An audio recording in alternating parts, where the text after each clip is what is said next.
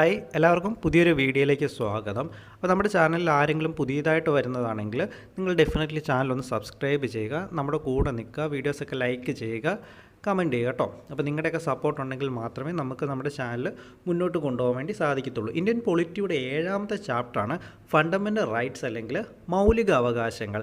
Indian ഭരണഘടനയുടെ part 3 article 12 മുതൽ 35 വരെയുള്ള ഭാഗങ്ങളിലാണ് ഫണ്ടമെൻ്റൽ റൈറ്റ്സ് അല്ലെങ്കിൽ മൗലിക അവകാശങ്ങളെക്കുറിച്ചുള്ള കാര്യങ്ങൾ വിശദീകരിച്ച് പറയുന്നത്.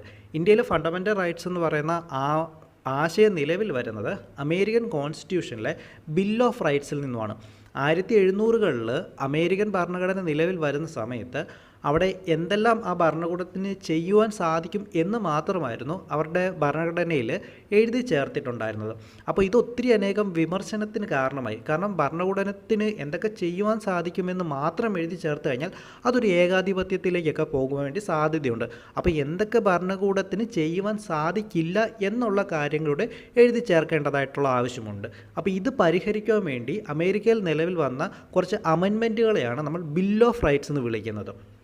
അങ്ങനെയുള്ള ബിൽ ഓഫ് റൈറ്റ്സിലെ ആദ്യത്തെ 10 അമെൻമെൻറ്റുകളിൽ നിന്നുമാണ് ഇന്ത്യയുടെ ഫണ്ടമെൻ്റൽ റൈറ്റ്സ് എന്ന് പറയുന്ന ആശയം കടമെടുക്കുന്നത്. ഓക്കെ, ഇപ്പോൾ നമുക്കറിയാം ലോകത്തിലെ വിവിധ രാജ്യങ്ങളിൽ ഫണ്ടമെൻ്റൽ റൈറ്റ്സ് ഉണ്ടെന്നുള്ളത് നമുക്കറിയാം. ഓക്കെ, അപ്പം ലോകത്തിലെ ഈ എല്ലാ രാജ്യങ്ങളും ഒക്കെ ആയിട്ട് കമ്പയർ ചെയ്യുന്ന സമയത്ത് ലോകത്തിലെ ഏറ്റവും ഇലാബറേറ്റ് ചെയ്യപ്പെട്ട അല്ലെങ്കിൽ ഏറ്റവും വിശദീകരിച്ച മൗലിക അവകാശങ്ങളെക്കുറിച്ചൊക്കെ പറയുന്ന ഭരണഘടന എന്ന് പറയുന്നത് ഇന്ത്യൻ കോൺസ്റ്റിറ്റ്യൂഷനാണ്. ഓക്കെ, അത് മാത്രവുമല്ല ഇന്ത്യൻ ഭരണഘടനയുടെ പാർട്ട് 3 അറിയപ്പെടുന്നത് മാഗ്ന കാർട്ട ഓഫ് ഇന്ത്യ എന്നാണ്. ഓക്കെ, മാഗ്ന കാർട്ട നിങ്ങൾക്ക് അറിയാമല്ലോ, നിങ്ങളെല്ലാവരും പഠിക്കുന്നതാണ്. ഓക്കെ, 1215 ഇംഗ്ലണ്ടിൽ വന്ന കുറേയധികം അവകാശങ്ങളെയാണ് നമ്മൾ മാഗ്ന കാർട്ട എന്ന് വിളിക്കുന്നത്. ഓക്കെ, അപ്പം ഇന്ത്യൻ ഭരണഘടനയുടെ മാഗ്ന കാർട്ട എന്നറിയപ്പെടുന്നത് ഈ പാർട്ട് 3 ആണ്. ഓക്കെ, അപ്പോൾ ആ ഒരു കാര്യം നിങ്ങൾ ഓർത്ത് വെക്കുക. ഇന്ത്യൻ ഭരണഘടനയുടെ ഏത് ഭാഗമാണ് Magna Carta of the India എന്നറിയപ്പെടുന്നതെന്ന് ചോദിച്ചു കഴിഞ്ഞാൽ പാർട്ട് 3 അല്ലെങ്കിൽ ഫണ്ടമെൻ്റൽ റൈറ്റ്സ് അല്ലെങ്കിൽ മൗലിക അവകാശങ്ങളാണ്. ഓക്കെ,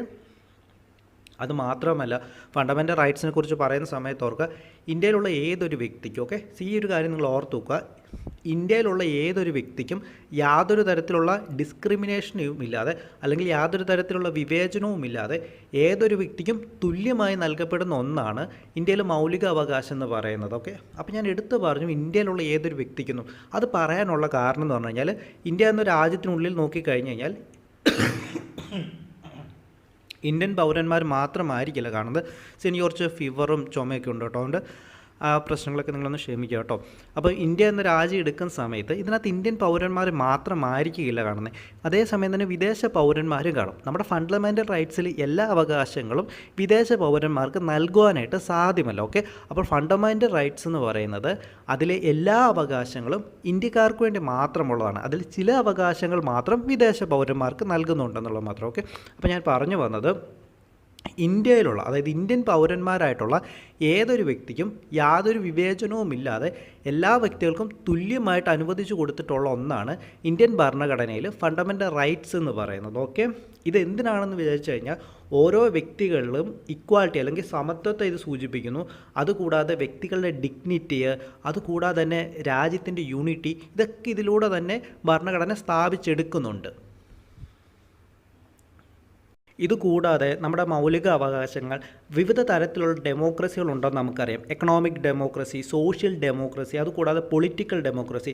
ഇതിൽ പൊളിറ്റിക്കൽ ഡെമോക്രസി എന്ന് പറയുന്ന ആശയത്തെ നമ്മുടെ രാജ്യത്ത് പ്രൊമോട്ട് ചെയ്യുന്നത് ഫണ്ടമെൻ്റൽ റൈറ്റ്സ് ഉപയോഗിച്ചുകൊണ്ടാണ്. ഇതൊരു അതോറിറ്റേറിയൻ അല്ലെങ്കിൽ ഒരു ഇൻവേഴ്സീവ് ആയിട്ടുള്ള ഗവൺമെൻറ് അല്ലെങ്കിൽ സ്റ്റേറ്റിനെ പ്രിവെൻറ്റ് ചെയ്യുന്നു. അതായത് ഏകാധിപതികളായിട്ടുള്ള ഭരണാധികാരികൾ വരുന്നതും ഏകാധിപത്യമായിട്ടുള്ള ഗവൺമെൻറ്റുകൾ വരുന്നതിനെയും പ്രിവെൻറ്റ് ചെയ്യുന്നത് അല്ലെങ്കിൽ തടഞ്ഞു നിർത്തുന്നത് ഇന്ത്യയിൽ നമ്മുടെ ഭരണഘടനയിലെ ഫണ്ടമെൻ്റൽ റൈറ്റ്സ് ഉപയോഗിച്ചുകൊണ്ടാണ്. അതായത് ജനങ്ങളുടെ ഫണ്ടമെൻ്റൽ റൈറ്റ്സിലേക്ക് കടന്നു കയറുന്ന ഒത്തിരിയധികം ഭരണകൂടങ്ങളെ നമുക്ക് ലോകത്തിൻ്റെ വിവിധ ഭാഗങ്ങളിലായിട്ട് കാണാം. ഇപ്പോൾ നോർത്ത് കൊറിയ പോലുള്ള രാജ്യങ്ങൾ നമുക്ക് എടുക്കുകയാണെങ്കിൽ ജനങ്ങളുടെ ബേസിക് ആയിട്ടുള്ള റൈറ്റ്സിന് മേലിലേക്ക് ഒത്തിരിയധികം കടന്നുകയറ്റങ്ങൾ നടത്തുന്നതായിട്ടുള്ളവരെ. അപ്പോൾ അങ്ങനെയുള്ള കടന്നുകയറ്റങ്ങൾ നമ്മുടെ ഇന്ത്യൻ ജനതയുടെ മേലെ നടത്താതിരിക്കാൻ വേണ്ടി അങ്ങനെയുള്ള കടന്നുകയറ്റങ്ങളിൽ നിന്ന് നമ്മുടെ ജനതയെ രക്ഷിച്ചെടുക്കുന്നത് ഇന്ത്യയിൽ ഫണ്ടമെൻ്റൽ റൈറ്റ്സ് ഉപയോഗിച്ചുകൊണ്ടാണ്.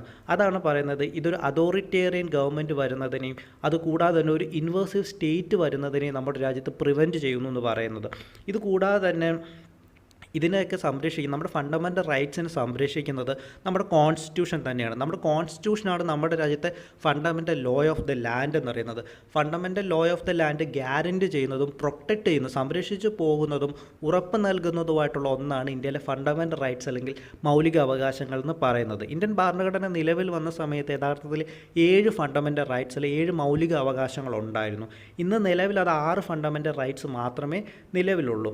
1978 ഇന്ത്യൻ ഭരണഘടനയിൽ 44ാമത് കോൺസ്റ്റിറ്റ്യൂഷൻ അമെൻമെൻറ്റ് വരുന്നതോടുകൂടി ഇന്ത്യൻ ഭരണഘടനയിൽ നമുക്ക് അനുവദിച്ച് നൽകിയിരുന്ന ആർട്ടിക്കിൾ 31 പ്രകാരം റൈറ്റ് ടു പ്രോപ്പർട്ടി നമുക്ക് നിലവിലുണ്ടായിരുന്നു. ഈ റൈറ്റ് ടു പ്രോപ്പർട്ടി അല്ലെങ്കിൽ നമുക്ക് സ്വത്തവകാശം ഉണ്ടായിരുന്നത് ഇന്ത്യൻ ഭരണഘടനയുടെ 44ാമത് കോൺസ്റ്റിറ്റ്യൂഷൻ അമെൻമെൻറ്റ് 1978 വരുന്നതോടുകൂടി ഇതിനൊരു മൗലിക അവകാശങ്ങളിൽ നിന്നും ഒരു നിയമപരമായിട്ടുള്ള അവകാശം അല്ലെങ്കിൽ ലീഗൽ റൈറ്റായിട്ട് മാത്രം അതിനെടുത്ത് മാറ്റുന്നുണ്ട്. അതോടുകൂടി ആർട്ടിക്കിൾ 31 ഉണ്ടായിരുന്ന ഫണ്ടമെൻ്റൽ റൈറ്റ്സ് ആയിട്ട് ഉണ്ടായിരുന്ന റൈറ്റ് ടു പ്രോപ്പർട്ടി പിന്നീട് ആർട്ടിക്കിൾ 300A പാർട്ട് 12 ഒരു നിയമപരമായിട്ടുള്ള അവകാശം മാത്രമായിട്ട് ഇതോടുകൂടി മാറുകയാണ് ചെയ്യുന്നത്. കേട്ടല്ലോ. അപ്പോൾ ഇത് നിങ്ങൾ പഠിക്കും. എനിക്ക് ആക്ച്വലി ശ്വാസം മുട്ടലുണ്ട്, അതുകൊണ്ട് തന്നെ സംസാരിക്കുന്ന സമയത്ത് ഇച്ചിരി പ്രശ്നങ്ങളുണ്ട്. അത് നിങ്ങൾ ക്ഷമിക്കുക കേട്ടോ. ഇന്ത്യൻ ഭരണഘടന നിലവിൽ വന്ന സമയത്ത് നമ്മൾ പറഞ്ഞു 7 ഫണ്ടമെൻ്റൽ റൈറ്റ്സുകളായിരുന്നു ഉണ്ടായിരുന്നതെന്ന് പറഞ്ഞു. ഏതൊക്കെയായിരുന്നു 7 ഫണ്ടമെൻ്റൽ റൈറ്റ്സ് എന്ന് പറയുന്നത്? 1 റൈറ്റ് ടു ഇക്വാലിറ്റി, ആർട്ടിക്കിൾ 14 മുതൽ ആർട്ടിക്കിൾ 18 വരെ നൽകുന്ന റൈറ്റ് ടു ഇക്വാലിറ്റി. അപ്പോൾ നമ്മൾ തുടക്കത്തിലേ പറഞ്ഞു ഇന്ത്യൻ ഭരണഘടനയുടെ ആർട്ടിക്കിൾ 12 മുതൽ 35 വരെയുള്ള ഭാഗങ്ങളാണ് ഫണ്ടമെൻ്റൽ റൈറ്റ്സിനെ കുറിച്ച് പറയുന്നത്. അപ്പോൾ 12, 13 എവിടെ പോയി? അതിൽ 12 എന്ന് പറയുന്നത് സ്റ്റേറ്റ് എന്നുള്ളതിൻ്റെ ഡെഫിനിഷനാണ്. ആർട്ടിക്കിൾ 13 എന്ന് പറയുന്നത് എന്താണ് ലോ എന്നുള്ളതിനെ പറഞ്ഞു വെക്കുന്നതാണ്. അതുകൂടാതെ തന്നെ ഫണ്ടമെൻ്റൽ റൈറ്റ്സിനെ വയലേറ്റ് ചെയ്യുന്ന ഏതൊരു നിയമവും ഇൻവാലിഡ് ആയിരിക്കുമെന്ന് പറയുന്ന ആർട്ടിക്കിളാണ് ആർട്ടിക്കിൾ 13 എന്ന് പറയുന്നത്. നമുക്ക് മുന്നോട്ട് പോകുന്ന സമയത്ത് അത് നമുക്ക് ഡീറ്റെയിൽ ആയിട്ട് പഠിക്കാം. ഓക്കെ. അപ്പോൾ ഇന്ത്യൻ ഭരണഘടന നിലവിൽ വരുന്ന സമയത്ത് 7 ഫണ്ടമെൻ്റൽ റൈറ്റ്സുകളായിരുന്നു ഉണ്ടായിരുന്നുള്ളതെന്ന് നമ്മൾ പറഞ്ഞു. ഓക്കെ. ഏതൊക്കെയാണ് 7 ഫണ്ടമെൻ്റൽ റൈറ്റ്സ്? ഒന്നാമതായിട്ടുള്ളതാണ് റൈറ്റ് ടു ഇക്വാലിറ്റി. ഇന്ത്യൻ ഭരണഘടനയുടെ ആർട്ടിക്കിൾ 14 മുതൽ ഇന്ത്യൻ ഭരണഘടനയുടെ ആർട്ടിക്കിൾ 14 മുതൽ 18 വരെയുള്ള ഭാഗങ്ങളാണ് റൈറ്റ് ടു ഇക്വാലിറ്റി അല്ലെങ്കിൽ സമത്വത്തിനുള്ള അവകാശങ്ങളെക്കുറിച്ച് പറയുന്നത്. ഇന്ത്യൻ ഭരണഘടനയുടെ രണ്ടാമത് പറയുന്നത് ഫണ്ടമെൻ്റൽ റൈറ്റ്സിൽ നമ്മൾ രണ്ടാമത് പറയുന്നത് റൈറ്റ് ടു ഫ്രീഡമാണ്. ആർട്ടിക്കിൾ 19 മുതൽ 22 വരെയുള്ള ഭാഗങ്ങളിലാണ് റൈറ്റ് ടു ഫ്രീഡം അല്ലെ സ്വാതന്ത്ര്യത്തിനുള്ള അവകാശങ്ങളെക്കുറിച്ച് പറയുന്നത്. മൂന്നാമതായിട്ട് പറയുന്നത് റൈറ്റ് അഗെയിൻസ്റ്റ് എക്സ്പ്ലോയിറ്റേഷനാണ്. അത് ചൂഷണത്തിനെതിരെയുള്ള അവകാശങ്ങളാണ്. അത് ഇന്ത്യൻ ഭരണഘടനയുടെ ആർട്ടിക്കിൾ 23-ലും 24-ലുമായിട്ട് പറയുന്നു. പിന്നീട് നാലാമതായിട്ട് നമ്മൾ പറയുന്നത് റൈറ്റ് ടു ഫ്രീഡം ഓഫ് റിലീജിയനാണ്. ഇന്ത്യൻ ഭരണഘടനയുടെ ആർട്ടിക്കിൾ 25 മുതൽ 28 വരെയാണ് മതസ്വാതന്ത്ര്യത്തെക്കുറിച്ച് പറയുന്നത്. ഓക്കെ. പിന്നീട് അഞ്ചാമതായിട്ട് നമ്മൾ പറയുന്നത് കൾച്ചറൽ ആൻഡ് എഡ്യൂക്കേഷണൽ റൈറ്റ്സ് ആണ്. ഇന്ത്യൻ ഭരണഘടനയുടെ ആർട്ടിക്കിൾ 29-ലും 30-ലുമാണ് സാമൂഹികപരവും വിദ്യാഭ്യാസപരവുമായിട്ടുള്ള അവകാശങ്ങളെക്കുറിച്ച് പറയുന്നത്. പിന്നീടാണ് എടുത്തു മാറ്റിയ ആർട്ടിക്കിൾ ഇന്ത്യൻ ഭരണഘടനയുടെ 44ാമത് അമെൻമെൻറ്റ് പ്രകാരം എടുത്തു മാറ്റിയിട്ടുണ്ടായിരുന്ന റൈറ്റ് ടു പ്രോപ്പർട്ടി. ആറാമതായിട്ട് പറഞ്ഞിരുന്നത് എന്താണ്? റൈറ്റ് ടു പ്രോപ്പർട്ടിയാണ് ആർട്ടിക്കിൾ 31. എന്നാൽ ഇന്നിത് ഞാൻ നേരത്തെ പറഞ്ഞതുപോലെ ആർട്ടിക്കിൾ 300A പ്രകാരം ഒരു ലീഗൽ റൈറ്റ് മാത്രമാണ്. ഓക്കെ. പിന്നീട് ഏഴാമതായിട്ടുള്ളതാണ് റൈറ്റ് ടു കോൺസ്റ്റിറ്റ്യൂഷണൽ റെമഡീസ് എന്ന് പറയുന്നത്. ഓക്കെ. അപ്പോൾ ഇത്രയുമാണ് ഇന്ത്യൻ ഭരണഘടന യഥാർത്ഥത്തിൽ നിലവിൽ വന്ന സമയത്തുണ്ടായിരുന്ന ഫണ്ടമെൻ്റൽ റൈറ്റ്സ് എന്ന് പറയുന്നത്. ഓക്കെ. അങ്ങനെ നമ്മൾ അടുത്തതായിട്ട് നോക്കുന്നതാണ് ഫീച്ചേഴ്സ് ഓഫ് ഫണ്ടമെൻ്റൽ റൈറ്റ്സ്. എന്തൊക്കെയാണ് ഫണ്ടമെൻ്റൽ റൈറ്റ്സിൻ്റെ ഫീച്ചേഴ്സ് എന്ന് പറയുന്നത്? ഫണ്ടമെൻ്റൽ റൈറ്റ്സ് എന്ന് പറയുന്നത് ജസ്റ്റീഷ്യബിൾ ആണ്. എന്താണ് ജസ്റ്റീഷ്യബിൾ എന്ന് പറയുന്നത്? നമുക്ക് ഏതൊരു ഇന്ത്യൻ ഭരണഘടന പറയുന്ന 6 മൗലിക അവകാശങ്ങളുണ്ട്. ഈ 6 മൗലിക അവകാശങ്ങളിൽ ഏതെങ്കിലും ഒന്നിൻ്റെ ലംഘനം നടന്നു കഴിഞ്ഞാൽ നമുക്ക് ഡയറക്റ്റ്ലി സുപ്രീം കോടതിയിൽ ചെല്ലാവുന്നതും ഡയറക്റ്റ് സുപ്രീം കോടതി വഴി നമുക്ക് ആ നീതി നേടിയെടുക്കുവാൻ വേണ്ടി സാധിക്കുന്നത്. അതായത് ഫണ്ടമെൻ്റൽ റൈറ്റ്സ് ഏതെങ്കിലും ഒരു ഫണ്ടമെൻ്റൽ റൈറ്റ്സിന് ഒരു വയലേഷൻ സംഭവിച്ചു കഴിഞ്ഞാൽ ഡയറക്റ്റ്ലി സുപ്രീം കോടതിയിൽ പോകാവുന്നതും നമുക്കിതിനെ ചലഞ്ച് ചെയ്യാവുന്നതും നമുക്ക് നീതി നേടിയെടുക്കുവാൻ വേണ്ടി സാധിക്കുന്നതുമായിട്ടുള്ള ഒന്നാണ്. അതുകൊണ്ടാണ് ഫണ്ടമെൻ്റൽ റൈറ്റ്സ് ആർ ജസ്റ്റിസിബിൾ എന്ന് പറയുന്നത്. നമ്മൾ DPSP പഠിക്കുന്ന സമയത്ത് പറഞ്ഞു DPSPയിൽ അല്ലെങ്കിൽ ഇന്ത്യൻ ഭരണഘടനയുടെ പാർട്ട് 4 പറയുന്ന കാര്യങ്ങൾക്ക് ഏതെങ്കിലും ഒരു ലംഘനം വന്നു കഴിഞ്ഞാൽ നമുക്ക് സുപ്രീം കോടതിയിലോ നമുക്ക് എവിടെയും പോകാൻ വേണ്ടിയോ അത് നമുക്ക് നേടിയെടുക്കാൻ വേണ്ടിയോ സാധിക്കുന്ന ഒന്നല്ല. എന്നാൽ പാർട്ട് 3 പറയുന്ന മൗലിക അവകാശങ്ങൾ അതുപോലെയല്ല. അതിന് വരുന്ന ഏതെങ്കിലുമൊക്കെ ഒരു ലംഘനം എന്ന് പറയുന്നത് നമുക്ക് നേരിട്ട് സുപ്രീം കോടതിയിൽ തന്നെ പോകാവുന്നതും നമ്മുടെ അവകാശങ്ങൾ നമുക്ക് നേടിയെടുക്കുവാൻ വേണ്ടി സാധിക്കുന്നതുമായിട്ടുള്ള ഒന്നാണ്. അപ്പോൾ ഈ ഫണ്ടമെൻ്റൽ റൈറ്റ്സ് ഞാൻ പറഞ്ഞ സമയത്ത് പറഞ്ഞു, ഇന്ത്യയിൽ ഫണ്ടമെൻ്റൽ റൈറ്റ്സ് എല്ലാ സിറ്റിസൺസിനുമായിട്ട് നൽകുന്നതാണ്.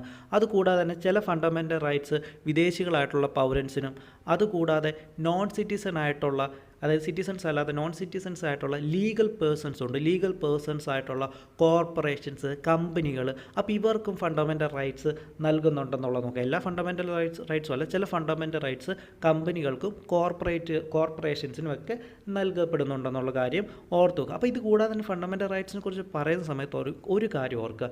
Fundamental rights are not absolute and സർക്കോസ് ആൻഡ് ബട്ട് ക്വാളിഫൈഡ്. അതായത് നമ്മുടെ മൗലിക അവകാശങ്ങളെ കുറിച്ച് പറയുന്ന സമയത്ത് ഇത് ആബ്സല്യൂട്ട് അല്ല. അതായത് നമുക്കൊരു മൗലിക അവകാശം ഉണ്ട് എന്ന് പറഞ്ഞുകൊണ്ട് നമുക്ക് തോന്നിയ കാര്യങ്ങളൊക്കെ നമുക്ക് ചെയ്യാൻ വേണ്ടി സാധിക്കത്തില്ല. നമുക്ക് റൈറ്റ് ടു സ്പീച്ച് ഉണ്ടെന്ന് വിചാരിക്കാം. നമുക്ക് റൈറ്റ് ടു സ്പീച്ച് ഉണ്ടെന്ന് പറഞ്ഞിട്ട് നമുക്ക് വഴി കൂടെ പോകുന്ന ആൾക്കാരെല്ലാം ചീത്ത വിളിക്കാൻ വേണ്ടി നമുക്ക് സാധിക്കുമോ? ഒരിക്കലും നമുക്ക് സാധിക്കില്ല. അതുകൂടാതെ തന്നെ പാർലമെൻറ്റിന് തോന്നുകയാണ്. പാർലമെൻറ്റിന് തോന്നുന്ന സമയത്ത് വേണ്ട വിധത്തിലുള്ള റെസ്ട്രിക്ഷൻസ് ഇതിനകത്ത് കൊണ്ടുവരാൻ വേണ്ടി സാധിക്കും. അതായത് റീസണബിൾ ആയിട്ടുള്ള റെസ്ട്രിക്ഷൻസ്. നമുക്ക് മൗലിക അവകാശങ്ങളുണ്ട് എങ്കിലും ഈ മൗലിക അവകാശങ്ങളുടെ മേലെ റീസണബിൾ ആയിട്ടുള്ള റെസ്ട്രിക്ഷൻസ് പാർലമെൻറ്റിന് കൊണ്ടുവരാൻ വേണ്ടി സാധിക്കും. അതുകൂടാതെ തന്നെ പലതരത്തിലുള്ള അമെൻമെൻറ്റ്, ഭരണഘടനാ ഭേദഗതികൾ പ്രകാരം ഏതെങ്കിലുമൊക്കെ ഒരു ഫണ്ടമെൻ്റൽ റൈറ്റ്സിനെ റിപ്പീൽ ചെയ്യാനോ അതിൽ കർട്ടൈൽ ചെയ്യുവാനോ ഒക്കെ ആയിട്ട് സാധിക്കും. പക്ഷേ അങ്ങനെ ചെയ്യുന്ന സമയത്ത് നമുക്ക് സുപ്രീം കോടതി ഉണ്ട്. സുപ്രീം കോടതി ഓൾറെഡി പറഞ്ഞിട്ടുണ്ട്, നമ്മുടെ ഫണ്ടമെൻ്റൽ റൈറ്റ്സ് ഒക്കെ അമെൻഡ് ചെയ്യുന്ന അല്ലെങ്കിൽ ഭരണഘടനാ ഭേദഗതി നടത്തുന്ന സമയത്ത് ഭരണഘടനയുടെ ബേസിക് സ്ട്രക്ചറിന് മാറ്റം വരുവാൻ വേണ്ടി പാടില്ല എന്നുള്ളത്. അങ്ങനെ ഇന്ത്യൻ ഭരണഘടനയുടെ ബേസിക് സ്ട്രക്ചറിന് മാറ്റം വരുത്താതെയുള്ള ഭേദഗതികൾ നമ്മുടെ ഫണ്ടമെൻ്റൽ റൈറ്റ്സിലെ മൗലിക അവകാശങ്ങളിലും കൊണ്ടുവരാൻ വേണ്ടി സാധിക്കും. അപ്പോൾ ഈ ബേസിക് സ്ട്രക്ചറിൻ്റെ കാര്യം പറയുന്ന സമയത്ത് എന്താണ് ഭരണഘടനയുടെ ബേസിക് സ്ട്രക്ചർ എന്നുള്ളത് സുപ്രീം കോടതി ഡെഫിനിഷനിലൂടെ പറഞ്ഞിട്ടില്ല. ആ ഒരു കാര്യം നിങ്ങൾ ഓർത്ത് വെക്കുക. അപ്പോൾ എന്താണ് ബേസിക് സ്ട്രക്ചർ എന്ന് ചോദിച്ചു കഴിഞ്ഞാൽ ബേസിക് സ്ട്രക്ചർ എന്താണെന്നുള്ളത് സുപ്രീം കോടതി അതിനകത്തൂടെ പറയുന്നില്ല. അപ്പോൾ ഇത് കൊണ്ടുവരുന്ന ഈ നമ്മുടെ എന്തിനാണ് ഈ റീസണബിൾ ആയിട്ടുള്ള റെസ്ട്രിക്ഷൻസ് കൊണ്ടുവരുന്നതെന്ന് വെച്ച് കഴിഞ്ഞാൽ നമുക്കൊരു സോഷ്യൽ ബാലൻസ് അല്ലെങ്കിൽ സോഷ്യൽ കൺട്രോളൊക്കെ വേണ്ടതായിട്ടുണ്ട്. നേരത്തെ പറഞ്ഞത് നമുക്ക് ഈ പറയുന്നത് പോലെ ഒരു റൈറ്റ് ടു ട്രാവൽ, അല്ലെങ്കിൽ നമുക്ക് ഇന്ത്യയിൽ ഏതൊരു സ്ഥലത്ത് നമുക്ക് യാത്ര ചെയ്യാനൊരു അവകാശം ഉണ്ടെന്ന് വരിക. എന്ത് പറഞ്ഞുകൊണ്ട് നമ്മുടെ എക്കണോമിക്കലി അല്ലെങ്കിൽ മിലിറ്ററി പരമായിട്ട് കുറേയധികം അല്ലെങ്കിൽ സയൻറ്റിഫിക്കലി പ്രാധാന്യമുള്ള പ്രദേശങ്ങളിലേക്ക് നമുക്ക് കടന്നു കയറുവാൻ വേണ്ടി സാധിക്കും. അത് റീസണബിൾ ആയിട്ടുള്ള റെസ്ട്രിക്ഷനാണ്. അതുകൂടാതെ തന്നെ നമുക്കറിയാം, ഞാൻ നേരത്തെ പറഞ്ഞതുപോലെ തന്നെ നമുക്കിപ്പം റൈറ്റ് ടു സ്പീച്ച് ഉണ്ട്. നമുക്ക് സംസാരിക്കാൻ വേണ്ടിയുള്ള അവകാശമുണ്ട്. അല്ലെങ്കിൽ നമുക്ക് അഭിപ്രായ സ്വാതന്ത്ര്യത്തിനുള്ള അവകാശമുണ്ട് എന്ന് പറഞ്ഞുകൊണ്ട് വഴി കൂടെ പോകുന്നവരെല്ലാം ചീത്ത വിളിക്കുവാൻ വേണ്ടിയുള്ള അവകാശമല്ലാതെന്നുള്ളത് മനസ്സിലാക്കി വെക്കുക. ഇതിനൊക്കെയാണ് നമ്മൾ റീസണബിൾ ആയിട്ടുള്ള റെസ്ട്രിക്ഷൻസ് എന്ന് പറയുന്നത്. പിന്നെ all of them are available against the arbitrary action of the state. അത് നമ്മൾ നേരത്തെ പറഞ്ഞ കാര്യം തന്നെയാണ്. ഇപ്പോൾ എന്തിനാണ് നമുക്ക് ഫണ്ടമെൻ്റൽ റൈറ്റ്സ് വരുന്നത്? അതായത് സ്റ്റേറ്റിൻ്റെ കടന്നുകയറ്റങ്ങൾക്കെതിരെയാണ് നമുക്ക് നൽകുന്നത്, നമുക്ക് മൗലിക അവകാശങ്ങൾ നൽകുന്നത്. All of them are available against the arbitrary action of the state. സ്റ്റേറ്റിൻ്റെ ഏകാധിപത്യപരമായിട്ടുള്ള പ്രവർത്തനങ്ങൾ അല്ലെങ്കിൽ കടന്നുകയറ്റത്തിനെതിരെയാണ് നമുക്ക് ഇന്ത്യയിൽ നമുക്ക് ഫണ്ടമെൻ്റൽ റൈറ്റ്സ് അല്ലെങ്കിൽ മൗലിക അവകാശങ്ങൾ ഇന്ത്യൻ ജനങ്ങൾക്ക് നൽകപ്പെടുന്നതെന്നുള്ള കാര്യമാണ് അതിലൂടെ അർത്ഥമാക്കുന്നത്. പല ഫണ്ടമെൻ്റൽ റൈറ്റ്സുകളും അത് നെഗറ്റീവ് ഇൻ സ്പിരിറ്റാണ്. എന്നാൽ ചില ഫണ്ടമെൻ്റൽ റൈറ്റ്സ് കൂടുതൽ ഫണ്ടമെൻ്റൽ റൈറ്റ്സുകളൊക്കെ നമ്മുടെ ഭരണഘടനയിലുള്ള കൂടുതൽ ഫണ്ടമെൻ്റൽ റൈറ്റ്സുകളും അത് നെഗറ്റീവ് ഇൻ സ്പിരിറ്റാണ്. പക്ഷേ എന്നാൽ ചില ഫണ്ടമെൻ്റൽ റൈറ്റ്സുകൾ അത് പോസിറ്റീവ് ഇൻ സ്പിരിറ്റുമാണ്. ഉദാഹരണം പറഞ്ഞു കഴിഞ്ഞാൽ ആർട്ടിക്കിൾ 21. അപ്പോൾ ജസ്റ്റ് ഇങ്ങനെ നിങ്ങൾ ഓർത്ത് ചോദ്യം, കൂടുതൽ നിങ്ങൾക്കൊരു ചോദ്യം വരും, ഇന്ത്യൻ ഭരണഘടനയിലെ മൗലിക അവകാശങ്ങളിൽ കൂടുതലും നെഗറ്റീവ് ഇൻ സ്പിരിറ്റാണോ പോസിറ്റീവ് ഇൻ സ്പിരിറ്റാണോ എന്ന് ചോദിച്ചു കഴിഞ്ഞാൽ നെഗറ്റീവ് ഇൻ സ്പിരിറ്റാണ്. അതിൽ പോസിറ്റീവ് ഇൻ സ്പിരിറ്റിനൊരു ഉദാഹരണം ഏതെന്ന് ചോദിച്ചു കഴിഞ്ഞാൽ ആർട്ടിക്കിൾ 21 നിങ്ങൾ പഠിച്ചു വെക്കുക. അതുകൂടാതെ നമുക്കറിയാം, ഇന്ത്യയിൽ ഏതെങ്കിലും ഒരു നാഷണൽ എമർജൻസി വരികയെന്ന് വയ്ക്കുക, ദേശീയ അടിയന്തരാവസ്ഥ വരികയാണ്. ദേശീയ അടിയന്തരാവസ്ഥ വരുന്ന സാഹചര്യത്തിൽ ഇന്ത്യൻ ഭരണഘടനയുടെ ആർട്ടിക്കിൾ 20ഉം 21ലും ഒഴികെയുള്ള ബാക്കി എല്ലാ fundamental റൈറ്റ്സുകളും suspend ചെയ്യപ്പെടുന്നതായിരിക്കും.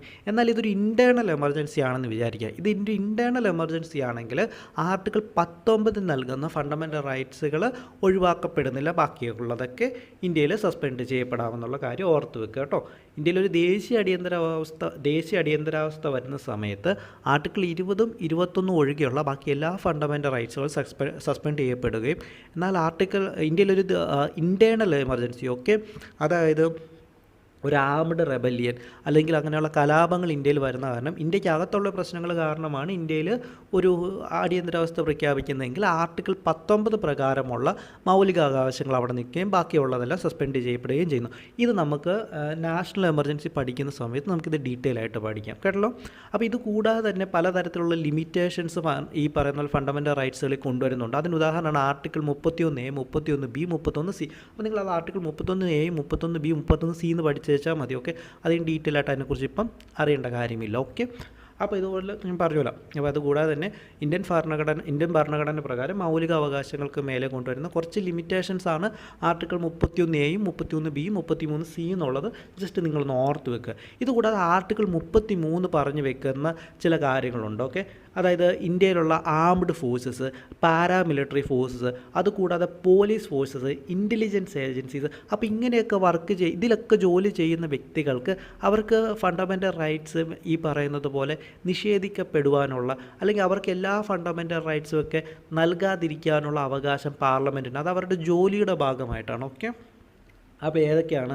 Application of fundamental rights to the members of armed forces, paramilitary forces, police forces, intelligent agencies and analog service can be restricted. Okay, അതായത് ഇവർക്ക് നൽകുന്ന ഈ പറഞ്ഞ ഏജൻസികൾക്ക് നൽകുന്ന മൗലിക അവകാശങ്ങൾ അല്ലെങ്കിൽ ഫണ്ടമെൻ്റൽ റൈറ്റ്സ് പാർലമെൻറ്റിന് റെസ്ട്രിക്റ്റ് ചെയ്യുവാൻ വേണ്ടി സാധിക്കുമെന്ന് പറഞ്ഞു വെക്കുന്ന ആർട്ടിക്കിളാണ് ഇന്ത്യൻ ഭരണഘടനയുടെ ആർട്ടിക്കിൾ 33 എന്ന് പറയുന്നത്.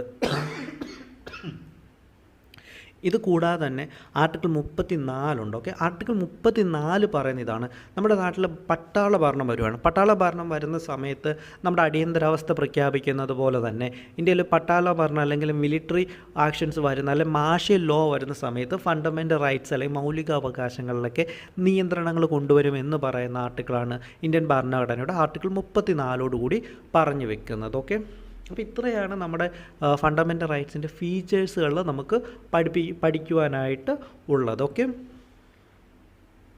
അടുത്തതായിട്ട് നമുക്ക് ഇതുമായിട്ട് ബന്ധപ്പെട്ട ആർട്ടിക്കിൾസ് നോക്കാം. ആർട്ടിക്കിൾ 12 മുതൽ 35 വരെയുള്ള ആർട്ടിക്കിൾസ് നമുക്ക് ഡീറ്റെയിൽ ആയിട്ട് നോക്കാം. ഇന്ത്യയുടെ ഫണ്ടമെൻ്റൽ റൈറ്റ്സ് ഈ പറയുന്ന ഓരോ ആർട്ടിക്കിൾസ് എന്തൊക്കെയാണ്, അതെന്തെല്ലാമാണ് പറഞ്ഞു വെക്കുന്നത് എന്നുള്ളത് ഇനി നമുക്ക് ഡീറ്റെയിൽ ആയിട്ട് നോക്കാം. അപ്പോൾ അതിന് മുന്നേ ഇതിനകത്ത് ആർട്ടിക്കിൾ 12ഉം 13 ഞാൻ ഓൾറെഡി ഒരു വീഡിയോ ചെയ്തിട്ടുണ്ട്. അപ്പോൾ അത് തന്നെ ഞാൻ ഈ വീഡിയോയുടെ ഇതിന് ശേഷം ഞാൻ ആഡ് ചെയ്ത് വെക്കാം. ഓക്കെ, അപ്പോൾ ഈ വീഡിയോയുടെ ബാക്കിയായിട്ട് നേരത്തെ ചെയ്തിട്ടുള്ള ആർട്ടിക്കിൾ 12ഉം 13ഉം സെയിം വീഡിയോ തന്നെ ഞാൻ ആഡ് ചെയ്ത് വെക്കാം. ബിക്കോസ് അത് തന്നെ അതിനകത്ത് ഞാൻ ഓൾറെഡി ഡീറ്റെയിൽ ആയിട്ട് അത് എക്സ്പ്ലെയിൻ ചെയ്യുന്നുണ്ട്. സോ അത് മാത്രം നിങ്ങൾ കണ്ടാൽ മതി. ഓക്കെ, സോ ഇതിൻ്റെ ബാക്കിയായിട്ട് ആ 2 വീഡിയോകൾ നിങ്ങൾ തുടർന്ന് കാണുക കേട്ടോ. ഇന്ത്യൻ ഭരണഘടനയുടെ പാർട്ട് 3 ആർട്ടിക്കിൾ 12 മുതൽ 35 വരെയുള്ള ഭാഗങ്ങൾ പറയുന്നത് ഫണ്ടമെൻ്റൽ റൈറ്റ്സിനെ കുറിച്ചാണ്. നമുക്ക് ഈ ഫണ്ടമെൻ്റൽ റൈറ്റ്സ് ക്ലെയിം ചെയ്യാൻ സാധിക്കുന്നത് സ്റ്റേറ്റിന് എഗെയിൻസ്റ്റ് മാത്രമാണ്. അപ്പോൾ അങ്ങനെ വരുന്ന സമയത്ത് ആർട്ടിക്കിൾ 12 പറയുന്നത് എന്താണ് സ്റ്റേറ്റ് എന്നുള്ളതിൻ്റെ ഡെഫിനിഷനാണ് ആർട്ടിക്കിൾ 12 പറയുന്നത്. അപ്പോൾ ഇതിനകത്തൊരു കാര്യം ഓർക്കുക, ആർട്ടിക്കിൾ 12 പറയുന്ന സ്റ്റേറ്റിൻ്റെ ഡെഫിനിഷൻ എന്ന് പറയുന്നത് ഇന്ത്യൻ ഭരണഘടനയുടെ പാർട്ട് 3 പാർട്ട് 4 ഉള്ള കാര്യങ്ങളിൽ സ്റ്റേറ്റ് എന്നുള്ളതിൻ്റെ നിർവചനമാണ് ആർട്ടിക്കിൾ 12 പറയുന്നത്. ഓക്കെ, അതായത് ഇന്ത്യൻ ഭരണഘടനയുടെ പാർട്ട് 3 പാർട്ട് 4 ഉള്ള സ്റ്റേറ്റ് എന്നുള്ളതുകൊണ്ട് അർത്ഥമാക്കുന്നതാണ് ആർട്ടിക്കിൾ 12 പറയുന്നത്. ഓക്കെ, അപ്രകാരം ആർട്ടിക്കിൾ 12 സ്റ്റേറ്റ് എന്നുള്ളതിനകത്ത് വരുന്നത് 4 കാര്യങ്ങളാണ്. ഒന്നാമതായിട്ട് വരുന്നത് the government and parliament of India, അതായത് നമ്മുടെ ഇന്ത്യ ഗവൺമെൻറ്റിൻ്റെ ലെജിസ്ലേച്ചർ ആൻഡ് എക്സിക്യൂട്ടീവ് വിങ്സിനെയാണ് ഒന്നാമതായിട്ട് പറയുന്നത്. രണ്ടാമതായിട്ട് പറയുന്നത് the government and legislature of state, സംസ്ഥാനങ്ങളുടെ ലെജിസ്ലേറ്റീവ് ആൻഡ് എക്സിക്യൂട്ടീവ് ഓർഗൻസിനെയാണ് രണ്ടാമതായിട്ട് നമ്മൾ പറയുന്നത്. മൂന്നാമതായിട്ടുള്ളതാണ് ലോക്കൽ അതോറിറ്റീസ്. ലോക്കൽ അതോറിറ്റീസ് എന്ന് പറഞ്ഞു കഴിഞ്ഞാൽ നമ്മുടെ മുനിസിപ്പാലിറ്റികളുണ്ട്, പഞ്ചായത്തുകളുണ്ട്. അപ്പോൾ ഇങ്ങനെയുള്ള കാര്യങ്ങളാണ് നമ്മൾ ലോക്കൽ അതോറിറ്റീസ് എന്ന് പറയുന്നത്. നാലാമതായിട്ടുള്ളതാണ് അതർ അതോറിറ്റീസ്. അതർ അതോറിറ്റീസിനകത്ത് എന്തൊക്കെയാണ് വരുന്നത്? അതർ അതോറിറ്റീസ് എന്ന് പറയുന്നത് ഇതിനെക്കുറിച്ച് വളരെ ഒത്തിരിയധികം കേസുകളും അതിൻ്റെ സുപ്രീം കോടതിയുടെ ജഡ്ജ്മെൻറ്റുകളൊക്കെ ഉണ്ട് കേട്ടോ. അത് വളരെ സിമ്പിളായിട്ട് അതർ അതോറിറ്റീസ് എന്നുള്ളത് നമുക്ക് ഇങ്ങനെ പറയാം: സ്വന്തമായിട്ട് നിയമങ്ങൾ ഉണ്ടാക്കുവാനും അത് അഡ്മിനിസ്റ്റർ ചെയ്യുവാനും അത് ഡിസൊബീഡിയൻസ് ചെയ്യുന്ന സാഹചര്യത്തിൽ പണിഷ് ചെയ്യാൻ പവറുള്ള ഏതൊരു ഓർഗനെയും നമുക്ക് അതർ അതോറിറ്റീസ് എന്ന് വിളിക്കാം. ഇത് കൂടാതെ തന്നെ സ്റ്റേറ്റിൻ്റെ ഇൻസ്ട്രുമെൻ്റായിട്ട് വർക്ക് ചെയ്യുന്ന പ്രൈവറ്റ് ആയിട്ടുള്ള ഏജൻസികളെയും നമുക്ക് എന്തെന്ന് വിളിക്കാം, നമുക്ക് അതർ അതോറിറ്റീസ് എന്ന് വിളിക്കാം. ഇപ്പോൾ ഈ അതർ അതോറിറ്റീസിന് ഉദാഹരണം പറയുകയാണെങ്കിൽ നമുക്ക് യൂണിവേഴ്സിറ്റീസ് പറയാം, LIC പറയാം, ONGC പറയാം. ഇതൊക്കെ അതർ അതോറിറ്റീസിനകത്ത് വരും. അപ്പം ഈ 4 കാര്യങ്ങളെയാണ് ആർട്ടിക്കിൾ 12 പ്രകാരമുള്ള സ്റ്റേറ്റ് എന്നുള്ളതിനകത്ത് നമ്മൾ അർത്ഥമാക്കുന്നത്. അപ്പോൾ ഈ 4 കാര്യങ്ങൾക്കെതിരെ ഈ 4 കാര്യങ്ങൾക്ക് എഗെയിൻസ്റ്റ് ആയിട്ട് മാത്രമാണ് നമുക്ക് ഫണ്ടമെൻ്റൽ റൈറ്റ്സ് ക്ലെയിം ചെയ്യാൻ വേണ്ടി സാധിക്കുക. ഓക്കെ, അപ്പോൾ ആർട്ടിക്കിൾ 12 എന്താണ്? സ്റ്റേറ്റ് എന്നുള്ളതിൻ്റെ ഡെഫിനിഷനാണ്. നമുക്ക് ഫണ്ടമെൻ്റൽ റൈറ്റ്സ് ക്ലെയിം ചെയ്യാൻ സാധിക്കുക സ്റ്റേറ്റിനെതിരെ മാത്രമാണ്. അതിൽ ആ സ്റ്റേറ്റിൻ്റെ ഡെഫിനിഷനാണ് ആർട്ടിക്കിൾ 12 കൊണ്ട് അർത്ഥമാക്കുന്നത്. ഓക്കെ, ഇന്ത്യൻ ഭരണഘടനയുടെ ആർട്ടിക്കിൾ 13 പറയുന്നത് ഇതാണ്. Article 13 of the Indian constitution declares that all laws that are inconsistent with or in derogation of any fundamental right shall be void. അതായത് ഇന്ത്യയിലുള്ള ഏതൊരു നിയമവും ഇന്ത്യയിലുള്ള ഏതൊരു നിയമവും ഫണ്ടമെൻ്റൽ റൈറ്റ്സ് അല്ലെങ്കിൽ മൗലിക അവകാശങ്ങൾക്ക് എതിരെ നിൽക്കുന്നതാണെങ്കിൽ ആ നിയമങ്ങൾ അസാധുവായിരിക്കും എന്ന് പറയുന്ന ആർട്ടിക്കിളാണ് ഇന്ത്യൻ ഭരണഘടനയുടെ ആർട്ടിക്കിൾ 13 എന്ന് പറയുന്നത്. ആ സമയം നമുക്ക് നിയമം അല്ലെങ്കിൽ ലോ എന്നതുകൊണ്ട് ഇതിൽ അർത്ഥമാക്കുന്നത് എന്തെന്നുള്ളത് പഠിക്കണം. നിയമപരമായിട്ടുള്ള സാധുതകളുള്ള എന്തിനേയും നമുക്ക് നിയമമെന്ന് പറയാം. അതിന് ഉദാഹരണമായിട്ട് നമുക്ക് പാർലമെൻറ്റ് പാസ്സാക്കുന്ന നിയമങ്ങളുണ്ട്. അതുകൂടാതെ ഗവർണർ, പ്രസിഡൻറ്റ് ഇവർ പാസ്സാക്കുന്ന ഓർഡിനൻസുകളുണ്ട്. അല്ലെങ്കിൽ നമ്മുടെ പഞ്ചായത്ത് പാസ്സാക്കുന്ന ബൈലോകളുണ്ട്. അത് മാത്രവുമല്ല നമുക്ക് കസ്റ്റംസ് ഉണ്ട്. കസ്റ്റംസ് എന്ന് പറഞ്ഞാൽ അറിയാം നമ്മുടെ ആചാരങ്ങൾ. അപ്പം ഇതിനെല്ലാം നമുക്ക് നിയമത്തിൻ്റെ ഡെഫിനേഷനുള്ളിൽ കൊണ്ടുവരാൻ സാധിക്കുന്നതാണ്. അതായത് Indian constitution defines law as any legislation that has legal effect in India. This include ordinances, orders, bylaws, rules, regulations, notifications, കൂടാതെ കസ്റ്റംസ്. ഓക്കെ, അപ്പോൾ ഇങ്ങനെയുള്ള സാഹചര്യത്തിൽ ഇതിലേതെങ്കിലും ഒന്ന് നമ്മുടെ മൗലിക അവകാശങ്ങൾ അല്ലെങ്കിൽ ഫണ്ടമെൻ്റൽ റൈറ്റ്സിന് എതിരെയാണെങ്കിൽ ജുഡീഷ്യൽ റിവ്യൂ വഴി നമുക്കിത് മൗലിക അവകാശങ്ങൾക്കെതിരെയാണെന്നും ഇതിനെ അസാധുവാണെന്നും സ്ഥാപിച്ചെടുക്കാൻ വേണ്ടി സാധിക്കുന്നതാണ്. അങ്ങനെയുള്ള സാഹചര്യങ്ങളിൽ സുപ്രീം കോടതികൾ ആർട്ടിക്കിൾ 32 പ്രകാരവും ഹൈക്കോടതികൾ ആർട്ടിക്കിൾ 226 പ്രകാരവും ജുഡീഷ്യൽ റിവ്യൂ നടത്തുകയും ഇതിലേതെങ്കിലും ഒന്ന് ഫണ്ടമെൻ്റൽ റൈറ്റ്സിനെതിരെയാണെങ്കിൽ അതിനെ അസാധുവാക്കുകയും ചെയ്യും. ഇന്ത്യൻ ഭരണഘടനയുടെ ഒറിജിനൽ കോൺസ്റ്റിറ്റ്യൂഷനിൽ പറയുന്നത് എന്നാൽ കോൺസ്റ്റിറ്റ്യൂഷൻ അമെൻമെൻറ്റുകൾ അല്ലെങ്കിൽ ഭരണഘടനാ ഭേദഗതികൾ ഇങ്ങനെ ചലഞ്ച് ചെയ്യാൻ വേണ്ടി സാധിക്കുകയില്ല എന്നാണ്. Okay, further the articles declares that a constitution amendment cannot be challenged as it is not a law. ഇതൊരു നിയമമല്ലാത്തത് കൊണ്ട് കോൺസ്റ്റിറ്റ്യൂഷൻ അമെൻമെൻറ്റുകളെ ചലഞ്ച് ചെയ്യാൻ സാധിക്കുകയില്ല എന്നാണ് നമ്മുടെ ഒറിജിനൽ കോൺസ്റ്റിറ്റ്യൂഷനിൽ പറയുന്നത്. എന്നാൽ 1973 കേശവാനന്ദ ഭാരതി കേസിൽ സുപ്രീം കോടതി ഇങ്ങനെ പറയുന്നു: ഏതെങ്കിലും ഒരു കോൺസ്റ്റിറ്റ്യൂഷണൽ അമെൻമെൻറ്റ് അല്ലെങ്കിൽ ഭരണഘടനാ ഭേദഗതി അത് ഫണ്ടമെൻ്റൽ റൈറ്റ്സിനെ വയലേറ്റ് ചെയ്യുന്നുണ്ടെങ്കിൽ അങ്ങനെയുള്ള സാഹചര്യങ്ങളിൽ കോടതികൾക്ക് അതിൽ ഇടപെടാമെന്നും അങ്ങനെ ഒരു വയലേഷൻ ഉണ്ടെങ്കിൽ അതിനെ അസാധുവാക്കാൻ വേണ്ടി സാധിക്കുമെന്നും സാധിക്കുമെന്നും 1973 കേശവാനന്ദ ഭാരതി കേസിലൂടെ സുപ്രീം കോടതി പറഞ്ഞു വെക്കുന്നു. ഓക്കെ, അപ്പോൾ ഇതാണ് ഇന്ത്യൻ ഭരണഘടനയുടെ ആർട്ടിക്കിൾ 13. ഇത് ഫണ്ടമെൻ്റൽ റൈറ്റ്സിനകത്ത് വരുന്നതാണ് കേട്ടോ. അപ്പോൾ ഇത് നിങ്ങൾ പഠിച്ചു വെക്കുക. സുപ്രീം കോടതി ഏത് ആർട്ടിക്കിൾ പ്രകാരമാണ് നമ്മുടെ ജുഡീഷ്യൽ റിവ്യൂ ചെയ്യുന്നത്, ഹൈക്കോടതി ഏത് ആർട്ടിക്കിൾ പ്രകാരമാണ് ജുഡീഷ്യൽ റിവ്യൂ ചെയ്യുന്നത്, ഇതൊക്കെ വളരെ ഇമ്പോർട്ടൻ്റ് ആയിട്ടുള്ള കാര്യങ്ങളാണ്. ഓക്കെ, അപ്പോൾ ഇത് നിങ്ങൾ പഠിച്ചു വെക്കുക കേട്ടോ. അപ്പോൾ ഞാൻ നേരത്തെ കഴിഞ്ഞ ക്ലാസ്സുകളിൽ പറഞ്ഞ പോലെ തന്നെ എനിക്ക് നല്ല ഫീവറാണ്, ശ്വാസം മുട്ടലൊക്കെ ഉണ്ട്. അപ്പോൾ അതിൻ്റേതായിട്ടുള്ള പോരായ്മകൾ വീഡിയോയിൽ ഉണ്ടെന്നുള്ളത് എനിക്കറിയാം. സോ അങ്ങനെയുള്ള സാഹചര്യങ്ങളിൽ എന്തെങ്കിലും മിസ്റ്റേക്കുകൾ ഉണ്ടെങ്കിൽ നിങ്ങൾ ഡെഫിനറ്റ്ലി കമൻറ്റ് ചെയ്യുക. അത് നമ്മൾ അടുത്ത വീഡിയോസിൽ കറക്റ്റ് ചെയ്യുന്നതായിരിക്കും കേട്ടോ. ഓക്കെ, എല്ലാവരും നന്നായിട്ട് പഠിക്കുക കേട്ടോ. എല്ലാവർക്കും പുതിയൊരു വീഡിയോയിലേക്ക് സ്വാഗതം.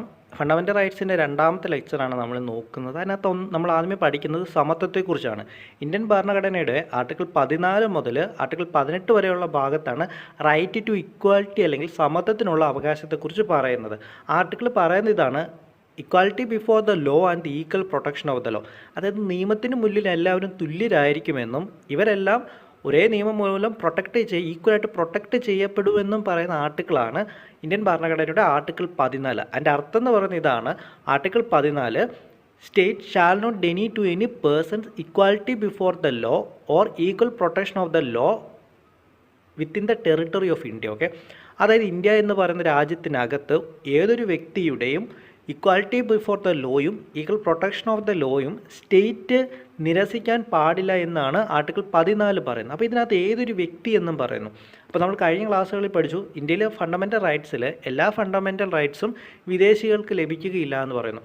എന്നാൽ ആർട്ടിക്കിൾ 14 കാര്യം എടുക്കുകയാണെങ്കിൽ ആർട്ടിക്കിൾ 14 വ്യക്തി എന്നുള്ളത് കൊണ്ട് അർത്ഥമാക്കുന്നത് ഇന്ത്യൻ സിറ്റിസൺസും അതുകൂടാതെ തന്നെ വിദേശ പൗരന്മാരും അതുകൂടാതെ ലീഗൽ പേഴ്സൺസ് ആയിട്ടുള്ള കമ്പനികൾ, കോർപ്പറേഷൻസ് ഇവയെല്ലാം തന്നെ പേഴ്സൺസ് എന്നുള്ളതിൻ്റെ ഫ്രേസിൻ്റെ അർത്ഥമായിട്ട് വരും. ഓക്കെ, അപ്പോൾ ഇതിനകത്ത് മറ്റൊരു കാര്യം ഓർത്തിരിക്കേണ്ടത് ആർട്ടിക്കിൾ 14 ക്ലാസ് ലെജിസ്ലേഷൻ ഫോർബിഡ് ചെയ്യുന്നുണ്ടെങ്കിൽ കൂടെ ചില റീസണബിൾ ആയിട്ടുള്ള പെർമിഷൻസ് റീസണബിൾ ആയിട്ടുള്ള ക്ലാസിഫിക്കേഷൻസ് ഒക്കെ പെർമിറ്റ് ചെയ്യുന്നുണ്ടെന്നുള്ള കാര്യം കൂടെ ഓർത്തു. ഇപ്പോൾ ഒരു മറ്റേണിറ്റി ബെനിഫിറ്റ് എടുക്കുകയാണ്. മറ്റേണിറ്റി ബെനിഫിറ്റിൻ്റെ കാര്യം പറയുമ്പോൾ അത് മറ്റേണിറ്റി ബെനിഫിറ്റ് കിട്ടേണ്ടതായിട്ടുള്ള സ്ത്രീകൾക്ക് മാത്രം കിട്ടിയേച്ചാൽ മതി. അങ്ങനെ റീസണബിൾ ആയിട്ടുള്ള ക്ലാസിഫിക്കേഷൻസ് ആർട്ടിക്കിൾ 14 ഇൻവോൾവ് ആകുന്നുണ്ടെന്നുള്ള കാര്യം കൂടി ഓർക്കുക ഇക്വാലിറ്റി എന്ന് നമ്മൾ പറയുന്ന സമയത്ത്. ഇത് കൂടാതെ തന്നെ മറ്റു ചില കാര്യങ്ങൾ കൂടി വരുന്നുണ്ട്. അത് നമുക്ക് മുന്നോട്ട് പോകുന്ന കൂടെ നമുക്കത് നോക്കാം. ഇതിലെ ഇക്വാലിറ്റി ബിഫോർ ദ ലോ എന്ന് പറയുന്നത് ഒരു ബ്രിട്ടീഷ് ഒറിജിൻ ആയിട്ടുള്ള കൺസെപ്റ്റാണ്. ഇതൊരു നെഗറ്റീവ് കൺസെപ്റ്റാണ്. കാരണം ആർക്കും സ്പെഷ്യൽ പ്രിവിലേജസ് നൽകുന്നില്ലാത്തത് കൊണ്ടാണ് ഇതിനൊരു നെഗറ്റീവ് കൺസെപ്റ്റ് എന്ന് പറയുന്നത്. അതായത് absence of any special privileges in favour of any person. അതായത് ഏതൊരെങ്കിലും ഒരു വ്യക്തിക്ക് ഫേവർ ആകുന്ന രീതിയിൽ യാതൊരു തരത്തിലുള്ള സ്പെഷ്യൽ പ്രിവിലേജസ് നിയമത്തിന് മുന്നിൽ നൽകുവാൻ പാടില്ല എന്നാണ് പറയുന്നത്. വളരെ സിമ്പിളായിട്ട് തന്നെ നമുക്ക് മറ്റു രീതിയിൽ ഇങ്ങനെ പറയാം. നിയമത്തിന് മുന്നിൽ ധനികനോ അല്ലെങ്കിൽ പാവപ്പെട്ടവരെന്നോ അല്ലെങ്കിൽ ഹൈ ക്ലാസ് എന്നോ ലോ ക്ലാസ് എന്നോ അല്ലെങ്കിൽ ഒഫീഷ്യൽ എന്നോ നോൺ ഒഫീഷ്യൽ എന്നോ എന്നുള്ള യാതൊരു തരത്തിലുള്ള വേർതിരിവുകളും ഇല്ലാതെ നിയമത്തിന് മുന്നിൽ എല്ലാവരും തുല്യരായിരിക്കുമെന്ന് പറയുന്നതാണ് ഇക്വാലിറ്റി ബിഫോർ ദ ലോ എന്ന് പറയുന്നത്. അതിലാരും നിയമത്തിന് മുകളിലല്ല. No one is above the law. അതായത് ആരും നിയമത്തിന് മുകളിലല്ല എന്നാണ് ഇക്വാലിറ്റി ബിഫോർ ദ ലോ കൊണ്ട് പറഞ്ഞു വെക്കുന്നത്. The equal subjection of all person to the ordinary law of the land administered by the ordinary law courts. അതായത് നമ്മുടെ നാടിൻ്റെ ഓർഡിനറി ലോ അനുസരിച്ച് പ്രവർത്തിക്കുന്ന ഓർഡിനറി ലോ കോഡ്സ് ഉണ്ട്. അവിടെ എല്ലാ വ്യക്തിക്കും ഈക്വൽ ആയിട്ടുള്ള സബ്ജക്ഷൻസ് ആയിരിക്കും നൽകുക. ഓക്കെ, ആരും നിയമത്തിന് മുകളിലല്ല. അവരെവിടെ നിന്ന് വരുന്നു, അവരെത്ര ധനികരായിക്കോട്ടെ, അവരുടെ പ്രൊഫഷൻ എന്താണ് എന്നുള്ളതൊന്നും വെച്ചിട്ട് യാതൊരു തരത്തിലുള്ള അവർക്ക് എക്സ്ട്രാ ആയിട്ടുള്ള പ്രിവിലേജസ് ഒന്നും നൽകാതെ നിയമത്തിന് മുന്നിൽ എല്ലാവരും തുല്യരായിരിക്കുമെന്ന് പറയുന്നതാണ് ഇക്വാലിറ്റി ബിഫോർ ദ ലോ എന്നുള്ളത് കൊണ്ട് അർത്ഥമാക്കുന്നത്. രണ്ടാമതായിട്ടുള്ളതാണ് equal protection of the law. Equal protection of the law എന്ന് പറയുന്നത് അമേരിക്കൻ കോൺസ്റ്റിറ്റ്യൂഷനിൽ നിന്നും ഇൻസ്പയർഡ് ആയിട്ടുള്ളതാണ്. ഇതൊരു പോസിറ്റീവ് ആയിട്ടുള്ള കൺസെപ്റ്റാണ്. അപ്പോൾ അതിൽ ഒന്നാമത് പറയുന്നത് the equality of treatment under equal circumstances both in privileges conferred and the liabilities imposed by the law എന്നാണ്. ഓക്കെ, അതായത് ഈക്വൽ ആയിട്ടുള്ള സർക്കംസ്റ്റാൻസസിൽ ഈക്വൽ ആയിട്ടുള്ള ട്രീറ്റ്മെൻറ്റ് ആയിരിക്കണം എല്ലാവർക്കും ലഭിക്കേണ്ടത്. അതുകൂടാതെ തന്നെ അതിപ്പോൾ നിയമം ഇമ്പോസ് ചെയ്യുന്ന പ്രിവിലേജസ് ആണെങ്കിലും ശരി, ലയബിലിറ്റീസ് ആണെങ്കിലും ശരി, ഈക്വൽ ആയിട്ടുള്ള സർക്കംസ്റ്റാൻസസിൽ എല്ലാവർക്കും ഈക്വൽ ആയിട്ടുള്ള ട്രീറ്റ്മെൻറ്റ് ആയിരിക്കണം ലഭിക്കേണ്ടത്. അതാണ് അതിനകത്ത് ആദ്യമേ പറയുന്നത്. രണ്ടാമതായിട്ട് പറയുന്നത് the similar application of the same law to all person who are similarly situated. Okay, അതായത് സിമിലർ സിറ്റുവേഷനുള്ള എല്ലാ വ്യക്തികൾക്കും ഒരേ നിയമം ഒരേപോലെ അപ്ലൈ ചെയ്തിട്ടുണ്ടാകണം. ഒരു കാര്യത്തിന് രണ്ട് വ്യക്തികൾക്ക് രണ്ട് നിയമങ്ങൾ അപ്ലൈ ചെയ്യാൻ പാടില്ല. അതുപോലെ തന്നെ ഒരേ കാര്യത്തിന് ഒരു വ്യക്തിക്ക് ഒരു നിയമം രണ്ട് വ്യത്യസ്തമായിട്ടുള്ള രീതികളിലും അപ്ലൈ ചെയ്യാൻ വേണ്ടി പാടില്ല. ഒരേ കാര്യത്തിന് ഒരു വ്യക്തിക്ക് എന്താണോ നിയമം അപ്ലൈ ചെയ്തത് അതേ തന്നെയായിരിക്കണം മറ്റൊരു വ്യക്തിക്കും അപ്ലൈ ചെയ്യേണ്ടത്. അതായത് ഒരാളൊരു തെറ്റ് ചെയ്യുകയാണെന്ന് വിചാരിക്കുക, ആ തെറ്റ് ചെയ്തതിന് അയാൾക്ക് എന്ത് നിയമം അപ്ലൈ ചെയ്തോ അതേ തെറ്റ് ചെയ്യുന്ന മറ്റൊരാൾക്കും അതേ നിയമം തന്നെ അപ്ലൈ ചെയ്യണമെന്ന് പറയുന്നതാണ് ഈക്വൽ പ്രൊട്ടക്ഷൻ ഓഫ് ദ ലോയ്ക്കകത്ത് രണ്ടാമത് പറയുന്നത്. ഓക്കെ, ഇനി മൂന്നാമത് പറയുന്നത് the like should be treated alike without any discrimination. Okay, ഒരു ഡിസ്ക്രിമിനേഷനും ഇല്ലാതെ എല്ലാവരെയും എലൈക്ക് ഒരുപോലെ കണ്ടുകൊണ്ടായിരിക്കണം നിയമം നടപ്പിലാക്കേണ്ടത്. അപ്പോൾ ഇതെന്ന് പറയുന്നത് ഇതുകൊണ്ടാണ് ഇതിനെ പോസിറ്റീവായിട്ടുള്ള കൺസെപ്റ്റ് എന്ന് പറയുന്നത്. നമുക്കറിയാം, ഒരു ഉദാഹരണം പറയുവാണെങ്കിൽ ഇപ്പോൾ നമുക്കൊരു SC/ST അല്ലെങ്കിൽ ഇച്ചിരി പിന്നോക്ക വിഭാഗപ്പെടുന്ന ആൾക്കാർക്ക് റിസർവേഷൻസ് ഒക്കെ നൽകുന്നുണ്ട്. ഓക്കെ, അവർക്ക് റിസർവേഷൻ നൽകപ്പെടുന്ന സമയത്താണ് അവർ എലൈക്കാകുക, ഒരേപോലെ ആകുക, അവർ ബാക്കിയുള്ളവരോട് കൂടി കോമ്പീറ്റ് ചെയ്യാൻ പറ്റുന്ന നിലയിലേക്ക് അവർ ഉയർന്നു വരുന്നത് ഈ റിസർവേഷനൊക്കെ നൽകുന്ന സാഹചര്യങ്ങളാണ്. പറയാറുണ്ട്. ബിക്കോസ് അവർ ജീവിച്ച് വരുന്ന സിറ്റുവേഷൻസ് ഒക്കെ കാരണം അവരുടേതായിട്ടുള്ള എന്തെങ്കിലുമൊക്കെ പ്രത്യേകതയായിട്ടുള്ള സാഹചര്യങ്ങൾ അവിടെ ഉണ്ടായതുകൊണ്ടായിരിക്കാം. ഓക്കെ, അപ്പോൾ അവർ ഈക്വലായിട്ട് അവരെ കണക്കാക്കണമെങ്കിൽ അവരെ എലൈക്കായിട്ട് അല്ലെ അവരെ ഒരുപോലെ അവരെ കൺസിഡർ ചെയ്യാൻ പറ്റണമെങ്കിൽ അവർക്ക് ഇങ്ങനെയുള്ള സ്പെഷ്യലായിട്ടുള്ള റിസർവേഷനോ അങ്ങനെയുള്ള കാര്യങ്ങളുടെ ആവശ്യമുണ്ട്. അതാണ് പറയുന്നത് like should be treated alike without any discrimination എന്ന് പറയുന്നത്. ഒരു ഡിസ്ക്രിമിനേഷനും ഇല്ലാതെ എല്ലാവരെയും എലൈക്കായിട്ട് ഒരുപോലെ ട്രീറ്റ് ചെയ്യാൻ പറ്റണം. അതാണ് അതുകൊണ്ട് അർത്ഥമാക്കുന്നത്. അപ്പോൾ ഇത്രയും കാര്യങ്ങളാണ് equal protection of the law കൊണ്ട് അർത്ഥമാക്കുന്നത്. അടുത്താണ് റൂൾ ഓഫ് ലോ എന്ന് പറയുന്നത്. ബ്രിട്ടീഷ് ജൂറിസ്ഡിസ്റ്റ് ആയിട്ടുണ്ടായിരുന്ന AV ഡൈസി ആണ് റൂൾ ഓഫ് ലോ എന്ന് പറയുന്ന കൺസെപ്റ്റ് ഒരു പ്രൊപ്പൗണ്ട് ചെയ്തത്. ഓക്കെ, അപ്പോൾ ഇതിനകത്ത് ഇത്രയും നേരം നമ്മൾ ഇക്വാലിറ്റി ബിഫോർ ദ ലോ എന്ന് പറയുന്നത് ഈ റൂൾ ഓഫ് ലോയുടെ ഒരു എലമെൻ്റ് ആണെന്ന് അപ്പോൾ ഇതിലൂടെ നമുക്ക് പറയുവാനായിട്ട് സാധിക്കും. ഓക്കെ, അപ്പോൾ അതിനകത്ത് ഒന്നാമതായിട്ട് പറയുന്നത് the absence of any arbitrary power ആണ്. ഓക്കെ, അതുകൊണ്ട് അർത്ഥമാക്കുന്ന ഇത്രയുള്ളൂ. തോന്നുന്നത് പോലെ ഒരു വ്യക്തിയെ പിടിച്ച് ശിക്ഷിക്കുവാനൊന്നും സാധിക്കുകയില്ല. അവിടെ എന്തെങ്കിലും വ്യക്തമായിട്ടുള്ള നിയമലംഘനങ്ങൾ ഉണ്ടാകുന്ന സാഹചര്യത്തിൽ മാത്രമേ നമുക്ക് ഒരു വ്യക്തിയെ പിടിച്ച് ശിക്ഷിക്കുവാനായിട്ട് സാധിക്കത്തുള്ളൂ. ഇതാണ് absence of any arbitrary power എന്ന് പറയുന്നത്. പിന്നെ ഇതിനകത്ത് രണ്ടാമത് പറയുന്ന കാര്യം നമ്മളിപ്പോൾ ഓൾറെഡി ഡിസ്കസ് ചെയ്ത കാര്യമാണ് നമ്മളിപ്പോൾ രണ്ടാമതായിട്ട് കൊടുത്തിരിക്കുന്നത്. That equality before the law. നമ്മൾ ഇത്രയും നേരം പറഞ്ഞുകൊണ്ടിരുന്നത് ഇക്വാലിറ്റി ബിഫോർ ദ ലോ. അതുകൊണ്ടാണ് ഞാൻ തുടക്കത്തിൽ തന്നെ പറഞ്ഞത് ഇക്വാലിറ്റി ബിഫോർ ലോ എന്ന് പറയുന്നത് ഈ റൂൾ ഓഫ് ലോയുടെ ഒരു എലമെൻ്റ് ആണെന്ന് നമുക്ക് പറയാൻ സാധിക്കുമെന്ന് ഞാൻ തുടക്കത്തിൽ തന്നെ പറഞ്ഞത്. പിന്നെ അടുത്തതാണ് മൂന്നാമതായിട്ട് പറയുന്ന കാര്യം. മൂന്നാമതായിട്ട് എന്താണ് പറയുന്നത്? മൂന്നാമതായിട്ട് പറയുന്ന കാര്യം ഇതാണ്. വ്യക്തികൾ, വളരെ ചുരുക്കത്തിൽ നമുക്കതിന് ഇങ്ങനെ പറയാം, വ്യക്തികളുടെ സ്വാതന്ത്ര്യത്തിൽ നിന്നുമാണ് കോൺസ്റ്റിറ്റ്യൂഷൻ ഉണ്ടായിട്ടുള്ളത്, അല്ലാതെ കോൺസ്റ്റിറ്റ്യൂഷനിൽ നിന്നുമല്ല വ്യക്തികളുടെ സ്വാതന്ത്ര്യം ഉണ്ടായിട്ടുള്ളത് എന്നാണ് മൂന്നാമതിലൂടെ പറയുന്നത്. പക്ഷേ ഈ മൂന്നാമത് പറയുന്ന ഈ ഒരു കാര്യം നമ്മുടെ ഇന്ത്യൻ സിസ്റ്റത്തിൽ ഇതുവരെ ആപ്ലിക്കബിൾ അല്ല. ഇന്ത്യൻ സിസ്റ്റത്തിൽ വ്യക്തികളുടെ സ്വാതന്ത്ര്യം അല്ലെ വ്യക്തികളുടെ റൈറ്റ്സ് അല്ലെ വ്യക്തികളുടെ അവകാശങ്ങൾ എന്ന് പറയുന്നത് ഈ പറയുന്നത് നമ്മുടെ കോൺസ്റ്റിറ്റ്യൂഷനിൽ നിന്നുമാണ് ഉണ്ടായിരിക്കുന്നത്. ഓക്കെ, അപ്പോൾ മൂന്നാമത് പറയുന്ന കാര്യം എന്താണ്? വ്യക്തികളുടെ റൈറ്റ്സ്. ഓക്കെ, വ്യക്തികളുടെ റൈറ്റ്സ് അല്ലെങ്കിൽ അവകാശങ്ങളാണ് കോൺസ്റ്റിറ്റ്യൂഷൻ്റെ സോഴ്സ് എന്നാണ് പറയുന്നത്. അല്ലാതെ കോൺസ്റ്റിറ്റ്യൂഷൻ അല്ല വ്യക്തികളുടെ റൈറ്റ്സിനുള്ള സോഴ്സ് എന്നാണ് മൂന്നാമത് പറയുന്നത്. പക്ഷേ ഇത് ഇന്ത്യയിൽ ആപ്ലിക്കബിൾ അല്ല. ഇന്ത്യയിൽ ഒന്നും രണ്ടും മാത്രമേ ആപ്ലിക്കബിൾ ആകുന്നുള്ളൂ. അതായത് ആബ്സെൻസ് ഓഫ് ആർബിട്രറി പവറും രണ്ടാമതായിട്ട് പറയുന്ന ഇക്വാലിറ്റി ബിഫോർ ദ ലോയും മാത്രമേ നമ്മുടെ ഇന്ത്യൻ സിസ്റ്റത്തിൽ ആപ്ലിക്കബിൾ ആകുന്നുള്ളൂ. മൂന്നാമത് പറയുന്ന വ്യക്തികളുടെ റൈറ്റ്സിൽ നിന്നുമാണ് ഭരണഘടന രൂപപ്പെട്ട് വരുന്നതെന്ന് പറയുന്ന മൂന്നാമത്തെ ഭാഗം റൂൾ ഓഫ് ലോയിലുള്ളത് നമ്മുടെ ഇന്ത്യൻ കൺസെപ്റ്റിൽ ഇന്ത്യൻ കോൺസ്റ്റിറ്റ്യൂഷൻ പ്രകാരം നമുക്കത് ആപ്ലിക്കബിൾ ആകുന്നില്ല. ഇന്ത്യയിൽ വ്യക്തികളുടെ റൈറ്റ്സ് നൽകുന്നത് കോൺസ്റ്റിറ്റ്യൂഷൻ പ്രകാരമാണ്. അപ്പോൾ റൂൾ ഓഫ് ലോയ്ക്കകത്ത് നമ്മൾ ഓർത്തിരിക്കുക, റൂൾ ഓഫ് ലോയ്ക്കകത്ത് പറയുന്ന ഒന്നും രണ്ടും കാര്യങ്ങൾ മാത്രമേ നമ്മുടെ ഇന്ത്യയിൽ ആപ്ലിക്കബിൾ ആകുന്നുള്ളൂ. മൂന്നാമത് പറയുന്ന വ്യക്തികളുടെ റൈറ്റ്സിൽ നിന്നുമാണ് കോൺസ്റ്റിറ്റ്യൂഷൻ രൂപപ്പെട്ട് വരുന്നു എന്ന് പറയുന്ന ആ AV ഡൈസിയുടെ മൂന്നാമത്തെ ഭാഗം എന്ന് പറയുന്നത് ഇന്ത്യൻ സിസ്റ്റത്തിൽ ആപ്ലിക്കബിൾ ആകുന്നില്ല എന്നുള്ളത് ഓർത്ത് വെക്കുക. നിങ്ങൾക്ക് ചിലപ്പോൾ ചോദ്യം ചോദിക്കുന്ന സമയത്ത് നിങ്ങൾക്ക് തിരിഞ്ഞു പോകാം. ഓക്കെ, ഇന്ത്യയിൽ ആപ്ലിക്കബിൾ ആകുന്നത് ആബ്സെൻസ് ഓഫ് ആർബിട്രറി പവറും അതുകൂടാതെ തന്നെ ഇക്വാലിറ്റി ബിഫോർ ദ ലോയും മാത്രമേ നമ്മുടെ ഇന്ത്യൻ സിസ്റ്റത്തിൽ ആപ്ലിക്കബിൾ ആകുന്നുള്ളൂ. മൂന്നാമത് പറയുന്നത് ആപ്ലിക്കബിൾ ആകുന്നില്ല. ഇന്ത്യയിൽ വ്യക്തികളുടെ റൈറ്റ്സ് എന്ന് പറയുന്നത് അത് നമ്മുടെ കോൺസ്റ്റിറ്റ്യൂഷനാണ് അതിൻ്റെ സോഴ്സ് ആയിട്ട് വരുന്നത്. ഓക്കെ, അപ്പോൾ നമ്മളിത് പറയുന്ന സമയത്ത് തന്നെ ഇക്വാലിറ്റി ബിഫോർ ദ ലോ എന്ന് പറയുന്നത് ഒരിക്കലും ആബ്സല്യൂട്ട് അല്ല. അതുകൊണ്ട് തന്നെ അതിന് ചില എക്സെപ്ഷൻസും കൂടെ നൽകുന്നുണ്ട്. അപ്പോൾ അതിന് ഒന്നാമതായിട്ട് പറയുന്നതാണ് ആർട്ടിക്കിൾ 361. ആർട്ടിക്കിൾ 361 പ്രകാരം ഇന്ത്യൻ പ്രസിഡൻറ്റിനും അതുകൂടാതെ തന്നെ സംസ്ഥാനങ്ങളിലെ ഗവർണർമാർക്കും ചില ഇമ്മ്യൂണിറ്റികൾ നൽകുന്നുണ്ട്. അതായത് ഗവർണറും പ്രസിഡൻറ്റും ഇരിക്കുന്ന സമയത്ത് അവരുടെ പവേഴ്സ് അല്ലെ ഡ്യൂട്ടീസിനിടയ്ക്ക് അവർ ചെയ്യുന്ന കാര്യങ്ങൾക്കൊന്നിലും അവർ കോർട്ടിൽ ആൻസറബിൾ അല്ല. അതായത് കോടതികളിൽ അവർ ഉത്തരം പറയേണ്ടതായിട്ട് കാര്യമില്ല. അവർ ഗവർണർ ആയിരിക്കുന്ന സമയത്തും അല്ലെങ്കിൽ പ്രസിഡൻ്റ് ആയിട്ടിരിക്കുന്ന സമയത്തും അവരുടെ പവേഴ്സ് അല്ലെ ഡ്യൂട്ടീസിൽ അവർ ചെയ്യുന്ന കാര്യങ്ങൾക്കിടയിൽ. ഓക്കെ, അപ്പോൾ അത് അങ്ങനെയുള്ള കാര്യങ്ങൾ അവർ ഗവർണറായിട്ടും പ്രസിഡൻ്റായിട്ടും ചെയ്യുന്നതാണ്. അപ്പോൾ അതുകൊണ്ട് തന്നെ അവർക്ക് ഈ ഒരു കാര്യത്തിൽ ഇമ്മ്യൂണിറ്റി അവർക്ക് ലഭിക്കുന്നുണ്ട്. അവർ കോടതിയിൽ പോയി അതുമായിട്ട് ബന്ധപ്പെട്ട കാര്യങ്ങൾക്ക് ഉത്തരം പറയേണ്ടതായിട്ടില്ല. പിന്നെ രണ്ടാമതായിട്ടുള്ളതാണ് ഇവരുടെ ഓഫീസ് ടൈമിനിടയ്ക്ക് എന്തെങ്കിലുമൊക്കെ ഒരു പ്രശ്നങ്ങൾ ഉണ്ടായാൽ പോലും ക്രിമിനൽ പ്രൊസീഡിങ്സ് ഇൻസ്റ്റിറ്റ്യൂട്ട് ചെയ്യുവാൻ വേണ്ടി സാധിക്കുകയില്ല. ഓക്കെ, അതായത് ഈ ടേമിനിടയിൽ ഒരു കോർട്ട് അല്ലെങ്കിൽ ഇവരെ അറസ്റ്റ് ചെയ്യുവാനോ ഇവർ ഇംപ്രിസൺ ചെയ്യുവാനുള്ള ഒരു പ്രൊസീഡിങ്സ് ഒന്നും ഒരു കോടതിക്കും സാധിക്കുകയില്ല. അത് ഇത്രയേ ഉള്ളൂ. ഒരു ഓഫീസ് ടേംസിനിടയ്ക്ക് എന്തെങ്കിലും ഒരു പ്രശ്നങ്ങൾ ഉണ്ടായാൽ പോലും ഒരു ക്രിമിനൽ പ്രൊസീഡിങ്സ് ഇവർക്കെതിരെ ഇനി ഇൻസ്റ്റിറ്റ്യൂട്ട് ചെയ്യുവാൻ വേണ്ടി സാധിക്കത്തില്ല. അതായത് ഇവരെ അറസ്റ്റ് ചെയ്യുവാനോ ഇവരെ ഇംപ്രിസൺ ചെയ്യുവാനായിട്ട് ബന്ധപ്പെട്ട പ്രവർത്തനങ്ങൾ ഒരു കോടതിക്കും ഇൻസ്റ്റിറ്റ്യൂട്ട് ചെയ്യുവാൻ വേണ്ടി സാധിക്കുകയില്ല. ഓക്കെ, അതുകൂടാതെ തന്നെ ഇപ്പോൾ ഒരു പ്രസിഡൻ്റ് അല്ല ഗവർണർ, ഓക്കെ, അവർ ചാർജ് എടുക്കുന്നതിന് മുമ്പോ അതിന് ശേഷമോ അവരുടെ പേഴ്സണൽ കപ്പാസിറ്റിയിൽ നിന്നുകൊണ്ടും ചെയ്യുന്ന എന്തെങ്കിലുമൊക്കെ ഒരു കാര്യങ്ങളുണ്ടെന്ന് വിചാരിക്കുക. അങ്ങനെയുള്ള കാര്യങ്ങളും ഒരു തരത്തിലുള്ള സിവിൽ പ്രൊസീഡിങ്സും എടുക്കുവാൻ വേണ്ടി സാധിക്കുകയില്ല. ഇനി അങ്ങനെ എടുക്കേണ്ട വരുന്ന സാഹചര്യം ഉണ്ടെന്ന് വിചാരിക്കുക.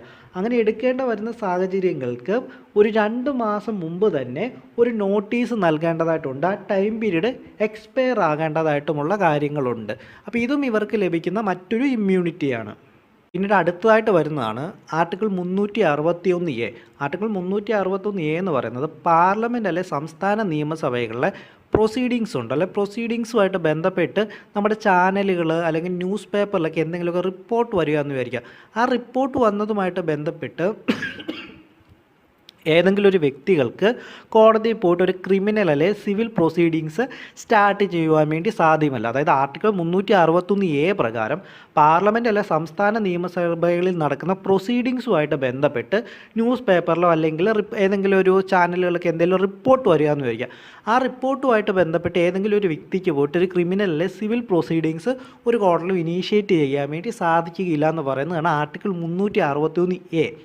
അതുകൂടാതെയുള്ളതാണ് പാർലമെൻറ്റിലുള്ള ആർട്ടിക്കിൾ 105 പ്രകാരം പാർലമെൻറ്റിലുള്ള MP-മാർക്ക് കുറച്ച് ഇമ്മ്യൂണിറ്റീസ് നൽകുന്നുണ്ട്. അവർ വോട്ട് ചെയ്യുന്ന കാര്യങ്ങളിൽ അല്ലെങ്കിൽ അവർ പറയുന്ന ഏതെങ്കിലും വാക്കുകൾ കാണും, ഓക്കെ, അവർ പറയുന്ന എന്തെങ്കിലും വാക്കുകൾ അല്ലെങ്കിൽ അവർ ചെയ്യുന്ന വോട്ടുകൾ ഇതുമായിട്ട് ബന്ധപ്പെട്ട യാതൊരു കാര്യത്തിൽ അവർ കോർട്ടിനോട് ഉത്തരം പറയേണ്ടതായിട്ടില്ല.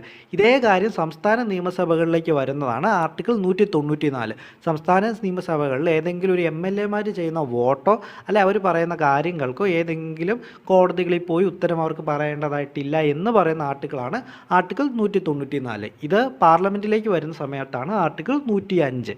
ഇത് കൂടാതെ ആർട്ടിക്കിൾ 31C ഉണ്ട്. ആർട്ടിക്കിൾ 31C പറയുന്നത് നമ്മൾ നേരത്തെ പറഞ്ഞിട്ടുള്ള കാര്യമാണ്.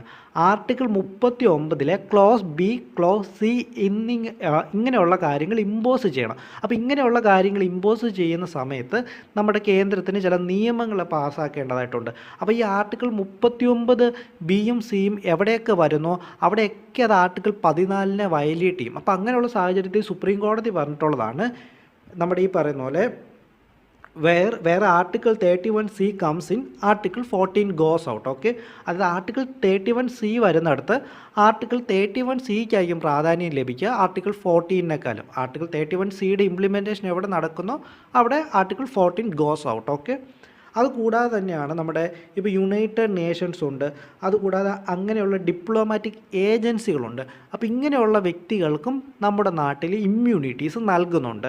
റൈറ്റ് ടു ഇക്വാലിറ്റിക്കെതിരെയുള്ള ഇമ്മ്യൂണിറ്റീസ് നമ്മുടെ യുണൈറ്റഡ് നേഷൻസിൻ്റെ ഓർഗൻസ്, അതിനകത്തുള്ള ഏജൻസികൾ, അതുകൂടാതെ ഡിപ്ലോമാറ്റ്സ് ആയിട്ട് നമ്മുടെ നാട്ടിലേക്ക് വരുന്ന വ്യക്തികൾ, ഇവർക്കൊക്കെ ഇമ്മ്യൂണിറ്റി നൽകുന്നുണ്ട് കേട്ടല്ലോ. അപ്പോൾ അതുപോലെ തന്നെ എന്തെങ്കിലുമൊക്കെ വീഡിയോയ്ക്ക് പോരായ്മകളുണ്ട് ഡെഫിനറ്റ്ലി നിങ്ങൾ കമൻറ്റ് ചെയ്യണം കേട്ടോ. അതുപോലെ തന്നെ വീഡിയോ ലൈക്ക് ചെയ്യുക, ഷെയർ ചെയ്യുക. നിങ്ങളുടെയൊക്കെ സപ്പോർട്ടില്ലാതെ നമുക്ക് മുന്നോട്ട് പോകാൻ വേണ്ടി സാധിക്കുകയില്ല. അതുപോലെ തന്നെ എനിക്ക് പനിയും ശ്വാസം മുട്ടലുകളും ഉണ്ട്. അപ്പോൾ അതിൻ്റേതായിട്ടുള്ള ബുദ്ധിമുട്ടുകളും ഈ വീഡിയോ ചെയ്യുന്നതിനിടയ്ക്ക് ഉണ്ടായിട്ടുണ്ട്. അതിന് ഞാൻ നിങ്ങളടുത്ത് ക്ഷമ ചോദിക്കുന്നു. അതുപോലെ തന്നെ എന്തെങ്കിലുമൊക്കെ മിസ്റ്റേക്കുകൾ നിങ്ങൾക്ക് തോന്നുന്നുണ്ടെങ്കിൽ നിങ്ങൾ കമൻറ്റ് ചെയ്യുക കേട്ടോ. കാരണം നമ്മുടെ ഒരു ചെറിയ ചാനൽ നമ്മൾ തുടങ്ങുന്നതൊക്കെ ഉള്ളൂ. അപ്പോൾ അതുകൊണ്ട് തന്നെ നിങ്ങളുടെയൊക്കെ സഹായം ഇല്ലാതെ നമുക്ക് മുന്നോട്ട് പോകാൻ പ്രാക്ടിക്കലി പോസിബിൾ അല്ല. അപ്പോൾ അതുകൊണ്ട് തന്നെ പിന്നീട് ഒരു കുട്ടി ചാനലായതുകൊണ്ട് തന്നെ മിസ്റ്റേക്കുകൾ വരാനുള്ള സാധ്യതകളും ഇഷ്ടം പോലെ കാണുമായിരിക്കും. അപ്പോൾ അത് നിങ്ങൾ മനസ്സിൽ എന്തെങ്കിലുമൊക്കെ നിങ്ങൾക്ക് പോരായ്മ, മിസ്റ്റേക്കുകൾ എന്ന് പറയുന്ന സമയത്ത് പഠിക്കുന്നതല്ല കേട്ടോ. അല്ലെങ്കിൽ വീഡിയോയ്ക്ക് പോരായ്മ തോന്നുക, ക്വാളിറ്റി കുറവ്, അല്ലെങ്കിൽ സ്പീഡിൽ പറയുന്നു, പതുക്കെ പറയുന്നു. അപ്പോൾ അങ്ങനെയുള്ള എന്തെങ്കിലുമൊക്കെ പോരായ്മകൾ നിങ്ങൾ തോന്നുവാണെങ്കിൽ ഡെഫിനറ്റ്ലി നിങ്ങൾ കമൻറ്റ് ചെയ്യുക കേട്ടോ. ഹായ് ഗൈസ്, എല്ലാവർക്കും പുതിയൊരു വീഡിയോയിലേക്ക് സ്വാഗതം. നമ്മളിന്ന് പഠിക്കുന്നത് ഫണ്ടമെൻ്റൽ റൈറ്റ്സ് ആർട്ടിക്കിൾ 15 നമ്മൾ കഴിഞ്ഞ ക്ലാസ്സിൽ എന്താണ് ആർട്ടിക്കിൾ 14 എന്ന് പഠിച്ചായിരുന്നു. നമ്മൾ നോക്കുന്നത് എന്താണ് ആർട്ടിക്കിൾ 15 അല്ലെങ്കിൽ വിവേചനത്തിനെതിരെയുള്ള അവകാശം എന്നാണ്. അപ്പോൾ അതിലൊന്നാമതായിട്ട് ആർട്ടിക്കിൾ 15 പറയുന്നത് the state shall not discriminate against any citizen on grounds only of religion, race, caste, sex or place of birth the discrimination on other ground is not prohibited. This prohibit discrimination only by the state. Okay, അപ്പോൾ ഇതിൽ 3 വാക്കുകൾ നിങ്ങൾ പ്രധാനമായിട്ട് നോക്കുക. ഒന്ന് discriminate എന്ന് പറയുന്ന വാക്കും, 2 ഒൺലി എന്ന് പറയുന്ന വാക്കും, മൂന്നാമതായിട്ടുള്ളത് സ്റ്റേറ്റ് എന്ന് പറയുന്ന വാക്കും. ഈ 3 വാക്കുകൾ നിങ്ങൾ നോക്കുക. ഓക്കെ, അപ്പോൾ ആർട്ടിക്കിൾ 15 ഒന്നാമതായിട്ട് പറയുന്നത് എന്താ? ഡിസ്ക്രിമിനേഷൻ പാടില്ല. അതായത് 2 വ്യക്തികളെ 2 ഡിഫറെൻ്റ് ആയിട്ടുള്ള രീതിയിൽ ട്രീറ്റ് ചെയ്യുവാൻ വേണ്ടി പാടില്ല. എന്തിൻ്റെയൊക്കെ പേരിൽ? ഓൺലി ഓഫ് താഴെ പറയുന്ന കാരണങ്ങളാൽ മാത്രം. ഓക്കെ, താഴെ പറയുന്ന എന്തൊക്കെ കാരണങ്ങളാൽ വ്യക്തികളെ ഡിസ്ക്രിമിനേറ്റ് ചെയ്യാൻ പാടില്ല? റിലീജിയൻ, മതപരമായിട്ടുള്ള കാരണത്താൽ; റേസ്, വംശീയപരമായിട്ടുള്ള കാരണത്താൽ; കാസ്റ്റ്, ജാതിപരമായിട്ടുള്ള കാരണത്താൽ; സെക്സ്, ആണോ പെണ്ണോ എന്നുള്ള കാര്യത്താൽ; പ്ലേസ് ഓഫ് ബർത്ത്, അവൻ എവിടെ ജനിച്ചു എന്നുള്ള കാര്യത്താൽ; discrimination on all other grounds is not prohibited. അതായത് ഇതൊഴികെയുള്ള ബാക്കി എന്തൊക്കെ കാര്യങ്ങളുണ്ടോ അതിൻ്റെയൊക്കെ പേരുകളിൽ വ്യക്തികളെ ഡിസ്ക്രിമിനേറ്റ് ചെയ്യാം. ആർക്ക് ചെയ്യാം? Only by the state. അതായത് സ്റ്റേറ്റിൻ്റെ കാര്യമാണ് പറയുന്നത്. ആർട്ടിക്കിൾ 15(1) പറയുന്നത് ആരുടെ കാര്യമാണ്? സ്റ്റേറ്റ് ഡിസ്ക്രിമിനേറ്റ് ചെയ്യാൻ പാടില്ല. സ്റ്റേറ്റ് വ്യക്തികളെ താഴെ തന്നിരിക്കുന്ന കാരണങ്ങളാൽ ഡിസ്ക്രിമിനേറ്റ് ചെയ്യാൻ വേണ്ടി പാടില്ല. അതായത് മതപരമായിക്കോട്ടെ, വംശീയപരമായിക്കോട്ടെ, ജാതിപരമായിക്കോട്ടെ, ആണോ പെണ്ണോ എന്നുള്ളതായിക്കോട്ടെ, അവൻ എവിടെ ജനിച്ചു എന്നുള്ളതായിക്കോട്ടെ, ഇത്രയും കാര്യങ്ങളാൽ സ്റ്റേറ്റ് ഒരാളെ ഡിസ്ക്രിമിനേറ്റ് ചെയ്യുവാൻ പാടില്ല എന്ന് പറയുന്ന ആർട്ടിക്കിളാണ് ഇന്ത്യൻ ഭരണഘടനയുടെ ആർട്ടിക്കിൾ 15 ഒന്നാമതായിട്ട് നമ്മൾ പറയുന്നത്. ആ കൂടെ തന്നെ മറ്റൊരു കാര്യം ഓർക്കുക. അപ്പോൾ സ്റ്റേറ്റിന് ഡിസ്ക്രിമിനേറ്റ് ചെയ്യാം. എന്തൊക്കെ കാരണങ്ങളാൽ? ഇതിനകത്ത് പറയാത്ത മറ്റ് കാരണങ്ങളാൽ സ്റ്റേറ്റിന് ഡിസ്ക്രിമിനേറ്റ് ചെയ്യാമെന്നും ആർട്ടിക്കിൾ 15 ഒന്നാമതായിട്ട് നമ്മൾ പറഞ്ഞു വെക്കുന്നു. രണ്ടാമതായിട്ട് പറയുന്നത് ആർട്ടിക്കിൾ 15 രണ്ടാമത് പറയുന്നത് no citizen shall be subjected to any disability, liability, restriction or condition on grounds only of religion, race, caste, sex or place of birth with regard to access to shop, public restaurants, hotels, use of wells, tanks, bathing ghats, roads and the place of public resort maintained wholly partially by the state funds or dedicated to the use of general public. അതായത് article 15 വിവേചനത്തിനെതിരെയുള്ള അവകാശത്തിൽ നമ്മൾ രണ്ടാമതായിട്ട് പറയുന്നത് നമ്മൾ ഒന്നാമതായിട്ട് പറഞ്ഞതിനകത്ത് പറഞ്ഞു അത് സ്റ്റേറ്റിന് മാത്രമാണ് ബാധകമെന്ന് പറഞ്ഞു. എന്നാൽ രണ്ടാമത് നമ്മൾ പറയുന്നത് സ്റ്റേറ്റിന് മാത്രമല്ല പ്രൈവറ്റ് ഇൻഡിവിജ്വൽ ആയിട്ടുള്ള വ്യക്തികൾക്കും ബാധകമാണ്. അതായത് സ്റ്റേറ്റിനും രണ്ടാമത് വ്യക്തികൾക്കും ബാധകമായിട്ടുള്ള കാര്യമാണ് ഇന്ത്യൻ ഭരണഘടനയുടെ ആർട്ടിക്കിൾ 15 രണ്ടാമത് പറയുന്നത്. ഒരു വ്യക്തിക്കെതിരെയും വിവേചനം പാടില്ല. എവിടെയൊക്കെ? അത് ഷോപ്പിംഗ് മാളുകളിൽ, പബ്ലിക് റെസ്റ്റോറൻറ്റുകളിൽ, ഹോട്ടലുകളിൽ, പൊതുവായിട്ടുള്ള കിണറുകൾ ഉപയോഗിക്കുന്നതിൽ, ടാങ്ക്സ്, ബാത്തിങ് ഗാർഡ്സ്, റോഡ്, അതുപോലെ തന്നെ പബ്ലിക് റിസോർട്ടുകൾ, അത് നമ്മുടെ സർക്കാരിൻ്റെ കീഴിലുള്ളതായിക്കോട്ടെ, അല്ലെങ്കിൽ പാർഷ്യലി സർക്കാരിൻ്റെ കീഴിലുള്ളതായിക്കോട്ടെ, അല്ലെങ്കിൽ പൊതുജനങ്ങൾക്ക് വേണ്ടി ഉപയോഗിക്കുവാൻ വേണ്ടിയുള്ളതായിക്കോട്ടെ, അല്ലെങ്കിൽ ജനറൽ പബ്ലിക്കിന് വേണ്ടിയുള്ള ഏതൊരു സ്ഥലവുമായിക്കോട്ടെ, ഇവിടെയൊന്നും വിവേചനം പാടില്ല. എന്തിൻ്റെയൊക്കെ പേരിൽ വിവേചനം പാടില്ല? മതപരമായിട്ടുള്ള കാരണത്താൽ, വംശീയപരമായിട്ടുള്ള കാര്യത്താൽ, ജാതിപരമായിട്ടുള്ള കാര്യത്താൽ, ആണോ പെണ്ണോ എന്നുള്ള രീതിയിൽ, അവർ ജനിച്ച സ്ഥലങ്ങളുടെ അടിസ്ഥാനത്തിൽ ഇങ്ങനെയുള്ള യാതൊരു സ്ഥലങ്ങളിലും വിവേചനം പാടില്ല. അത് ആർക്കെതിരെയാണ്? സ്റ്റേറ്റിനെതിരെയും പ്രൈവറ്റ് ആയിട്ടുള്ള വ്യക്തികൾക്കെതിരെയും. നമ്മൾ ആർട്ടിക്കിൾ 15 ഒന്നാമത് പഠിച്ചത് നമുക്ക് സ്റ്റേറ്റിനെതിരെ മാത്രമേ പ്രയോഗിക്കാൻ പറ്റുള്ളൂ. എന്നാൽ രണ്ടാമത് പറയുന്നത് ഒരു വ്യക്തിക്കെതിരെ നമുക്ക് പ്രയോഗിക്കാൻ സാധിക്കും. അതായത് ഒരു പ്രൈവറ്റ് ആയിട്ടുള്ളൊരു ഹോട്ടൽ ഉണ്ടെന്ന് വിചാരിക്കുക. അത് ജനറൽ പബ്ലിക്കിന് വേണ്ടിയുള്ളതാണ്. അതായത് പൊതുജനങ്ങൾക്ക് വേണ്ടി ഒരു ഹോട്ടൽ തുടങ്ങുകയാണ്. ആ ഹോട്ടലിൽ ഏതെങ്കിലും ഇവിടെ ആണുങ്ങൾ മാത്രമേ പ്രവേശിക്കാൻ പാടുള്ളൂ, അവിടെ അല്ലെങ്കിൽ ഇന്ന ജാതിയിൽപ്പെട്ട വ്യക്തികൾ മാത്രമേ പ്രവേശിക്കാൻ പാടുള്ളൂ എന്ന് പറയുവാൻ വേണ്ടി സാധിക്കില്ല എന്ന് പറയുന്നതാണ് ആർട്ടിക്കിൾ 15. ഓക്കെ, അതായത് അയാൾ പ്രൈവറ്റായിട്ട് തുടങ്ങുന്ന ഒരു സ്ഥാപനമാണെങ്കിലും അത് പൊതുജനങ്ങൾക്ക് വേണ്ടിയാണെങ്കിൽ അവിടെ യാതൊരു തരത്തിലുള്ള ഡിസ്ക്രിമിനേഷനും പാടില്ല എന്ന് പറയുന്നതാണ് ഇന്ത്യൻ ഭരണഘടനയുടെ ആർട്ടിക്കിൾ 15 രണ്ടാമതായിട്ട് നമ്മൾ പഠിക്കുന്നത്. ഓക്കെ, എന്നാൽ ഇതിന് കുറച്ച് എക്സെപ്ഷൻസ് ഉണ്ട്. എന്തൊക്കെയാണ് ആ എക്സെപ്ഷൻസ് പറയുന്നത്? ഇന്ത്യൻ ഭരണഘടനയുടെ ആർട്ടിക്കിൾ 15ൻ്റെ 3ാമത്തെ പാർട്ടും 4ാമത്തെ പാർട്ടും 5ാമത്തെ പാർട്ടുമായിട്ട് പറയുന്നത് ഇതിനുള്ള കുറച്ച് എക്സെപ്ഷൻസ് ആണ്. എന്തൊക്കെയാണ്? മൂന്നാമതായിട്ട് നമ്മൾ പറയുന്നത് അതിൽ ഒന്നാമത്തെ എക്സെപ്ഷനാണ് സ്ത്രീകൾക്കും കുട്ടികൾക്കുമായിട്ട് സ്പെഷ്യൽ പ്രൊവിഷൻസ് നമുക്ക് നിലനിർത്തുവാനായിട്ട് സാധിക്കും. അതായത് ചില പ്രദേശങ്ങൾ ഇപ്പോൾ ഒരു ബസ് എടുക്കുകയാണ്, ഓക്കെ, ബസ്സിനകത്ത് നമുക്കറിയാം സ്ത്രീകൾക്ക് ഈ പറയുന്നത് പോലെ കുറച്ച് സീറ്റുകൾ റിസർവ് ചെയ്തിട്ടുണ്ട്. അതുപോലെ സ്ത്രീകൾക്കും കുട്ടികൾക്കും മുൻഗണനയാകാമെന്ന് അതിനകത്ത് പറയുന്നു. അടുത്തതായിട്ട് പറയുന്നത് empower the state to make special provision for the advancement of socially and educationally backwards or SC/ST. അതായത് സാമൂഹികപരമായിട്ടും വിദ്യാഭ്യാസപരമായിട്ടും പിന്നോട്ട് നിൽക്കുന്ന വ്യക്തികൾക്കായിട്ട് സ്റ്റേറ്റിന് പ്രത്യേകം പ്രൊവിഷൻസ് നൽകാമെന്ന് പറയുന്നതാണ് ഇന്ത്യൻ ഭരണഘടനയുടെ ആർട്ടിക്കിൾ 15 നമ്മൾ 4ാമതായിട്ട് പഠിക്കുന്നത്. ഇത് ഒരു ഉദാഹരണം പറയുകയാണെങ്കിൽ നമുക്ക് പബ്ലിക് എഡ്യൂക്കേഷൻസ് ഉണ്ട്. പബ്ലിക് എഡ്യൂക്കേഷൻസിൽ ഫീസ് കുറച്ച് കൊടുക്കുക അല്ലെങ്കിൽ സീറ്റ് നൽകുക, ഇതൊക്കെ ഇതിനകത്ത് വരുന്ന ഒരു ഉദാഹരണമായിട്ട് നമുക്ക് പറയാം. അതായത് ഇത് നമുക്ക് എഡ്യൂക്കേഷനിലെയും അല്ലെങ്കിൽ അത് വിദ്യാഭ്യാസപരമായിട്ടും സാമൂഹികപരമായിട്ടും പിന്നോക്കം നിൽക്കുന്ന വ്യക്തികൾക്ക് നമ്മൾ നൽകുന്ന സ്പെഷ്യൽ പ്രൊവിഷൻസ് ആണ്. ഈ പറയുന്നത് പോലെ പൊതുവിദ്യാലയങ്ങളിൽ അവർക്ക് ഫീസിന് ഇളവ് നൽകുക, അതല്ല എങ്കിൽ അവർക്ക് സീറ്റുകൾ കൂടുതൽ നൽകുക, ഇതൊക്കെ നമുക്ക് ഈ പറയുന്ന ആർട്ടിക്കിൾ 15 നൽകുന്ന ഒരു എക്സെപ്ഷൻസ് ആയിട്ട് നമുക്ക് കണക്കാക്കാം. അതിനകത്ത് നമ്മൾ 5ാമതായിട്ട് പറയുന്നത് എഡ്യൂക്കേഷൻ്റെ, അത് വിദ്യാഭ്യാസപരമായിക്കോട്ടെ സാമൂഹികപരമായിക്കോട്ടെ പിന്നോക്കം നിൽക്കുന്ന വ്യക്തികൾക്ക് എയ്ഡഡ് ആയിക്കോട്ടെ അല്ലെങ്കിൽ അൺഎയ്ഡഡ് ആയിക്കോട്ടെ അല്ലെങ്കിൽ പ്രൈവറ്റ് എഡ്യൂക്കേഷൻ ഇൻസ്റ്റിറ്റ്യൂഷൻസ് ആയിക്കോട്ടെ, അവിടെ അഡ്മിഷന് വേണ്ടി ഇവർക്കൊരു സ്പെഷ്യൽ പ്രിവിലേജസ് ഉണ്ടായിരിക്കും എന്ന് പറയുന്ന ആർട്ടിക്കിളാണ് ഇന്ത്യൻ ഭരണഘടന ആർട്ടിക്കിൾ 15ൻ്റെ 5ാമത്തെ ഭാഗം എന്ന് പറയുന്നത്. 5ാമത്തെ ഭാഗത്ത് എന്താണ് പറയുന്നത്?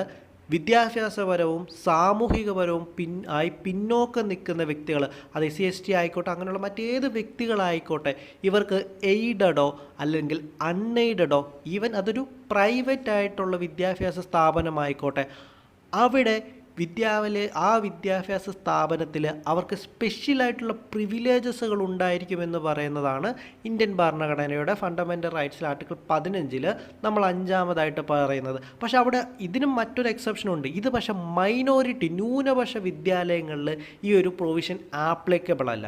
ന്യൂനപക്ഷ വിദ്യാലയങ്ങളിൽ അല്ലെങ്കിൽ അവരുടെ വിദ്യാഭ്യാസ സ്ഥാപനങ്ങളിൽ ഈ പറയുന്ന ഒരു കാര്യം നമുക്ക് ആപ്ലിക്കബിൾ ചെയ്യേണ്ടതായിട്ടുള്ള സാഹചര്യമില്ല. ബാക്കി എല്ലായിടത്തും വിദ്യാഭ്യാസപരവും സാമൂഹികപരവുമായിട്ട് നിൽക്കുന്ന വ്യക്തികൾക്ക് ഒരു സ്പെഷ്യൽ പ്രൊവിഷൻ നൽകണമെന്നാണ് നമ്മൾ ഇന്ത്യൻ ഭരണഘടനയുടെ ഫണ്ടമെൻ്റൽ റൈറ്റ്സിൽ ആർട്ടിക്കിൾ 15 5ാമതായിട്ട് നമ്മൾ പഠിക്കുന്നത്. ഇത്രയും കാര്യങ്ങളുടെ പുറത്ത് നമുക്ക് ഫണ്ടമെൻ്റൽ റൈറ്റ്സിൽ ആർട്ടിക്കിൾ 15 എക്സെപ്ഷൻസ് നൽകുന്നുണ്ട്. അതായത് prohibition on the grounds of certain ഗ്രൗണ്ട്സിനകത്ത് നമ്മൾ പറയുന്നതിനകത്ത് കുറച്ച് എക്സെപ്ഷൻസ് നൽകുന്നതാണ് ആർട്ടിക്കിൾ 15ൻ്റെ 3ാമത്തെ ഭാഗവും 4ാമത്തെ ഭാഗവും 5ാമത്തെ ഭാഗവും. ഇതിനകത്ത് ഇപ്പോൾ നിങ്ങളൊരു കാര്യം മനസ്സിലാക്കിയിരിക്കുക, ഇന്ത്യൻ ഭരണഘടനയുടെ ഫണ്ടമെൻ്റൽ റൈറ്റ്സിൽ ആർട്ടിക്കിൾ 15 3ാമത്തെയും 4ാമത്തെയും ഭാഗമാണ് ഇന്ത്യയിൽ റിസർവേഷൻ എന്നുള്ളതിൻ്റെ ഫൗണ്ടിങ് സ്റ്റോൺ അല്ലെങ്കിൽ അടിത്തറ എന്ന് പറയും. അപ്പോൾ ഇന്ത്യയിൽ നിങ്ങളുടെ ഒരു ചോദ്യം ചോദിക്കുകയാണ്, ഇന്ത്യയിൽ റിസർവേഷൻ്റെ അടിത്തറ എന്തെന്ന് ചോദിക്കുന്ന സമയത്ത് ഇന്ത്യയിൽ റിസർവേഷൻ്റെ അടിത്തറ എന്ന് പറയുന്നത് ഇന്ത്യൻ ഭരണഘടനയുടെ ആർട്ടിക്കിൾ 15ൻ്റെ 3ാമത്തെയും 4ാമത്തെയും ഭാഗമാണ് ഇന്ത്യയിൽ നമ്മുടെ റിസർവേഷൻ അല്ലെങ്കിൽ ബാക്കിയുള്ള കാര്യങ്ങളുടെയൊക്കെ അടിത്തറയായിട്ട് അല്ലെങ്കിൽ ഫൗണ്ടേഷണൽ ബ്രിക്സ് ആയിട്ട് വരുന്നതെന്നുള്ളത് നിങ്ങൾ പഠിച്ചിരിക്കുക. നിങ്ങൾക്ക് സ്ട്രെയിറ്റ് ഫോർവേഡ് ആയിട്ട് ചോദിക്കാവുന്നൊരു ചോദ്യമാണ്. അപ്പോൾ ഓർത്ത് വെക്കുക, നമുക്കിങ്ങനെയുള്ള റിസർവേഷൻ കാര്യങ്ങളൊക്കെ മൈനോറിറ്റി ഇൻസ്റ്റിറ്റ്യൂഷൻസിൽ ആപ്ലിക്കബിൾ ആകുമോ എന്ന് ചോദിക്കുന്ന സമയത്ത് മൈനോറിറ്റി ഇൻസ്റ്റിറ്റ്യൂഷൻസിൽ ഇപ്പോൾ സ്പെഷ്യൽ പ്രൊവിഷൻസ് ആപ്ലിക്കബിൾ അല്ല എന്നും കൂടെ നിങ്ങൾക്ക് പഠിച്ചിരിക്കണം. ഇത് നിങ്ങൾക്ക് സ്റ്റേറ്റ്മെൻ്റ് ആയിട്ടൊരു ചോദ്യം ചോദിക്കാം. താഴെ തന്നിരിക്കുന്ന ഏതൊക്കെ ഇൻസ്റ്റിറ്റ്യൂഷൻസിലാണ് ഈ സ്പെഷ്യൽ പ്രൊവിഷൻസ് ആപ്ലിക്കബിൾ ആകുന്നത് എന്ന് ചോദിക്കാം. എയ്ഡഡ് ഇൻസ്റ്റിറ്റ്യൂട്ട്സ് ഉണ്ട്, അൺഎയ്ഡഡ് ഇൻസ്റ്റിറ്റ്യൂട്ട് ഉണ്ട്, പ്രൈവറ്റ് ഇൻസ്റ്റിറ്റ്യൂട്ട് ഉണ്ട്, മൈനോറിറ്റി ഇൻസ്റ്റിറ്റ്യൂട്ട് ഉണ്ട്.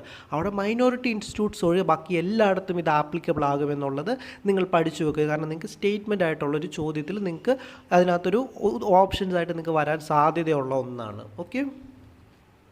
ഇതിൻ്റെ കൂടെ നമ്മൾ അറിഞ്ഞിരിക്കേണ്ട മറ്റ് 2 കാര്യങ്ങളാണ്. ഒന്ന് OBC റിസർവേഷൻ, 2 EWSഉം. OBC റിസർവേഷൻ എന്ന് പറയുന്നത് ഏകദേശം നമ്മുടെ ഇന്ത്യയിൽ 93ാമത് കോൺസ്റ്റിറ്റ്യൂഷൻ അമെൻമെൻറ്റ് പ്രകാരം ഭരണഘടനയിൽ ആഡ് ചെയ്യപ്പെട്ടൊരു ക്ലോസാണ് OBC റിസർവേഷൻ എന്ന് പറയുന്നത്. ഇത് പ്രകാരം ഇന്ത്യയിലെ എല്ലാ സെൻട്രൽ എഡ്യൂക്കേഷൻ ഇൻസ്റ്റിറ്റ്യൂഷൻസും, അത് IIT ആയിക്കോട്ടെ, IIM ആയിക്കോട്ടെ, അങ്ങനെയുള്ള ഏതൊരു സെൻട്രൽ എഡ്യൂക്കേഷൻ ഇൻസ്റ്റിറ്റ്യൂഷൻസിലും 27% റിസർവേഷൻ കൊണ്ടുവരുന്നതാണ് OBC റിസർവേഷൻ എന്ന് പറയുന്നത്. അത് ഭരണഘടനയിൽ ആഡ് ചെയ്യപ്പെട്ടത് 93ാമത് കോൺസ്റ്റിറ്റ്യൂഷൻ അമെൻമെൻറ്റ് 2005 കൂടിയാണ്.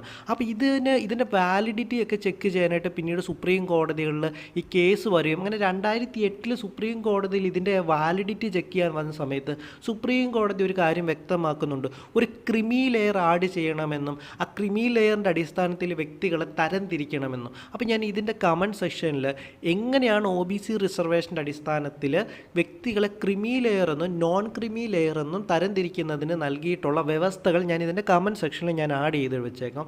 അത് നിങ്ങളൊന്ന് റീഡ് ചെയ്യുക കേട്ടോ. ഇത് 2005 വന്ന ആക്റ്റാണ്. അപ്പോൾ അതും കൂടി ഞാൻ ഇതിൻ്റെ കൂടെ പറയാൻ നിന്ന് കഴിഞ്ഞാൽ ഈ വീഡിയോ ഒത്തിരി വലുതായി പോകും. ഓക്കെ, അപ്പോൾ അതുകൊണ്ടാണ് ഞാനത് കുറച്ച് പോയിൻറ്റ്സുകൾ മാത്രമാണ്, 4-5 പോയിൻറ്റുകൾ മാത്രമാണ്. അത് ഞാൻ നിങ്ങൾക്ക് കമൻറ്റ് സെക്ഷനിൽ ഞാൻ ആഡ് ചെയ്ത് വെച്ചേക്കാം. അത് നിങ്ങളൊന്ന് റീഡ് ചെയ്യണം കേട്ടോ. എങ്ങനെയാണ് OBCക്കകത്തത് ക്രിമി ലെയർ ആണോ നോൺ ക്രിമി ലെയർ ആണോ എന്നുള്ള വേർതിരിവ് വരുന്നതെന്നുള്ളത്. അപ്പം ഇപ്പം നമ്മൾ പഠിച്ച എന്താണ് OBC റിസർവേഷൻ. അപ്പോൾ OBC റിസർവേഷൻ ഇന്ത്യൻ ഭരണഘടനയിൽ ആഡ് ചെയ്യുന്നത് 2005 വരുന്ന 93ാമത് ഭരണഘടനാ ഭേദഗതിയോടുകൂടിയാണ്. അപ്പോൾ ഇത് പ്രകാരം എല്ലാ സെൻട്രൽ എഡ്യൂക്കേഷൻ ഇൻസ്റ്റിറ്റ്യൂഷൻസിലും ഇൻക്ലൂഡിങ് ഏതാണ് IITയും IIMഉം ഉൾപ്പെടെയുള്ള വിദ്യാഭ്യാസ സ്ഥാപനങ്ങളിൽ ഒരു 27% റിസർവേഷൻസ് OBCക്കായിട്ട് അനുവദിച്ചു കൊടുത്തത് കൊണ്ടുള്ളതാണ്. ഓക്കെ, പിന്നീട് നമ്മൾ അടുത്ത് നോക്കുന്നതാണ് EWS. EWSനകത്ത് നമ്മൾ പഠിക്കേണ്ടത് ഇപ്പോൾ എഡ്യൂക്കേഷൻ ഇൻസ്റ്റിറ്റ്യൂഷൻസിലെ എക്കണോമിക്കലി വീക്കർ സെക്ഷൻസിന് റിസർവേഷൻ നൽകുന്നതുമായിട്ട് ബന്ധപ്പെട്ടതാണ് EWS എന്ന് പറയുന്നത്. 2019 103ാമത് കോൺസ്റ്റിറ്റ്യൂഷൻ അമെൻമെൻറ്റോട് കൂടിയാണ് EWS വരുന്നത്. ഓക്കെ, ആ വർഷം നിങ്ങൾ ഓർത്ത് വെക്കുക, അമെൻമെൻറ്റ് ഓർത്ത് വെക്കുക. 2019 103ാമത് കോൺസ്റ്റിറ്റ്യൂഷൻ അമെൻമെൻറ്റോട് കൂടിയാണ് EWS വരുന്നത്. അപ്പോൾ ഇത് പറയുന്നത് SC ST OBC ഇവയിൽ ഉൾപ്പെടാത്ത മറ്റ് വ്യക്തികൾക്ക് റിസർവേഷൻ നൽകുന്നതുമായിട്ട് ബന്ധപ്പെട്ടതാണ് EWS എന്ന് പറയുന്നത്. അതായത് SC ST OBCയിൽ ഉൾപ്പെടാത്ത മറ്റ് കാറ്റഗറി ആയിട്ടുള്ള ആൾക്കാരുണ്ടല്ലോ. അപ്പോൾ ഇവരിൽ സാമ്പത്തികമായിട്ട് പിന്നോക്കം നിൽക്കുന്ന വ്യക്തികൾക്ക് റിസർവേഷൻ നൽകുന്നതുമായിട്ട് ബന്ധപ്പെട്ടതാണ് EWS എന്ന് പറയുന്നത്. അപ്പോൾ ഇതിനകത്ത് ഓർത്തിരിക്കേണ്ട മറ്റൊരു കാര്യം എന്ന് പറയുന്നത് ഇത് മൈനോറിറ്റി ഇൻസ്റ്റിറ്റ്യൂഷൻസിൽ ആപ്ലിക്കബിൾ ആകത്തില്ല. ഒരു വ്യക്തി EWS ആണെന്ന് പറഞ്ഞുകൊണ്ട് ഒരു ന്യൂനപക്ഷ വിദ്യാലയ സ്ഥാപനത്തിൽ ചെന്നിട്ട് എനിക്ക് റിസർവേഷൻ വേണമെന്ന് പറഞ്ഞു കഴിഞ്ഞാൽ അവിടെ ആ വിദ്യാലയത്തിന് ഈ പറയുന്ന റിസർവേഷൻ നൽകേണ്ടതായിട്ടുള്ള ബാധ്യതയില്ല. ഓക്കെ, മൈനോറിറ്റി ഇൻസ്റ്റിറ്റ്യൂഷൻസിന് EWSകാർക്ക് റിസർവേഷൻ നൽകേണ്ട ബാധ്യതയില്ല, എന്നാൽ ബാക്കിയുള്ള വിദ്യാലയങ്ങൾ നൽകേണ്ടതായിട്ടുള്ള കാര്യവുമാകുന്നു. ഓക്കെ, അപ്പോൾ ഇതിനകത്ത് ഓർത്തിരിക്കേണ്ട ചില കാര്യങ്ങളുണ്ട്. അപ്പോൾ ഇതിന് കുറച്ച് എലിജിബിലിറ്റി ക്രൈറ്റീരിയ ഉണ്ട്. ഞാൻ നിങ്ങൾക്ക് പറഞ്ഞു OBCക്ക് ഉള്ളതുപോലെ തന്നെ OBC ക്രിമി ലെയർ എന്ന് കാറ്റഗറൈസ് ചെയ്യുന്നത് പോലെ തന്നെ EWSന് ചില ക്രൈറ്റീരിയാസ് ഉണ്ട്. ഓക്കെ, അത് ഞാൻ എന്തെല്ലാമാണെന്നുള്ളത് പറയും. ഇതും ഞാൻ കമൻറ്റ് സെക്ഷനിൽ ആഡ് ചെയ്തൊക്കെ, എന്നാൽ ഞാൻ ഇത് നിങ്ങൾക്ക് എന്താണെന്നുള്ളത് പറഞ്ഞു തരാം. ഓക്കെ, എന്തൊക്കെയാണ് ക്രൈറ്റീരിയാസ് എന്ന് പറയുന്നത്? ഇവരുടെ national income, gross national income, അതായത് ഫാമിലിയുടെയാണ് കേട്ടോ. ഗ്രോസ് നാഷണൽ ഇൻകം എന്ന് വിടാം, നാഷണൽ ഇൻകം അല്ല, ദേശീയ വരുമാനമല്ലല്ലോ, ആ ഫാമിലിയുടെ income. Okay, gross family income. Okay, ആ ഗ്രോസ് ഫാമിലി ഇൻകം എന്ന് പറയുന്നത് 8 ലക്ഷത്തിൽ താഴെ വരണം. ഓക്കെ, ഗ്രോസ് ഫാമിലി ഇൻകം എന്ന് പറയുന്നത് എത്രയാണ്? 8 ലക്ഷത്തിൽ താഴെ വരണം. അതുകൂടാതെ തന്നെ ഇവർക്ക് 5 ഏക്കറോ അതിൽ കൂടുതലോ ഉള്ള കൃഷിഭൂമികൾ കാണുവാൻ വേണ്ടി പാടില്ല. അതുകൂടാതെ തന്നെ ഇവർക്ക് 1000 സ്ക്വയർ ഫീറ്റ്, ഓക്കെ, 1000 സ്ക്വയർ ഫീറ്റിൽ കൂടുതലുള്ള ഒരു റെസിഡൻഷ്യൽ ഫ്ലാറ്റ് ഇവർക്ക് സ്വന്തമായി കാണുവാൻ വേണ്ടി പാടില്ല. അതുകൂടാതെ നോട്ടിഫൈഡ് ആയിട്ടുള്ള ഒരു മുനിസിപ്പാലിറ്റിക്കുള്ളിൽ 100 സ്ക്വയർ യാർഡോ അതിന് മുകളിലോ ഉള്ള ഒരു റെസിഡൻഷ്യൽ പ്ലോട്ടിൽ താമസിക്കുന്ന അല്ലെങ്കിൽ അങ്ങനെ ഒരു സ്ഥലം സ്വന്തമായിട്ടുള്ളവരാകാൻ പാടില്ല. അതായത് നോട്ടിഫൈഡ് മുനിസിപ്പാലിറ്റിക്കുള്ളിൽ 100 സ്ക്വയർ യാർഡോ അതിന് മുകളിൽ റെസിഡൻഷ്യൽ പ്ലോട്ടുള്ള വ്യക്തികളാകാൻ പാടില്ല. ഇനി നോട്ടിഫൈഡ് മുനിസിപ്പാലിറ്റിക്ക് പുറത്താണെങ്കിൽ, അല്ലാതെ നോട്ടിഫൈഡ് മുനിസിപ്പാലിറ്റിക്ക് പുറമെയുള്ള ഏത് ഭാഗങ്ങളിലാണേലും 200 സ്ക്വയർ യാർഡോ അതിന് മുകളിലുള്ള റെസിഡൻഷ്യൽ പ്ലോട്ട് ഇവർക്ക് കാണുവാൻ വേണ്ടി സാധ്യമല്ല. ഇങ്ങനെയൊക്കെ ഉണ്ടെങ്കിൽ ഇവരുടെ EWS നഷ്ടപ്പെട്ടു പോകും. അതുപോലെ തന്നെ ടോട്ടൽ പ്രോപ്പർട്ടിയുടെ വാല്യൂ എടുക്കുന്ന സമയത്ത് ഫാമിലിയുടെ സ്വത്ത് എന്ന് പറയുന്നത്, അല്ലെങ്കിൽ ടോട്ടൽ ഈ പറയുന്ന നമ്മുടെ ഇൻകം ഒക്കെ എടുക്കത്തില്ലേ, ഇൻകം ആയിക്കോട്ടെ, അല്ലെ പ്രോപ്പർട്ടി എടുക്കത്തില്ലേ, 5 ഏക്കർ എന്നൊക്കെ നമ്മൾ പറയത്തില്ലേ. ഈ 5 ഏക്കർ എന്ന് പറയുന്നത് ഒരുമിച്ച് ഒറ്റ പ്ലോട്ടായിട്ട് 5 ഏക്കർ ആകണമെന്നൊന്നുമില്ല. എല്ലായിടത്തും ഇവർക്കുള്ള ടോട്ടൽ പ്രോപ്പർട്ടി കൂട്ടി നോക്കുന്ന സമയത്ത് 5 ഏക്കർ ആകാൻ പാടില്ല. അല്ലെങ്കിൽ ഇവരുടെ ടോട്ടലായിട്ടുള്ള എല്ലാം കൂടി കൂട്ടുന്ന സമയത്താണ് ഇതെന്ന് പറയുന്നത്. ഇവരുടെ ഗ്രോസ് ഇൻകം എന്ന് പറയുന്നത് ആ ഫാമിലിയുടെ മൊത്തം ഇൻകമാണ്. അപ്പോൾ അവിടെ ഫാമിലി എന്നുള്ളത് എന്താണെന്നുള്ളത് നോക്കണം. ഇയാളുടെ അച്ഛൻ, അമ്മ എന്നിവരുടെ വരുമാനം, അതുകൂടാതെ തന്നെ 18 വയസ്സിൽ താഴെ പ്രായമുള്ളവരുടേത്, അതുകൂടാതെ തന്നെ ഇവരുടെ സ്പൗസിൻ്റെത്, അല്ലെങ്കിൽ ഹസ്ബൻഡിൻ്റെ അല്ലെങ്കിൽ വൈഫിൻ്റെത്, അപ്പോൾ അല്ലെങ്കിൽ ഇവരുടെ 18 വയസ്സിൽ താഴെയുള്ള കുട്ടികളുടേത്. ഓക്കെ, അപ്പോൾ ഇത്രയും സാധനങ്ങൾ ചേർത്ത്, ഇത്രയും സാധനങ്ങളല്ല, ഇത്രയും വ്യക്തികളുടേത് നമ്മൾ കൂട്ടിയെടുക്കുന്ന സമയത്ത് ഇത്രയും വ്യക്തികൾക്കെല്ലാം ചേർന്ന് 5 ഏക്കറിൽ കൂടുതൽ ഭൂമി കാണാൻ പാടില്ല. 1000 സ്ക്വയർ ഫീറ്റ് താഴെയുള്ള റെസിഡൻഷ്യൽ ഫ്ലാറ്റ് ആയിരിക്കണം. നോട്ടിഫൈഡ് മുനിസിപ്പാലിറ്റിക്കുള്ളിൽ 100 സ്ക്വയർ യാർഡിന് താഴെയുള്ള പ്രോപ്പർട്ടി ആയിരിക്കണം. നോട്ടിഫൈഡ് മുനിസിപ്പാലിറ്റീസ് അല്ലെങ്കിൽ എല്ലാം കൂടെ കൂട്ടിയാലും 200 സ്ക്വയർ യാർഡിന് താഴെ വരണം.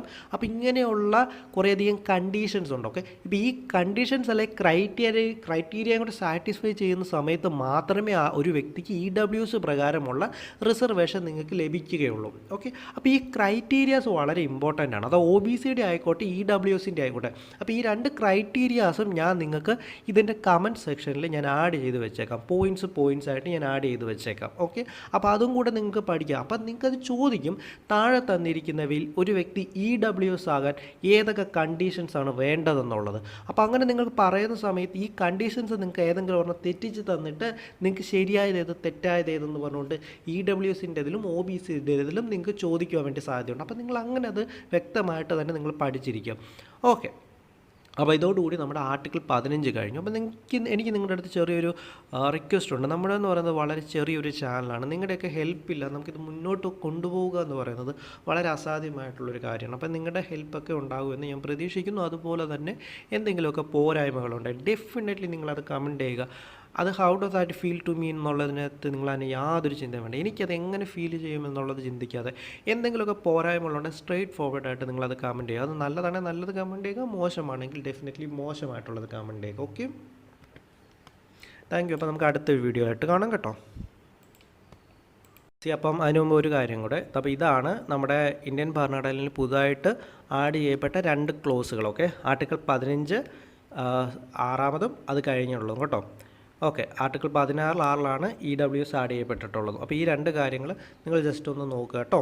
അപ്പോൾ ഇത് നിങ്ങൾക്ക് എക്സാമിന് ചോദിക്കും. ഓക്കെ, 103ാമത് കോൺസ്റ്റിറ്റ്യൂഷൻ അമെൻമെൻറ്റിൻ്റെ പ്രകാരം EWS ആഡ് ചെയ്യപ്പെട്ടതും 93ാമത് കോൺസ്റ്റിറ്റ്യൂഷൻ അമെൻമെൻറ്റ് പ്രകാരം നമ്മുടെ OBC റിസർവേഷൻ ആഡ് ചെയ്തു. അപ്പോൾ ഈ ഒരു കാര്യം കൊണ്ട് നിങ്ങളൊന്ന് നോക്കി വെച്ചേക്കാം കേട്ടോ. എല്ലാവർക്കും പുതിയൊരു വീഡിയോയിലേക്ക് സ്വാഗതം. നമ്മളിന്ന് നോക്കുന്നത് ഇന്ത്യൻ ഭരണഘടനയുടെ ഫണ്ടമെൻ്റൽ റൈറ്റ്സിൽ ആർട്ടിക്കിൾ 16 അല്ലെങ്കിൽ equality of opportunity in public employment ആണ്. ഓക്കെ, അപ്പോൾ ഈ ആർട്ടിക്കിൾ എന്താണ് പറയുന്നത്? ഈ ആർട്ടിക്കിൾ പ്രകാരം ഇന്ത്യയിലെ ഏതൊരു സിറ്റിസണും സ്റ്റേറ്റിന് കീഴിൽ വരുന്ന ഒരു എംപ്ലോയ്മെൻ്റ് അല്ലെങ്കിൽ ഒരു ഓഫീസിൻ്റെ കാര്യത്തിലാണെങ്കിലും റിലീജിയൻ, റേസ്, കാസ്റ്റ്, സെക്സ് അല്ലെങ്കിൽ decent, place of birth, okay, ഇത് കൂടാതെ റെസിഡൻസ്. അപ്പോൾ ഇതിൻ്റെ ഒന്നിൻ്റെയും ബേസിൽ യാതൊരു തരത്തിലുള്ള ഡിസ്ക്രിമിനേഷനും കൂടാതെ എല്ലാ വ്യക്തികൾക്കും ഈക്വലായിട്ടുള്ള ഓപ്പർച്യൂണിറ്റി പബ്ലിക് എംപ്ലോയ്മെൻറ്റിൽ നൽകണമെന്ന് പറയുന്ന ആർട്ടിക്കിളാണ് ഇന്ത്യൻ ഭരണഘടനയുടെ ആർട്ടിക്കിൾ 16 അല്ലെങ്കിൽ equality of opportunity in public employment എന്ന് പറയുന്നത്. അങ്ങനെയൊക്കെ വിവേചനം പാടില്ല എന്നുണ്ടെങ്കിലും നമുക്ക് ഭരണഘടന പ്രകാരം 4 തരത്തിലുള്ള എക്സെപ്ഷൻസും കൂടി ഇതിന് പറയുന്നുണ്ട്. അപ്പോൾ അതിൽ ഒന്നാമതായിട്ട് പറയുന്ന എക്സെപ്ഷൻസ് എന്ന് പറയുന്നത് റെസിഡൻസ് അല്ലെങ്കിൽ ഒരു വ്യക്തി എവിടെയാണ് ജീവിക്കുന്നത് എന്നുള്ളത് ഡിസ്ക്രിമിനേറ്റ് ചെയ്യാൻ വേണ്ടിയായിട്ടുള്ള ഒരു കണ്ടീഷനായിട്ട് എടുക്കാമെന്നുള്ളതാണ്. അപ്പോൾ അതിനകത്ത് പറയുന്നത് ചില ജോലികളിൽ, ഓക്കെ, ചില ജോലികളിൽ എവിടെയാണോ ഒരു വ്യക്തി താമസിക്കുന്നത് അല്ലെങ്കിൽ അവരുടെ റെസിഡൻസ് എന്താണോ അതിനെ അനുസ്പദമാക്കിയായിരിക്കും എലിജിബിലിറ്റി നിർണ്ണയിക്കുക എന്നുള്ളതാണ്. അതിന് കാരണം പാർലമെൻറ്റ്, സ്റ്റേറ്റ് അല്ലെങ്കിൽ യൂണിയൻ ടെറിട്ടറികൾ അല്ലെങ്കിൽ ലോക്കൽ സെൽഫ് ഗവൺമെൻറ് അങ്ങനെ ചില ഇടങ്ങളിൽ ജോലി നൽകുന്ന സമയത്ത് പാർലമെൻറ്റിന് റെസിഡൻസ് ഒരു കണ്ടീഷനായിട്ട് വയ്ക്കുവാൻ സാധിക്കുമെന്നുള്ളത് കൊണ്ടാണ്. അപ്പോൾ article 16 equality of opportunity in public എംപ്ലോയ്മെൻറ്റിൽ ഒന്നാമത് വരുന്ന എക്സെപ്ഷൻ എന്ന് പറയുന്നത് റെസിഡൻസ് ഒരു കണ്ടീഷനായിട്ട് പാർലമെൻറ്റിന് അല്ലെങ്കിൽ സ്റ്റേറ്റിന് വയ്ക്കാം എന്നുള്ളതാണ്. പിന്നീട് രണ്ടാമതായിട്ട് പറയുന്ന എക്സെപ്ഷൻ എന്ന് പറയുന്നത് സ്റ്റേറ്റ് സർവീസുകളിലേക്ക് അഡീക്വേറ്റ് ആയിട്ടുള്ള റെപ്രസെൻറ്റേഷനുകൾ ഇല്ലാത്ത ബാക്ക്വേർഡ് ക്ലാസ്സുകൾ ഉണ്ടെങ്കിൽ അങ്ങനെയുള്ള ക്ലാസ്സുകളിൽ നിന്നുമുള്ള വ്യക്തികൾക്ക് അപ്പോയിൻമെൻ്റ് അല്ലെ പോസ്റ്റിൻ്റെ സമയത്ത് റിസർവേഷൻ വയ്ക്കുവാനുള്ള അധികാരം സ്റ്റേറ്റിനുണ്ടായിരിക്കുമെന്നാണ് രണ്ടാമതായിട്ടുള്ള എക്സെപ്ഷനോട് പറയുന്നത്. അതായത് സ്റ്റേറ്റ് സർവീസുകളിൽ അഡ്യൂക്കേറ്റ് ആയിട്ടുള്ള റെപ്രസെൻറ്റേഷൻ ഇല്ലാത്ത ബാക്ക്വേർഡ് ക്ലാസ്സുകൾ ഉണ്ടെങ്കിൽ അവർക്ക് പല അപ്പോയിൻമെൻറ്റുകളിലേക്കും അല്ലെങ്കിൽ പല പോസ്റ്റുകളിലേക്കും നിയമനം നടക്കുന്ന സമയത്ത് അവർക്ക് റിസർവേഷൻ വെക്കുവാനായിട്ട് സ്റ്റേറ്റിന് അധികാരമുണ്ടായിരിക്കുമെന്നാണ് രണ്ടാമത്തെ എക്സെപ്ഷനിലൂടെ പറയുന്നത്. മൂന്നാമതായിട്ട് പറയുന്ന എക്സെപ്ഷൻ ഇതാണ്. ഏതെങ്കിലും ഒരു മതപരമായിട്ടുള്ളൊരു സ്ഥാപനമുണ്ടെന്ന് വിചാരിക്കുക, അല്ലെങ്കിൽ ഏതെങ്കിലും ഒരു റിലീജിയനുമായിട്ട് ബന്ധപ്പെട്ട് പ്രവർത്തിക്കുന്ന ഒരു സ്ഥാപനമാണെങ്കിൽ എന്ന് വിചാരിക്കുക. അങ്ങനെയുള്ള സ്ഥാപനങ്ങളിലേക്ക് നിയമനം നടത്തുന്ന സമയത്ത് ആ മതത്തിൽപ്പെട്ട വ്യക്തികളെ ആ നിയമനത്തിനായിട്ട് പരിഗണിക്കാമെന്ന് പറയുന്നതാണ് മൂന്നാമത്തെ എക്സെപ്ഷൻ എന്ന് പറയുന്നത്. ഉദാഹരണം പറയുകയാണെങ്കിൽ ദേവസ്വം ബോർഡ്. ദേവസ്വം ബോർഡിലേക്ക് കൂടുതലും ഹിന്ദുക്കളെ പരിഗണിക്കാമെന്ന് നമുക്ക് പറയുന്നത് ഇതിന് കീഴിലായിട്ട് വരുമെന്ന് ഓർക്കുക. അതുപോലെ മറ്റേതെങ്കിലും മതവുമായിട്ട് ബന്ധപ്പെട്ട് ഏതെങ്കിലുമൊക്കെ സ്ഥാപനങ്ങളുണ്ടെന്ന് വിചാരിക്കുക. അങ്ങനെയുള്ള സ്ഥാപനങ്ങളിലേക്ക് ആ മതത്തിൽപ്പെട്ട വ്യക്തികളെ നിയമിക്കാവുന്നതാണ്. നാലാമതായിട്ട് പറയുന്ന എക്സെപ്ഷൻ ഇതാണ്. 10% റിസർവേഷൻ EWS കാറ്റഗറിയിൽ പെടുന്ന വ്യക്തികൾക്ക് നൽകാമെന്നുള്ളതാണ്. അപ്പോൾ ഈ ഒരു റിസർവേഷൻ എന്ന് പറയുന്നത് നിലവിൽ നൽകുന്ന റിസർവേഷൻ ഉണ്ടല്ലോ, നമ്മുടെ OBCക്കും SC/STക്കും നൽകുന്ന റിസർവേഷൻ ഉണ്ട്. ഈ റിസർവേഷന് പുറത്ത് നിന്നുകൊണ്ടായിരിക്കണം നിലവിൽ നമ്മുടെ OBCക്കും SC/STക്കും നൽകുന്ന റിസർവേഷന് പുറത്ത് നിന്നുകൊണ്ടായിരിക്കണം ഈ 10% റിസർവേഷൻ നൽകേണ്ടത് എന്നുമാണ് പറയുന്നത്. ഇതാണ് നാലാമത്തെ എക്സെപ്ഷൻ എന്ന് പറയുന്നത്. അപ്പോൾ ഇത് നമ്മൾ പഠിച്ചിരിക്കേണ്ട സമയത്ത് നമ്മൾ വളരെ ഇമ്പോർട്ടൻ്റ് ആയിട്ട് പഠിക്കേണ്ട ഒരു കമ്മീഷനുണ്ട്. അതാണ് മണ്ഡൽ കമ്മീഷൻ എന്ന് പറയുന്നത്. മണ്ഡൽ കമ്മീഷൻ എന്ന് പറയുന്നത് 1979 മൊറാർജി ദേശായിയുടെ ഗവൺമെൻറ്റാണ് ഒരു second type of backward class കമ്മീഷനെ BP മണ്ഡൽ ചെയർമാനായിട്ടുള്ള അധ്യക്ഷതയിൽ നിയമിക്കുന്നത്. അപ്പോൾ ഇത് പറഞ്ഞു വെക്കുന്നത് സോഷ്യലി എഡ്യൂക്കേഷനലി ബാക്ക്വേർഡ് ആയിട്ടുള്ള ക്ലാസ്സുകളുടെ കണ്ടീഷൻസിനെ കുറിച്ച് പഠിക്കാനും അവരുടെ അഡ്വാൻസ്മെൻറ്റിന് വേണ്ടിയുള്ള മെഷേഴ്സ് സജസ്റ്റ് ചെയ്യാൻ വേണ്ടിയുമായിട്ടാണ് ഈ ഒരു കമ്മീഷൻ രൂപീകരിക്കുന്നത്. അതായത് വിദ്യാഭ്യാസപരമായിട്ടും സാമൂഹികപരവുമായിട്ട് പിന്നോക്കം നിൽക്കുന്ന ബാക്ക്വേർഡ് ക്ലാസ്സസിനെ കുറിച്ച് ഐഡൻറ്റിഫൈ ചെയ്യുവാനും അവരുടെ കണ്ടീഷൻസിനെ കുറിച്ച് പഠിക്കുവാനും അവരുടെ കണ്ടീഷൻസ് ബെറ്റർ ആക്കുവാനുള്ള മെഷർമെൻറ്റ് സജസ്റ്റ് ചെയ്യാൻ വേണ്ടിയാണ് നമ്മുടെ മണ്ഡൽ കമ്മീഷന് അപ്പോയിൻമെൻറ്റ് ചെയ്യുന്നത്. അങ്ങനെ ഇതിൻ്റെ ഫലമായിട്ട് മണ്ഡൽ കമ്മീഷൻ അതിൻ്റെ റിപ്പോർട്ട് 1980 സബ്മിറ്റ് ചെയ്യുകയും ഇന്ത്യയിൽ ഏകദേശം 3743 കാസ്റ്റുകളിൽ പെടുന്ന വ്യക്തികൾ സോഷ്യലി ആൻഡ് എഡ്യൂക്കേഷണലി ബാക്ക്വേർഡ് ആണെന്ന് കണ്ടെത്തുകയും ചെയ്തു. അതായത് ഇന്ത്യയിൽ മണ്ഡൽ കമ്മീഷൻ്റെ റിപ്പോർട്ട് പ്രകാരം 1980 ഈ റിപ്പോർട്ട് സബ്മിറ്റ് ചെയ്യുന്നു. അങ്ങനെ ഈ സബ്മിറ്റ് ചെയ്യുന്ന ഈ റിപ്പോർട്ട് പ്രകാരം ഇന്ത്യയിൽ നിലവിലുള്ള കാസ്റ്റുകളിൽ ഏകദേശം 3743 കാസ്റ്റുകളിൽ പെടുന്ന വ്യക്തികൾ സാമൂഹികപരവും വിദ്യാഭ്യാസപരവുമായിട്ട് പിന്നോക്കം നിൽക്കുകയാണെന്ന് മണ്ഡൽ കമ്മീഷൻ കണ്ടെത്തുകയുണ്ടായി. അന്നത്തെ ടോട്ടൽ പോപ്പുലേഷനിൽ നിന്നും SC-നെയും ST-നെയും മാറ്റി നിർത്തിയാൽ തന്നെ ഇന്ത്യൻ ജനസംഖ്യയുടെ ഏകദേശം 52% ഈ ബാക്ക്വേർഡ് ക്ലാസ്സുകളിൽ പെടുന്ന ജനങ്ങളുടെ പോപ്പുലേഷൻ എന്ന് പറയുന്നത്. അപ്പോൾ ഇത്രയും വലിയൊരു ജനവിഭാഗം ആയിരുന്നിട്ടുള്ളത് കൊണ്ട് തന്നെ ഗവൺമെൻറ് ജോലികളിലേക്ക് ഈ കാറ്റഗറിയിൽ പെടുന്ന വ്യക്തികൾക്ക് 27% റിസർവേഷൻ വേണമെന്ന് മണ്ഡൽ കമ്മീഷൻ ഗവൺമെൻറ്റിനോട് റെക്കമെൻഡ് ചെയ്തു. അങ്ങനെ SC, ST, OBC എല്ലാവരും ചേർന്നുള്ള റിസർവേഷൻ 50% കൂടുവാൻ പാടില്ല എന്നുള്ള ഒരു കാര്യം കൂടെ പറഞ്ഞു വെക്കുന്നുണ്ട്. പിന്നീട് ഏകദേശം 10 വർഷങ്ങൾക്ക് ശേഷം 1990കളിൽ VP ഗവൺമെൻറ് അധികാരത്തിൽ വരുന്ന സമയത്താണ് ഈ ഒരു റിസർവേഷൻ OBCക്ക് യഥാർത്ഥത്തിൽ ലഭിച്ചു കിട്ടുന്നത്. പിന്നീട് 1991 ആകുന്നതോടുകൂടി നരസിംഹറാവു ഗവൺമെൻറ് അധികാരത്തിൽ വരികയും ഇതിന് 2 മാറ്റങ്ങൾ കൊണ്ടുവരികയും ചെയ്യും. അതിൽ ഒന്നാമതായിട്ട് കൊണ്ടുവന്ന മാറ്റം എന്ന് പറയുന്നത് OBCയിൽപ്പെട്ട വ്യക്തികൾക്ക് തന്നെ, അതിൽ പാവപ്പെട്ട വ്യക്തികൾക്ക് ഫസ്റ്റ് പ്രിഫറൻസ് കൊടുത്തുകൊണ്ടുള്ളതായിരുന്നു ഒന്നാമത്തെ മാറ്റം എന്ന് പറയുന്നത്. അതായത് റിസർവേഷൻ ഗ്രാൻഡ് ചെയ്യുന്നതിന് എക്കണോമിക് ക്രൈറ്റീരിയ ആഡ് ചെയ്യപ്പെട്ടു. അതായത് ഒരു വ്യക്തിയുടെ സാമ്പത്തികം ഈ പറയുന്നത് പോലെ റിസർവേഷൻ നൽകുന്നതിനുള്ളൊരു ക്രൈറ്റീരിയ OBCക്കുള്ളിൽ നിന്നുകൊണ്ട് തന്നെ ആഡ് ചെയ്യപ്പെട്ടു. ഒന്നാമത് വരുന്ന മാറ്റം എന്ന് പറയുന്നത്.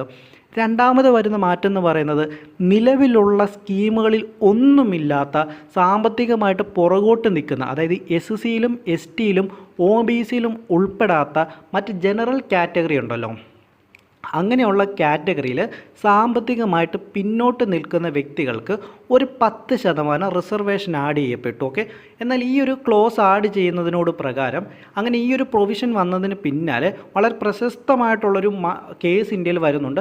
ആ കേസാണ് മണ്ഡൽ കേസ് എന്ന് പറയുന്നത്. അങ്ങനെ ആർട്ടിക്കിൾ 16 സബ് ക്ലോസ് 4ൻ്റെ സ്കോപ്പും വാലിഡിറ്റിയും ചെക്ക് ചെയ്യുന്നതിനായിട്ട് സുപ്രീം കോടതിയിൽ ഈ കേസ് വരികയും സുപ്രീം കോടതി എക്കണോമിക്കലി വീക്കർ സെക്ഷന് 10% ജോലിക്ക് റിസർവേഷൻ നൽകുന്നതിനെ റിജക്റ്റ് ചെയ്യും. ഓക്കെ, അതിനെ സുപ്രീം കോടതി എടുത്ത് കളയുന്നു. ഓക്കെ, സുപ്രീം കോടതി ആ 10% EWS, നമ്മൾ ഇന്ന് പറയുന്ന EWSൻ്റെ അന്ന് നരസിംഹറാവു ഗവൺമെൻറ് കൊണ്ടുവന്ന ആ ഒരു റെക്കമെൻഡേഷൻ സുപ്രീം കോടതി അന്ന് എടുത്ത് കളയുന്നു. ഓക്കെ, മണ്ഡൽ കേസ് വരുന്നതോടുകൂടി. അങ്ങനെ മണ്ഡൽ കേസോടുകൂടി ഈ പറയുന്ന സാമ്പത്തികമായിട്ട് പിന്നോക്കം നിൽക്കുന്ന ജനറൽ കാറ്റഗറികൾക്ക് നൽകപ്പെട്ടിരുന്ന അന്ന് ഗ്രാൻഡ് ചെയ്യപ്പെട്ട, അല്ലെങ്കിൽ നമ്മുടെ നരസിംഹറാവു ഗവൺമെൻറ് വന്ന സമയത്ത് ആഡ് ചെയ്യപ്പെട്ട ഇന്ത്യൻ ഭരണഘടനയുടെ ആർട്ടിക്കിൾ 16 സബ് ക്ലോസ് 4 എന്ന് പറയുന്നത് സുപ്രീം കോടതി റിജക്റ്റ് ചെയ്യും. ഓക്കെ, അങ്ങനെ സുപ്രീം കോടതി അത് റിജക്റ്റ് ചെയ്യുകയും OBCക്ക് 27% റിസർവേഷന് കോൺസ്റ്റിറ്റ്യൂഷണൽ വാലിഡിറ്റി നൽകുകയും ചെയ്തു. ഓക്കെ, അങ്ങനെ ഈ കോൺസ്റ്റിറ്റ്യൂഷണൽ വാലിഡിറ്റി OBCക്ക് നൽകുന്ന സമയത്ത് തന്നെ അതിന് കുറച്ച് കണ്ടീഷൻസ് കൂടെ പറയുന്നുണ്ട്. അപ്പോൾ എന്തൊക്കെയാണ് കണ്ടീഷൻസ് എന്ന് പറയുന്നത്? ഒന്നാമത്തെ കണ്ടീഷൻ എന്ന് പറയുന്നത് OBCയിലെ ക്രിമി ലെയറിൽ പെടുന്ന വ്യക്തികളെ ഇതിൽ നിന്നും എക്സ്ക്ലൂഡ് ചെയ്യണം. അതായത് ഈ 27% റിസർവേഷൻ ലഭിക്കുന്നതിൽ നിന്നും OBCയിലെ ഈ പറയുന്ന പോലെ ക്രിമി ലെയറിൽ പെടുന്ന വ്യക്തികളെ ഇതിൽ നിന്നും എക്സ്ക്ലൂഡ് ചെയ്യണമെന്നാണ് ഒന്നാമത് പറയുന്ന കണ്ടീഷൻ എന്ന് പറയുന്നത്. രണ്ടാമത്തെ കണ്ടീഷൻ ഇതാണ്: ഒരു വ്യക്തി ജോലിക്ക് അപേക്ഷിക്കുന്ന സമയത്ത്, അല്ല അതിൻ്റെ അപ്പോയിൻമെൻറ്റ് നടക്കുന്ന സമയത്ത് മാത്രമേ ഈ റിസർവേഷൻ സാധ്യമാവുകയുള്ളൂ. പ്രൊമോഷന് വേണ്ടി ഈ റിസർവേഷൻ ഉപയോഗിക്കാൻ പാടില്ല എന്നുള്ളതാണ് രണ്ടാമത് പറയുന്ന കണ്ടീഷൻ എന്ന് പറയുന്നത്. മൂന്നാമത് പറയുന്ന കണ്ടീഷൻ എന്ന് പറയുന്നത് എക്സ്ട്രാ ഓർഡിനറി ആയിട്ടുള്ള സിറ്റുവേഷൻസ് ഉണ്ടാകുന്ന സമയങ്ങളിലല്ലാതെ ടോട്ടൽ റിസർവേഷൻ എന്ന് പറയുന്നത് 50% കൂടുവാൻ വേണ്ടി സാധിക്കുകയില്ല. അതായത് മൊത്തം റിസർവേഷൻ എന്ന് പറയുന്നത് 50% മാത്രമായിരിക്കണം, അൺലെസ് ഒരു എക്സ്ട്രാ ഓർഡിനറി ആയിട്ടുള്ളൊരു സിറ്റുവേഷൻ ഉണ്ടാവുകയാണ്. അങ്ങനെ ഒരു സിറ്റുവേഷൻ ഉണ്ടാകുന്ന സാഹചര്യങ്ങളിൽ മാത്രമേ റിസർവേഷൻ എന്ന് പറയുന്നത് 50% മുകളിലാകാൻ പാടുള്ളൂ. പിന്നെ അടുത്തതായിട്ട് പറയുന്നത് അൺഫിൽഡ് ആയിട്ടുള്ള പൊസിഷൻസ് ക്യാരി ഫോർവേഡ് ചെയ്യാനുള്ള വാലിഡിറ്റി ഉണ്ടെന്ന് പറഞ്ഞു. എന്നാൽ ഇത് ക്യാരി ഫോർവേഡ് ചെയ്യുന്ന സമയത്ത് ടോട്ടൽ റിസർവേഷൻ എന്ന് പറയുന്നത് 50% കൂടുവാൻ വേണ്ടി പാടില്ല എന്ന് പറയുന്നു. അടുത്തായിട്ട് പറയുന്ന കണ്ടീഷൻ എന്താണ്? അൺഫിൽഡ് ആയിട്ടുള്ള പൊസിഷൻസ് ക്യാരി ഫോർവേഡ് ചെയ്യാനുള്ള വാലിഡിറ്റി നൽകുന്നു. എന്നാൽ ഈ വാലിഡിറ്റി നൽകുന്ന കൂടെ തന്നെ ടോട്ടൽ റിസർവേഷൻ എന്ന് പറയുന്നത് 50% കൂടുവാൻ പാടില്ല എന്നുള്ള കാര്യം കൂടെ പറഞ്ഞു വെക്കുന്നു. അടുത്തതായിട്ട് പറയുന്നത് ഓവർ ഇൻക്ലൂഷനും അണ്ടർ ഇൻക്ലൂഷനും പോലെയുള്ള കാര്യങ്ങളിൽ പരാതി എക്സാമിൻ ചെയ്യുവാനായിട്ട് ഒരു പെർമനൻ്റ് ആയിട്ടുള്ള സ്റ്റാറ്റ്യൂട്ടറി ബോഡീനെ നിയമിക്കണമെന്ന് പറഞ്ഞു. അങ്ങനെ ഈ പറഞ്ഞ സുപ്രീം കോടതിയുടെ റൂളിങ്സ് അനുസരിച്ച് ഗവൺമെൻറ് കുറച്ച് തീരുമാനങ്ങൾ എടുക്കുന്നുണ്ട്. OBCയിൽ ക്രിമി ലെയർ ഐഡൻറ്റിഫൈ ചെയ്യുവാനായിട്ട് രാംനന്ദൻ കമ്മിറ്റി എന്ന് പറയുന്നൊരു കമ്മിറ്റീനെ അപ്പോയിൻറ്റ് ചെയ്തു. അങ്ങനെ അവർ 1993 റിപ്പോർട്ട് സബ്മിറ്റ് ചെയ്യുകയും ചെയ്തു. ഇത് കൂടാതെ 1993 ഒരു ആക്ടിലൂടെ national commission for backward class നിലവിൽ വന്നു. അതായത് 1993 പാർലമെൻറ്റ് പാസ്സാക്കിയ ഒരു ആക്ടിലൂടെ national commission for backward class നിലവിൽ വന്നു. ഇതെന്തിനാണ് നിലവിൽ വന്നത്? നമ്മൾ നേരത്തെ പറഞ്ഞ ഓവർ ഇൻക്ലൂഷൻ അല്ലെങ്കിൽ അണ്ടർ ഇൻക്ലൂഷൻ പോലെയുള്ള പരാതികൾ എക്സാമിൻ ചെയ്യുവാനായിട്ടാണ്. പിന്നീട് 2018 102ാമത് കോൺസ്റ്റിറ്റ്യൂഷൻ അമെൻമെൻറ്റ് ആക്ട് വരുന്നതോടുകൂടി ഇതിനൊരു കോൺസ്റ്റിറ്റ്യൂഷണൽ സ്റ്റാറ്റസ് കൊടുക്കുകയും പിന്നീട് ഇതിൻ്റെ ഫങ്ഷൻസ് എൻലാർജ് ചെയ്യുകയും ചെയ്യും. ഇതിനായി ഭരണഘടന ഭരണഘടനയിലേക്ക് ആർട്ടിക്കിൾ 338B എന്ന് പറയുന്ന ഒരു പുതിയ ആർട്ടിക്കിൾ ഇൻസേർട്ട് ചെയ്യുകയും കൂടി ചെയ്തു. അപ്പോൾ ഈ ഒരു കാര്യം കൂടെ നിങ്ങൾ പഠിച്ചു വെക്കണം. ഇത് വളരെ ഇമ്പോർട്ടൻ്റ് ആയിട്ടുള്ളൊരു കാര്യമാണ്. ഇതിനെ ബേസ് ചെയ്തിട്ട് നിങ്ങൾക്ക് എക്സാമിന് ചോദ്യങ്ങൾ ചോദിക്കുവാനുള്ള സാധ്യത വളരെ കൂടുതലാണ്. ഓക്കെ, പിന്നീട് പ്രൊമോഷനെ കുറിച്ചുള്ള സുപ്രീം കോടതിയുടെ പ്രൊമോഷൻ്റെ കാര്യത്തിൽ റിസർവേഷനുമായിട്ട് ബന്ധപ്പെട്ട സുപ്രീം കോടതിയുടെ റൂളിങ്ങിനെ നള്ളിഫൈ ചെയ്യുവാനായിട്ട് 1995 77ാം കോൺസ്റ്റിറ്റ്യൂഷണൽ അമെൻമെൻറ്റ് ആക്ട് ഇനാക്ട് ചെയ്യുന്നുണ്ട്. അപ്പോൾ 77ാം ഭരണഘടനാ ഭേദഗതി നിലവിൽ വരുന്നതോടുകൂടി ആർട്ടിക്കിൾ 16 ഒരു പുതിയ പ്രൊവിഷൻ ആഡ് ചെയ്തു. അപ്പോൾ ഇത് പ്രകാരം സ്റ്റേറ്റ് സർവീസസിലേക്ക് SC-ക്കും ST-ക്കും അഡ്യൂക്കേറ്റ് ആയിട്ടുള്ളൊരു റെപ്രസെൻറ്റേഷൻ ഇല്ല എന്നുള്ള സാഹചര്യം വരികയാണെങ്കിൽ പ്രൊമോഷൻ്റെ കാര്യത്തിലും റിസർവേഷൻ സ്റ്റേറ്റിന് കൊടുക്കാമെന്നുള്ള ഒരു അധികാരം എംപവർ ചെയ്യപ്പെടുന്നു. അതിനുശേഷം 2001 85ാം കോൺസ്റ്റിറ്റ്യൂഷണൽ അമെൻമെൻറ്റ് ആക്ടുകൾ വന്ന സമയത്ത് പ്രൊമോഷൻ്റെ കാര്യം കൺസിഡർ ചെയ്യുന്ന സമയത്ത് കോൺസിക്വൻഷ്യൽ സീനിയോറിറ്റി എന്ന് പറയുന്ന കാര്യം കൺസിഡർ ചെയ്യണമെന്ന് പറയുന്നു. അടുത്ത കാര്യം എന്ന് പറയുന്നത് 2001 81ാം കോൺസ്റ്റിറ്റ്യൂഷണൽ അമെൻമെൻറ്റ് ആക്ട് വന്നപ്പോഴേക്കും വേക്കൻസികളിൽ ബാക്ക്ലോഗ് ചെയ്യുന്ന കാര്യം പറഞ്ഞു. അതായത് വേക്കൻസികൾ ബാക്ക്ലോഗ് ചെയ്യുന്ന കാര്യം നള്ളിഫൈ ചെയ്തു. കൂടാതെ ആർട്ടിക്കിൾ 16 പ്രകാരം പുതിയ പ്രൊവിഷൻസ് ആഡ് ചെയ്തു. അതായത് അൺഫിൽഡ് ആയിട്ടുള്ള വേക്കൻസികൾ ഉണ്ടെന്ന് വിചാരിക്കുക. അൺഫിൽഡ് ആയിട്ടുള്ള വേക്കൻസികൾ റിസർവേഷൻ സീറ്റുകളിലുണ്ടെന്ന് വിചാരിക്കുക. ഓക്കെ, റിസർവേഷൻ സീറ്റുകളാണ് കേട്ടോ. അൺഫിൽഡ് ആയിട്ടുള്ള വേക്കൻസികൾ റിസർവേഷൻ സീറ്റുകളിലുണ്ടെന്ന് വിചാരിക്കുക. ഓക്കെ, അങ്ങനെ വരുന്ന ആ ഒരു റിസർവേഷനിൽ ഫില്ലാകാതെ കിടക്കുന്ന ആ ബാക്കിയുള്ള റിസർവേഷനെ ഒരു സെപ്പറേറ്റ് ക്ലാസ് ഓഫ് വേക്കൻസി ആയിട്ട് കൺസിഡർ ചെയ്യുകയും അടുത്ത വർഷം നിയമനം നടക്കുന്ന സമയത്ത് അതിനെ പരിഗണിക്കണമെന്നും പറയുന്നു. അപ്പോൾ അങ്ങനെ പരിഗണിക്കുന്ന സമയത്ത് അന്ന് വരുന്ന നോർമൽ വേക്കൻസിയും ഈ റിസർവേഷനുള്ള വേക്കൻസിയും തമ്മിൽ കമ്പൈൻ ചെയ്യാൻ വേണ്ടി പാടില്ല. റിസർവേഷനുള്ള വേക്കൻസി അന്ന് അപ്ലൈ ചെയ്യുന്ന ആ പർട്ടിക്കുലർ റിസർവേഷനുള്ള കാറ്റഗറി ഏതാണോ അവർക്കായിട്ട് നൽകണമെന്നും പറയുന്നു. അതാണ് 2081ാം ഭരണഘടനാ ഭേദഗതി പ്രകാരം പറയുന്നത്. അടുത്ത മാറ്റം വരുന്നതെന്ന് പറഞ്ഞു കഴിഞ്ഞാൽ 76ാം കോൺസ്റ്റിറ്റ്യൂഷൻ അമെൻമെൻറ്റ് പ്രകാരമാണ്. 76ാം കോൺസ്റ്റിറ്റ്യൂഷൻ അമെൻമെൻറ്റ് 1994 വരുന്നത് തമിഴ്നാട് ഗവൺമെൻറ്റുമായിട്ട് ബന്ധപ്പെട്ടാണ്. തമിഴ്നാട് റിസർവേഷൻ ആക്ട് ഇതിൽ നിന്നും എടുത്തു മാറ്റുന്നു. എന്നിട്ട് ഇതിൽ നിന്നും എടുത്തു മാറ്റിയിട്ട് തമിഴ്നാട് റിസർവേഷൻ ആക്ട് എന്ന് പറയുന്നത് ഇന്ത്യയുടെ 9ാമത്തെ ഷെഡ്യൂളിലേക്ക് ആഡ് ചെയ്യുന്നു. അതിന് കാരണം ഇത്രയേ ഉള്ളൂ. തമിഴ്നാട്ടിൽ അന്ന് നൽകിക്കൊണ്ടിരുന്ന റിസർവേഷൻ എന്ന് പറയുന്നത് 69%. അപ്പം നമുക്ക് നിയമപരമായിട്ട് നൽകാൻ സാധിക്കുന്ന റിസർവേഷൻ എന്ന് പറയുന്നത് 50% മാത്രമേ ഉള്ളൂ. എന്നാൽ തമിഴ്നാട് എന്ത് ചെയ്യുന്നു? 69% റിസർവേഷൻ നൽകുന്നു. അപ്പോൾ അത് നിയമപരമായിട്ട് നിലനിൽക്കില്ല. അപ്പോൾ ഈ പ്രശ്നമുള്ളത് കൊണ്ട് തന്നെ തമിഴ്നാട് റിസർവേഷൻ ആക്ട് പ്രകാരം അതിനെ ഇന്ത്യയുടെ 9ാമത്തെ ഷെഡ്യൂളിലേക്ക് ആഡ് ചെയ്യുന്നു. ഓക്കെ, ഇന്ത്യൻ ഭരണഘടനയുടെ 9ാമത്തെ ഷെഡ്യൂളിലേക്ക് ഇതിനെ ആഡ് ചെയ്യുന്നു. എന്തുകൊണ്ടാണ് 9ാമത്തെ ഷെഡ്യൂളിലേക്ക് ഇതിനെ ആഡ് ചെയ്യുന്നത്? കാരണം ഇന്ത്യൻ ഭരണഘടനയുടെ 9ാമത്തെ ഷെഡ്യൂൾ എന്ന് പറയുന്നത് കോടതികൾക്ക് ജുഡീഷ്യൽ റിവ്യൂ ചെയ്യാൻ വേണ്ടി അധികാരമില്ല. കോർട്ടുകൾക്ക് ഇത് ചലഞ്ച് ചെയ്യുവാനായിട്ട് സാധ്യമല്ല. ഇന്ത്യൻ ഭരണഘടനയുടെ ഷെഡ്യൂൾഡ് 9ലുള്ള കാര്യങ്ങൾക്ക് കോർട്ടിന് ഇത് ചലഞ്ച് ചെയ്യാൻ വേണ്ടി സാധ്യമല്ലാത്തത് കൊണ്ടാണ് തമിഴ്നാട് ഗവൺമെൻറ് കൊടുക്കുന്ന 69% റിസർവേഷനെ 9ാമത്തെ ഷെഡ്യൂളിലേക്ക് ആഡ് ചെയ്യുന്നത്. കാരണം 9ാമത്തെ ഷെഡ്യൂളിലേക്ക് ആഡ് ചെയ്തപ്പെട്ട് കഴിഞ്ഞാൽ പിന്നീട് നമ്മുടെ കോടതികൾക്ക് അതിനെ ചലഞ്ച് ചെയ്യുവാനായിട്ട് സാധ്യമല്ല. ഓക്കെ, തമിഴ്നാട്ടിൽ മാത്രം 69% റിസർവേഷൻ ഉണ്ടെന്നുള്ളത് മനസ്സിലാക്കിയിരിക്കുക. അത് നിയമപരമായിട്ട് തമിഴ്നാട്ടിന് അംഗീകരിച്ചു കൊടുത്തത് ഇന്ത്യൻ ഭരണഘടനയുടെ 76ാം കോൺസ്റ്റിറ്റ്യൂഷൻ അമെൻമെൻറ്റ് 1994 കാര്യം ഓർത്ത് വെക്കുക. എനിക്ക് നല്ല രീതിക്കുള്ള ശ്വാസമുട്ടലുണ്ട്. അതുകൊണ്ട് തന്നെ വീഡിയോയിൽ എനിക്ക് പ്രോപ്പറായിട്ട് സംസാരിക്കാൻ പറ്റാതെ വരുന്നതുകൊണ്ടാണ് ഇടയ്ക്ക് എന്തെങ്കിലുമൊക്കെ പ്രോബ്ലംസ് വരുന്നത് കേട്ടോ. അത് നിങ്ങൾ എൻ്റെ അടുത്ത് ക്ഷമിക്കുക. ഓക്കെ, ഇതുകൂടാതെ നിങ്ങൾ ഓർത്തിരിക്കേണ്ട ചെറിയൊരു പോയിൻ്റുണ്ട്. ഇന്ത്യയിൽ ആദ്യമായിട്ടൊരു ബാക്ക്വേർഡ് കമ്മീഷൻ അപ്പോയിൻ്റ് ചെയ്യുന്നത് 1955 കേൽക്കർ കമ്മിറ്റിനാണ് കേട്ടോ. കേൽക്കർ കമ്മിറ്റിയാണ് ഇന്ത്യയിൽ ആദ്യമായിട്ടൊരു ബാക്ക്വേർഡ് ക്ലാസ് കമ്മീഷനായിട്ട് അപ്പോയിൻ്റ് ചെയ്യുന്നത്. ഇപ്പോൾ ഇതുകൂടാതെ നിങ്ങൾ അതൊക്കെ ചെറിയൊരു കാര്യം കൂടെ ഓർത്ത് വെക്കാം. EWSന് നമ്മുടെ റിസർവേഷൻ നൽകുന്നത് 2019 103ാം കോൺസ്റ്റിറ്റ്യൂഷൻ അമെൻമെൻറ്റ് ആക്ട് പ്രകാരമാണ്. ഓക്കെ, ഇതിലെ പ്രൊവിഷൻസ്, അതായത് ഇതിൻ്റെ ക്രൈറ്റീരിയാസൊക്കെ നമ്മൾ കഴിഞ്ഞ ക്ലാസ്സിൽ നമ്മൾ ഡീറ്റെയിൽ ആയിട്ട് പറഞ്ഞിട്ടുണ്ടായിരുന്നു. ഓക്കെ, അപ്പോൾ ഇത് പ്രകാരം ഗവൺമെൻറ് ഓഫ് ഇന്ത്യയുടെ സിവിൽ പോസ്റ്റുകളിലേക്കും സർവീസുകളിലേക്കും EWS കാറ്റഗറിയിൽ പെടുന്ന വ്യക്തികൾക്ക് 10% റിസർവേഷൻ നൽകുന്നു.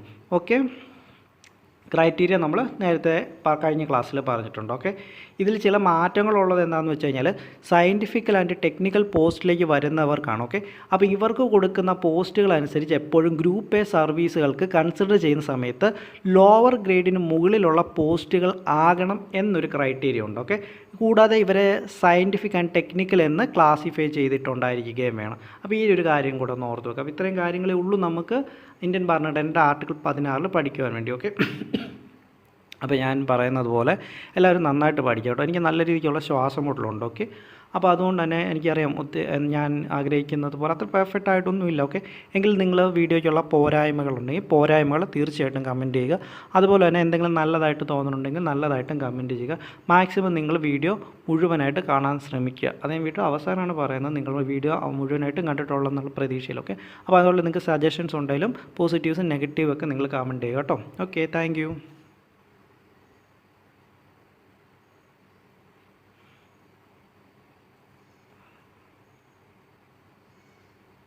എല്ലാവർക്കും പുതിയൊരു വീഡിയോയിലേക്ക് സ്വാഗതം. നമ്മൾ നോക്കുന്നത് ഇന്ത്യൻ ഭരണഘടനയുടെ ആർട്ടിക്കിൾ 17 അബോളിഷൻ ഓഫ് അൺടച്ചബിലിറ്റി.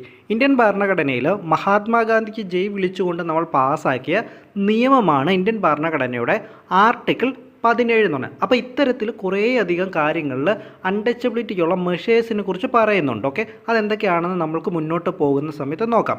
അങ്ങനെ ഇത്തരത്തിൽ പ്രൊഹിബിറ്റ് ചെയ്തിട്ടുള്ള അൺടച്ചബിലിറ്റിയുമായി ബന്ധപ്പെട്ട് ഏതെങ്കിലും ഒരു ഒഫൻസ് വരികയാണെങ്കിൽ അത് നിയമത്തിനനുസൃതമായിട്ടുള്ള പണിഷ്മെൻറ്റ് ലഭിക്കും എന്ന് പറയുന്ന ആർട്ടിക്കിളാണ് ഇന്ത്യൻ ഭരണഘടനയുടെ ആർട്ടിക്കിൾ 17 എന്ന് പറയുന്നത്. അപ്പോൾ ഇതുമായിട്ട് ബന്ധപ്പെട്ട് ഇന്ത്യയിൽ നിലവിലുണ്ടായിരുന്ന നിയമം എന്ന് പറയുന്നത് അൺടച്ചബിലിറ്റി ആൻഡ് ഒഫൻസ് ആക്ട് 1955 ആയിരുന്നു. 1955 അൺടച്ചബിലിറ്റി ആൻഡ് ഒഫൻസ് ആക്ട് ആയിരുന്നു ഇതുമായിട്ട് ബന്ധപ്പെട്ട് ഇന്ത്യയിൽ നിലവിലുണ്ടായിരുന്നത്. പിന്നീട് 1976 ആകുന്നതോടുകൂടി ഈ നിയമത്തെ അമെൻഡ് ചെയ്യപ്പെടുകയും ഇതിനെ സിവിൽ റൈറ്റ് ആക്ട് 1955 എന്ന് പേര് മാറ്റുക അല്ലെ റീനെയിം ചെയ്യുകയും ചെയ്തു. അങ്ങനെ ഇത് ചെയ്യുന്നതിലൂടെ ഇതിൻ്റെ പീനൽ പ്രൊവിഷൻസ് കുറച്ചും കൂടെ സ്ട്രിഞ്ചൻ്റ് ആക്കുകയും കൂടാതെ ഇതിൻ്റെ സ്കോപ്പ് എൻലാർജ് ചെയ്യുകയാണ് ഉദ്ദേശിച്ചിട്ടുണ്ടായിരുന്നത്. അങ്ങനെ ഭരണഘടനയിൽ എവിടെയും തന്നെ നമുക്ക് അൺടച്ചബിലിറ്റി എന്ന വാക്കിന് ഒരു പ്രോപ്പറായിട്ടുള്ള ഡെഫിനേഷൻസ് കൊടുത്തിട്ടില്ല. പക്ഷേ മൈസൂർ ഹൈക്കോടതിയുടെ വിധി പ്രകാരം ആർട്ടിക്കിൾ 17 പറഞ്ഞിരിക്കുന്ന അൺടച്ചബിലിറ്റി എന്ന് പറയുന്നത് അതിൻ്റെ ലിറ്ററൽ മീനിങ് അല്ല ഉദ്ദേശിക്കുന്നത്. അതായത് തൊട്ടു തീണ്ടായ്മ എന്നുള്ളതല്ല ആർട്ടിക്കിൾ 17 അൺടച്ചബിലിറ്റി എന്ന് പറയുന്ന വാക്ക് കൊണ്ട് ഉദ്ദേശിക്കുന്നത്. പക്ഷേ ഈ രാജ്യത്ത് ഹിസ്റ്റോറിക്കലായിട്ട് ഡെവലപ്പ് ചെയ്ത് കൊണ്ടുവന്നിരുന്ന കുറേ അനേകം പ്രാക്ടീസുകളുണ്ട്. ഇതിനെയാണ് നമ്മൾ അൺടച്ചബിലിറ്റി എന്നുള്ള വാക്ക് കൊണ്ട് ഉദ്ദേശിക്കുന്നതെന്ന് മൈസൂർ ഹൈക്കോടതി പറയുന്നുണ്ട്. ഈ അൺടച്ചബിലിറ്റി എന്നുള്ളത് കൊണ്ട് റെഫർ ചെയ്യുന്നത് ചില സെർട്ടൻ ക്ലാസ്സുകളിൽ ചില കാസ്റ്റുകളിലുള്ള ആളുകളുടെ ബർത്തിൽ ഇന്ന കാസ്റ്റിൽ ജനിച്ചു എന്നുള്ളതിൻ്റെ പേരിൽ കുറേയധികം സോഷ്യൽ ഡിസബിലിറ്റീസ് ഇമ്പോസ് ചെയ്യപ്പെടുമായിരുന്നു നമ്മുടെ രാജ്യത്തൊക്കെ. അങ്ങനെ ഈ ഇമ്പോസ് ചെയ്യപ്പെടുന്ന ഈ ഒരു ഐഡിയനെയാണ് അവർ അൺടച്ചബിലിറ്റി എന്ന് ഉദ്ദേശിച്ചത് എന്നാണ് നമ്മുടെ മൈസൂർ ഹൈക്കോടതി പറഞ്ഞു വെക്കുന്നത്. അപ്പോൾ ഇതോടുകൂടി നമ്മൾ മുമ്പ് പറഞ്ഞ protection of civil right act ഉണ്ട്. Protection of civil right act പ്രകാരം അൺടച്ചബിലിറ്റി എന്നുള്ളതിൻ്റെ ഗ്രൗണ്ടിൽ വരുന്ന ഏതൊരു കുറ്റകൃത്യത്തിനും 6 മാസം വരെ തടവോ 500 രൂപ ഫൈനോ ലഭിക്കാവുന്നതാണ്. അതുമല്ല എങ്കിൽ ഇവ രണ്ടും ചേർത്ത് ഒന്നിച്ചും ലഭിക്കാവുന്നതാണ്. ഇത് കൂടാതെ തന്നെ അൺടച്ചബിലിറ്റിയുമായിട്ട് ബന്ധപ്പെട്ട് ശിക്ഷിക്കപ്പെടുന്ന ഒരു വ്യക്തി അദ്ദേഹത്തിന് പിന്നീട് പാർലമെൻറ്റ് ആയിക്കോട്ടെ സംസ്ഥാന നിയമസഭകളായിക്കോട്ടെ ഇതിലേക്ക് ഇദ്ദേഹത്തിന് പിന്നീട് മത്സരിക്കുവാനായിട്ട് സാധിക്കുന്നതില്ല. അതായത് പിന്നീട് തിരഞ്ഞെടുപ്പിലേക്ക് മത്സരിക്കുവാനുള്ള ഇദ്ദേഹത്തിൻ്റെ യോഗ്യത ഡിസ്ക്വാളിഫൈഡ് ആകും എപ്പോൾ ഇദ്ദേഹത്തിന് അൺടച്ചബിലിറ്റിയുടെ പേരിൽ ശിക്ഷിക്കപ്പെടുന്ന സമയത്ത്. അപ്പം ഇതുകൂടാതെ തന്നെ ഈ ഒരു ആക്ട് പ്രകാരം എന്തൊക്കെയാണ് ഒഫൻസസ് അല്ലെങ്കിൽ കുറ്റകൃത്യങ്ങളായിട്ട് കരുതപ്പെടുന്നതെന്ന് നമുക്ക് നോക്കാം. ഒന്നാമതായിട്ട് ഏതെങ്കിലും ഒരു വ്യക്തിയെ ഒരു പ്ലേസ് ഓഫ് വർഷിപ്പ് ഉണ്ടെന്ന് വിചാരിക്കുക, ഒരു അമ്പലം ആയിക്കോട്ടെ അല്ലെങ്കിൽ ഒരു പള്ളി ആയിക്കോട്ടെ, ഇതിൽ കയറുവാൻ സമ്മതിക്കാതിരുന്നാൽ അങ്ങനെ പ്രിവെൻറ്റ് ചെയ്യുന്നതിനെ അൺടച്ചബിലിറ്റി നമുക്ക് കണക്കാക്കാവുന്നതാണ്. അതായത് ഒരു വ്യക്തിൻ്റെ അമ്പലത്തിലോ അല്ല എങ്കിൽ പള്ളിയിലോ കയറുന്നതിൽ നിന്ന് വിലക്കുകയാണെന്ന് വിചാരിക്കുക. അങ്ങനെ വിലക്കുന്നതിനെ നമുക്ക് എന്തായിട്ട് കണക്കാക്കാം? തൊട്ടു തീണ്ടായ്മയായിട്ട് കണക്കാക്കാവുന്നതാണ്, അല്ലെങ്കിൽ അൺടച്ചബിലിറ്റി ആയിട്ട് കണക്കാക്കാവുന്നതാണ്. രണ്ടാമതായിട്ട് പറയുന്നത് ട്രഡീഷണൽ, റിലീജിയസ്, ഫിലോസഫിക്കൽ എന്തിൻ്റെയെങ്കിലും ബേസിസിൽ അൺടച്ചബിലിറ്റിയെ ന്യായീകരിക്കുകയോ ചെയ്തു കഴിഞ്ഞാൽ ആ കുറ്റകൃത്യവും എന്തായിരിക്കും, അൺടച്ചബിലിറ്റീൻ്റെ താഴെ വരുന്ന ഒരു ക്രൈം ആയിരിക്കുമെന്നാണ് രണ്ടാമതായിട്ട് പറയുന്ന കാര്യം എന്ന് പറയുന്നത്. മൂന്നാമത്, ഷോപ്പ്, ഹോട്ടൽസ് അല്ലെങ്കിൽ ഏതെങ്കിലും ഒരു public place of entertainment access ചെയ്യുന്നതിൽ നിന്നും ഒരു വ്യക്തിയെ ഡെനി ചെയ്ത് കഴിഞ്ഞാൽ ആ പ്രവൃത്തിയും തൊട്ട് തീണ്ടായ്മ അല്ലെങ്കിൽ അൺടച്ചബിലിറ്റി ആയിട്ട് കണക്കാക്കുന്നതാണ്. നാലാമതായിട്ട് പറയുന്നത്, അടുത്തതായി ഒരു വ്യക്തിയെ ഷെഡ്യൂൾഡ് കാസ്റ്റ് എന്ന പേരിൽ ഇൻസൾട്ട് ചെയ്യുകയാണെന്ന് വിചാരിക്കുക. ഏതെങ്കിലും ഒരു വ്യക്തിയെ ഷെഡ്യൂൾഡ് കാസ്റ്റ് എന്ന പേരിൽ നമ്മൾ ഇൻസൾട്ട് ചെയ്യുകയാണെന്ന് വിചാരിക്കുക. അങ്ങനെ ഇൻസൾട്ട് ചെയ്യുന്നതും അൺടച്ചബിലിറ്റിയുമായിട്ട് ബന്ധപ്പെട്ട ഒരു കുറ്റകൃത്യമായിട്ട് മാറുന്നു. അഞ്ചാമതായിട്ട് നമ്മൾ പഠിക്കുന്നത് ഹോസ്പിറ്റലായിക്കോട്ടെ, എഡ്യൂക്കേഷൻ ഇൻസ്റ്റിറ്റ്യൂഷൻസ് ആയിക്കോട്ടെ അല്ലെങ്കിൽ ഹോസ്റ്റലുകളായിക്കോട്ടെ, അങ്ങനെ പബ്ലിക് ബെനിഫിറ്റിന് വേണ്ടി തുടങ്ങിയിട്ടുള്ള സ്ഥാപനങ്ങളിലേക്ക് ഒരു വ്യക്തിയെ അഡ്മിറ്റ് ചെയ്യുവാൻ വേണ്ടി തുടങ്ങുന്ന സമയത്ത് അതിന് ഇന്ന കാരണം പറഞ്ഞിട്ട് അഡ്മിറ്റ് ചെയ്യുന്നില്ല എങ്കിലും അതും അൺടച്ചബിലിറ്റി ആയിട്ട് കണക്കാക്കാവുന്നതാണ്. ആറാമതായിട്ട് പറയുന്നത്, ഡയറക്റ്റ്ലി അല്ല എങ്കിൽ ഇൻഡയറക്റ്റ്ലി അൺടച്ചബിലിറ്റിയെ പറ്റി പ്രീച്ച് ചെയ്യുക, ഓക്കെ, അല്ലെങ്കിൽ വർണ്ണിച്ച് പറയുക അല്ലെങ്കിൽ പുകഴ്ത്തി പറയുക, അല്ല എങ്കിൽ ഇതിനെ പ്രോത്സാഹിപ്പിക്കുക. ഡയറക്റ്റ്ലി ആയിക്കോട്ടെ ഇൻഡയറക്റ്റ്ലി ആയിക്കോട്ടെ ഇതിനെ പുകഴ്ത്തി പറയുകയോ ഇതിനെ പ്രോത്സാഹിപ്പിക്കുകയോ ചെയ്യുകയാണെങ്കിൽ അതും അൺടച്ചബിലിറ്റി പ്രകാരമുള്ള ഒരു കുറ്റകൃത്യമായിട്ട് കണക്കാക്കാവുന്നതാണ്. സോ അപ്പോൾ മുന്നോട്ട് പോകുന്നതിന് മുമ്പ് എനിക്ക് നല്ല ശ്വാസം മുട്ടലുണ്ട് കേട്ടോ, അതാണ് ഇടയ്ക്ക് ഒരു ചുമ വരുന്നതും ശ്വാസം കിട്ടാതെയൊക്കെ വരുന്നത് കേട്ടോ, അതുകൊണ്ട് എൻ്റെ അടുത്തൊന്ന് ക്ഷമിക്കുക കേട്ടോ.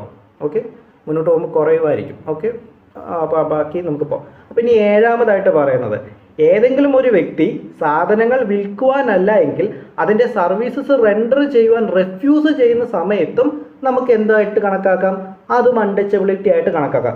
അൺടച്ചബിലിറ്റിക്ക് ഇത്രയധികം ഗ്രൗണ്ടുകൾ വരുന്നുണ്ടെന്നുള്ളത് നിങ്ങൾ പഠിക്കണം. കാരണം നിങ്ങൾക്ക് എക്സാമിൻ്റെ സമയത്ത് നിങ്ങൾക്ക് ഒരു ചോദ്യം വരുന്ന സമയത്ത് നിങ്ങൾക്ക് ഒരു സ്റ്റേറ്റ്മെൻറ്റിൽ ഇതിൽ ഏതെങ്കിലും ഒരു കണ്ടീഷൻ തരും. ഓക്കെ, ഈ കണ്ടീഷൻസ് എല്ലാം ഞാൻ നിങ്ങൾക്ക് ഡീറ്റെയിൽ ആയിട്ട് കമൻറ്റ് സെക്ഷനിൽ കോപ്പി ആൻഡ് പേസ്റ്റ് ചെയ്ത് വെച്ചേക്കാം കേട്ടോ.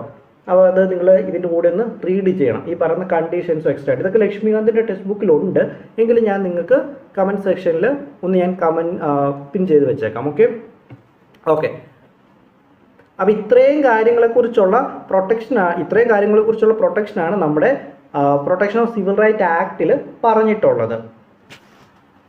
അപ്പോൾ അതുപോലെ തന്നെ സുപ്രീം കോടതി പറഞ്ഞിട്ടുള്ളത്, നമ്മൾ നേരത്തെയുള്ള പല ആർട്ടിക്കിൾസുകളും പഠിച്ച സമയത്ത് അറിയാം, നമ്മുടെ ഫണ്ടമെൻ്റൽ റൈറ്റ്സുമായിട്ട് ബന്ധപ്പെട്ട് ഇതർ നമ്മൾ സ്റ്റേറ്റിനെതിരെ ആയിരിക്കും ഗ്രാൻഡ് ചെയ്യുക അല്ലെങ്കിൽ പ്രൈവറ്റ് ഇൻഡിവിജ്വലിനെതിരെ ആയിരിക്കും ഗ്രാൻഡ് ചെയ്യുക. ആർട്ടിക്കിൾ 17 കാര്യം പറയുന്ന സമയത്ത് അത് നമുക്ക് സ്റ്റേറ്റിനെതിരെയും പ്രൈവറ്റ് ഇൻഡിവിജ്വലിനെതിരെ തൊട്ട് തീണ്ടായ്മയ്ക്കെതിരെ നമ്മുടെ അവകാശങ്ങൾ നമുക്ക് ഗ്രാൻഡ് ചെയ്തെടുക്കുവാൻ വേണ്ടി സാധിക്കുന്നതാണ്. ഓക്കെ, അതുപോലെ തന്നെ ഇപ്പോൾ ഏതെങ്കിലും ഒരു സാഹചര്യത്തിൽ ഒരു വ്യക്തിയുടെ റൈറ്റ്സ് വയലേറ്റ് ചെയ്യുകയാണെന്ന് വിചാരിക്കുക. അങ്ങനെയുള്ള സാഹചര്യങ്ങളിൽ സ്റ്റേറ്റ് അതിന് വേണ്ട നിയമ നടപടികൾ എടുക്കേണ്ടതായിരിക്കും. അതിന് സ്റ്റേറ്റ് ഒബ്ലിഗേഷൻ അതിന് സ്റ്റേറ്റിൻ്റെ മേലെ ഉണ്ടായിരിക്കുന്നതാണ്, ഏതെങ്കിലും ഒരു കാര്യത്തിൽ ഒരു വ്യക്തിയുടെ റൈറ്റ്സ് വയലേറ്റ് ചെയ്യപ്പെടുന്ന സമയത്ത്. ഓക്കെ, അത്രയാണ് ഇന്ത്യൻ ഭരണഘടനയുടെ ആർട്ടിക്കിൾ 17 ബന്ധപ്പെട്ട് നമുക്ക് പഠിക്കുവാൻ വേണ്ടിയുള്ളത്. ഈ ഗ്രൗണ്ട്സ് ഞാൻ നമ്മുടെ കമൻറ്റ് സെക്ഷനിൽ ഇട്ട് വെച്ചേക്കാം കേട്ടോ. അതുപോലെ തന്നെ ഞാൻ നേരത്തെ പറഞ്ഞ പോലെ എനിക്ക് നല്ല രീതിയിലുള്ള ശ്വാസം മുട്ടലുണ്ട്. അപ്പോൾ അതുകൊണ്ട് തന്നെ എനിക്ക് സംസാരിക്കാനുള്ള പ്രോബ്ലം ഉണ്ട്. അതുകൊണ്ടാണ് ഈ സൗണ്ടിൽ പിച്ച് മാറുന്നതും കുറയുന്നതും ഒക്കെ. അതുപോലെ തന്നെ ഇടയ്ക്ക് ചുമ വരുന്നുണ്ട്. അപ്പോൾ അങ്ങനെയുള്ള കുറവുകളൊക്കെ നിങ്ങളൊന്ന് ക്ഷമിക്കുക കേട്ടോ. മുന്നോട്ട് പോകുന്ന സമയത്ത് ഇത് മാറുന്ന സമയത്ത് നമുക്കതില്ലാതെയുള്ള വീഡിയോകളിടാം. Okay, thank you. അതുപോലെ എല്ലാവരും ചാനൽ സബ്സ്ക്രൈബ് ചെയ്യണം. പിന്നീട് എന്തെങ്കിലുമൊക്കെ പോരായ്മകളുണ്ടെങ്കിൽ അത് നിങ്ങൾ ഡെഫിനറ്റ്ലി കമൻറ്റ് ചെയ്യുക. നല്ലതും കമൻറ്റ് ചെയ്യുക, മോശവും കമൻറ്റ് ചെയ്യുക കേട്ടോ. അതുപോലെ ആരെങ്കിലും സബ്സ്ക്രൈബ് ചെയ്തിട്ടില്ലെങ്കിൽ സബ്സ്ക്രൈബ് ചെയ്തും ഹെൽപ്പ് ചെയ്യുക. Thank you. ഹായ്, എല്ലാവർക്കും പുതിയൊരു വീഡിയോയിലേക്ക് സ്വാഗതം. ഫണ്ടമെൻ്റൽ റൈറ്റ്സിൻ്റെ ആർട്ടിക്കിൾ 18 അല്ലെങ്കിൽ അബോളിഷൻ ഓഫ് ടൈറ്റിൽസ് ആണ് നമ്മൾ നോക്കുന്നത്. ടൈറ്റിൽ അബോളിഷ് ചെയ്യുന്നതുമായിട്ട് ബന്ധപ്പെട്ട് 4 പ്രൊവിഷൻസാണ് ഭരണഘടനയിൽ പറയുന്നത്. അതിലൊന്നാമതായിട്ട് പറയുന്നത്, ഏതെങ്കിലും ഒരു വ്യക്തി, അതൊരു സിറ്റിസൺ ആയിക്കോട്ടെ അല്ലെങ്കിൽ ഒരു ഫോറിനർ ആയിട്ടുള്ളൊരു വ്യക്തി ആയിക്കോട്ടെ, അങ്ങനെ ഒരു വ്യക്തിക്കും ഒരു ടൈറ്റിലും കൺഫർ ചെയ്യുവാനായിട്ട് സ്റ്റേറ്റിന് അനുവാദമില്ല എന്നും അതിൽ നിന്നും സ്റ്റേറ്റിനെ പ്രൊഹിബിറ്റ് ചെയ്തിരിക്കുന്നു എന്നുള്ളതുമാണ് ഫസ്റ്റ് പ്രൊവിഷനിലൂടെ പറയുന്നത്. പക്ഷേ ഇതിനൊരു എക്സെപ്ഷൻ ഉണ്ട്. ആ എക്സെപ്ഷൻ എന്ന് പറയുന്നത് മിലിറ്ററി ആയിക്കോട്ടെ അല്ലെങ്കിൽ അക്കാദമിക് ആയിക്കോട്ടെ ഇതുമായിട്ട് ബന്ധപ്പെട്ട സ്റ്റാറ്റസുകൾ നൽകുവാനായിട്ട് സാധിക്കുന്നതാണ്. അതല്ലാതെ ഒരു ടൈറ്റിലും സ്റ്റേറ്റിന് കൺഫർ ചെയ്ത് നൽകുവാനായിട്ട് സാധിക്കുന്നതല്ല. ഇതാണ് ഒന്നാമത്തെ പ്രൊവിഷനിലൂടെ പറയുന്നത്. രണ്ടാമത്തെ പ്രൊവിഷനിൽ പറയുന്നത്, പുറത്തുനിന്നുമുള്ള ഒരു ഫോറിൻ സ്റ്റേറ്റിൽ നിന്നും ഇന്ത്യൻ സിറ്റിസൺ ആയിട്ടുള്ള ഒരു വ്യക്തിക്ക് ഒരു ടൈറ്റിലുകളും അക്സെപ്റ്റ് ചെയ്യാൻ പാടില്ല എന്നുള്ളതാണ് രണ്ടാമത്തെ പ്രൊവിഷനിൽ പറയുന്നത്. അപ്പോൾ രണ്ടാമത്തെ പ്രൊവിഷനിൽ എന്താണ് പറയുന്നത്? ഒരു ഇന്ത്യൻ പൗരനായിട്ടുള്ള ഒരു വ്യക്തിക്ക് ഒരു വിദേശ രാജ്യങ്ങളിൽ നിന്നും യാതൊരു തരത്തിലുള്ള ടൈറ്റിലുകളും മേടിക്കാൻ വേണ്ടി പാടില്ല എന്നുള്ളതാണ്, അല്ലെങ്കിൽ അക്സെപ്റ്റ് ചെയ്യാൻ പാടില്ല എന്നുള്ളതാണ് രണ്ടാമത്തെ പ്രൊവിഷനിലൂടെ പറയുന്നത്. മൂന്നാമതായിട്ട് പറയുന്നത് ഇന്ത്യയിൽ ഒരു ഓഫീസ് ഓഫ് പ്രോഫിറ്റ് ഹോൾഡ് ചെയ്യുന്ന അല്ലെങ്കിൽ ഏതെങ്കിലും ട്രസ്റ്റിന് കീഴിൽ വർക്ക് ചെയ്യുന്ന ഒരു വിദേശിക്ക്, നോട്ട് ദ പോയിന്റ്, ഒരു വിദേശിക്ക് അല്ലെങ്കിൽ ഫോറിനർക്ക് വിദേശ രാജ്യങ്ങളിൽ നിന്നുമുള്ള ഒരു ടൈറ്റില് ഇന്ത്യൻ പ്രസിഡൻറ്റിൻ്റെ കൺസെൻറ്റ് ഇല്ലാതെ സ്വീകരിക്കുവാനായിട്ട് സാധിക്കുന്നതല്ല. അപ്പോൾ ഇത് ഓർത്ത് വെക്കുക, ഇതൊരു ഫോറിനർക്കുള്ള ഒരു പ്രൊവിഷനാണ്. അതായത് ഇന്ത്യയിൽ ഒരു ഓഫീസ് ഓഫ് പ്രോഫിറ്റ് ഹോൾഡ് ചെയ്യുന്ന അല്ലെങ്കിൽ ഒരു ട്രസ്റ്റിന് കീഴിൽ വർക്ക് ചെയ്യുന്ന ഒരു വിദേശ പൗരന് ഇന്ത്യൻ പ്രസിഡൻറ്റിൻ്റെ കൺസെൻറ്റ് ഇല്ലാതെ മറ്റൊരു ഫോറിൻ സ്റ്റേറ്റിൽ നിന്നും ഒരു ടൈറ്റിലുകളും അക്സെപ്റ്റ് ചെയ്യാൻ പാടില്ല എന്നുള്ളതാണ് മൂന്നാമത്തെ പ്രൊവിഷനിലൂടെ പറയുന്നത്. നാലാമതായിട്ട് പറയുന്നത് ഇന്ത്യൻ സ്റ്റേറ്റിന് അണ്ടറിലുള്ള ഏതെങ്കിലും ഒരു ട്രസ്റ്റ് അല്ലെങ്കിൽ ഒരു ഓഫീസ് ഓഫ് പ്രോഫിറ്റ് ഹോൾഡ് ചെയ്തിരിക്കുന്ന വ്യക്തികൾ, അതൊരു ഇന്ത്യൻ പൗരനാകാം അല്ലെങ്കിൽ ഒരു വിദേശിയാകാം, അങ്ങനെയുള്ള വ്യക്തികൾക്ക് പ്രസിഡൻറ്റിൻ്റെ കൺസെൻറ്റ് ഇല്ലാതെ ഒരു ഫോറിൻ സ്റ്റേറ്റിൽ നിന്നും പ്രസൻറ്റോ ആനുകൂല്യങ്ങളോ എമോൾമെൻറ്റ്സോ സ്വീകരിക്കുവാനായിട്ട് പാടില്ല എന്ന് പറയുന്നതാണ് നാലാമത്തെ പ്രൊവിഷൻസ് എന്ന് പറയുന്നത്. അപ്പോൾ ഈ 4 പ്രൊവിഷനുകളാണ് ടൈറ്റിൽ അബോളിഷ് ചെയ്യുന്നതുമായിട്ട് ബന്ധപ്പെട്ട് ഇന്ത്യൻ ഭരണഘടനയുടെ ആർട്ടിക്കിൾ 18 പറയുന്നത്. അപ്പോൾ എന്താണ് ഈ ടൈറ്റിൽ എന്ന് പറയുന്നത്? നമുക്കറിയാം, നമുക്ക് സ്വാതന്ത്ര്യം ലഭിക്കുന്നതിന് മുമ്പേ പല വ്യക്തികളുടെയും പേരിന് മുമ്പായിട്ട് മഹാരാജ, ദിവാൻ എന്നിങ്ങനെയുള്ള ആലങ്കാരികമായിട്ടുള്ള കുറേ പദങ്ങൾ ചേർക്കുന്നത് നമുക്കറിയാം. ഇതിനെയാണ് നമ്മൾ ടൈറ്റിലുകൾ എന്നുള്ളതുകൊണ്ട് അർത്ഥമാക്കുന്നത്. അപ്പോൾ നമുക്കൊരു സംശയം വരാം, നമ്മുടെ രാജ്യം നൽകുന്ന ഭാരത് രത്ന, പത്മശ്രീ തുടങ്ങിയവയൊക്കെ ടൈറ്റിൽസിൻ്റെ കീഴിൽ വരില്ലേ എന്നുള്ളത്. 1996 സുപ്രീം കോടതി ഇതിൻ്റെ ഒരു കോൺസ്റ്റിറ്റ്യൂഷണൽ വാലിഡിറ്റി ചെക്ക് ചെയ്യുകയുണ്ടായി. അന്ന് സുപ്രീം കോടതിയുടെ റൂളിംഗ് എന്ന് പറയുന്നത് ആർട്ടിക്കിൾ 18 പറയുന്ന ടൈറ്റിൽസിൻ്റെ അണ്ടറിലല്ല ഈ പറയുന്ന നാഷണൽ അവാർഡുകൾ ഒന്നും തന്നെ വരുന്നതെന്നും അതുകൊണ്ട് തന്നെ ഈ പറഞ്ഞ കാര്യങ്ങളൊന്നും ആർട്ടിക്കിൾ 18 വയലേറ്റ് ചെയ്യുന്നതല്ല എന്നും പറയുന്നു. കാരണം ഇത് അവരുടെ മെറിറ്റിനെ ബേസ് ചെയ്തുകൊണ്ട് മാത്രം അവർക്ക് ലഭിക്കുന്ന കാര്യങ്ങളാണ്. അക്കൂടെ തന്നെ സുപ്രീം കോടതി പറഞ്ഞു വെക്കുന്ന മറ്റൊരു കാര്യമുണ്ട്, ഈ പറയുന്ന അവാർഡുകളൊന്നും തന്നെ അവരുടെ പേരിന് മുൻപോ പിൻപോ ഉപയോഗിക്കുവാൻ പാടില്ല എന്നത്. അതായത് ഇപ്പോൾ നമ്മളൊക്കെ സാധാരണയായിട്ട് പറയുന്നില്ലേ, പത്മശ്രീ മോഹൻലാൽ, പത്മശ്രീ മമ്മൂട്ടി എന്നൊക്കെ പറയത്തില്ലേ, അങ്ങനെ ഉപയോഗിക്കാൻ പാടില്ല എന്നാണ് സുപ്രീം കോടതി പറയുന്നത്. അപ്പോൾ ഇത് കൂടെ തന്നെ മറ്റൊരു കാര്യം ഓർത്ത് വെക്കുക, 1959 ഈ പറയുന്ന നാഷണൽ അവാർഡുകളെല്ലാം ഇൻസ്റ്റിറ്റ്യൂട്ട് ചെയ്യുന്നത്. പിന്നീട് 1977 ആകുന്ന സമയത്ത് മൊറാർജി ദേശായിയുടെ ജനതാ ഗവൺമെൻറ് വന്നപ്പോൾ ഇതിനെ ഡിസ്കണ്ടിന്യൂ ചെയ്തു. പിന്നീട് 1980 ഇന്ദിരാഗാന്ധിയുടെ ഗവൺമെൻറ് വന്ന സമയത്ത് വീണ്ടും ഇതിനെ പുനഃസ്ഥാപിക്കുകയാണ് ചെയ്തിട്ടുണ്ടായിരുന്നത്. ആ ഒരു കാര്യം കൂടി ഇതിൻ്റെ കൂടെ നിങ്ങൾ ഓർത്തിരിക്കുക. അപ്പോൾ ഇത്രയാണ് ആർട്ടിക്കിൾ 18 നമ്മുടെ അബോളിഷൻ ഓഫ് ടൈറ്റിലുമായിട്ട് ബന്ധപ്പെട്ട് നമുക്ക് പഠിക്കുവാനുള്ളത്. അപ്പോൾ അതിനു മുമ്പ്, വീഡിയോ അവസാനിക്കുന്നതിന് മുമ്പേ ആരെങ്കിലും ചാനൽ സബ്സ്ക്രൈബ് ചെയ്തിട്ടില്ല എങ്കിൽ സബ്സ്ക്രൈബ് ചെയ്യുക. എന്തെങ്കിലുമൊക്കെ പോരായ്മകളുണ്ടെങ്കിൽ കമൻറ്റ് ചെയ്യുക കേട്ടോ. Okay, thank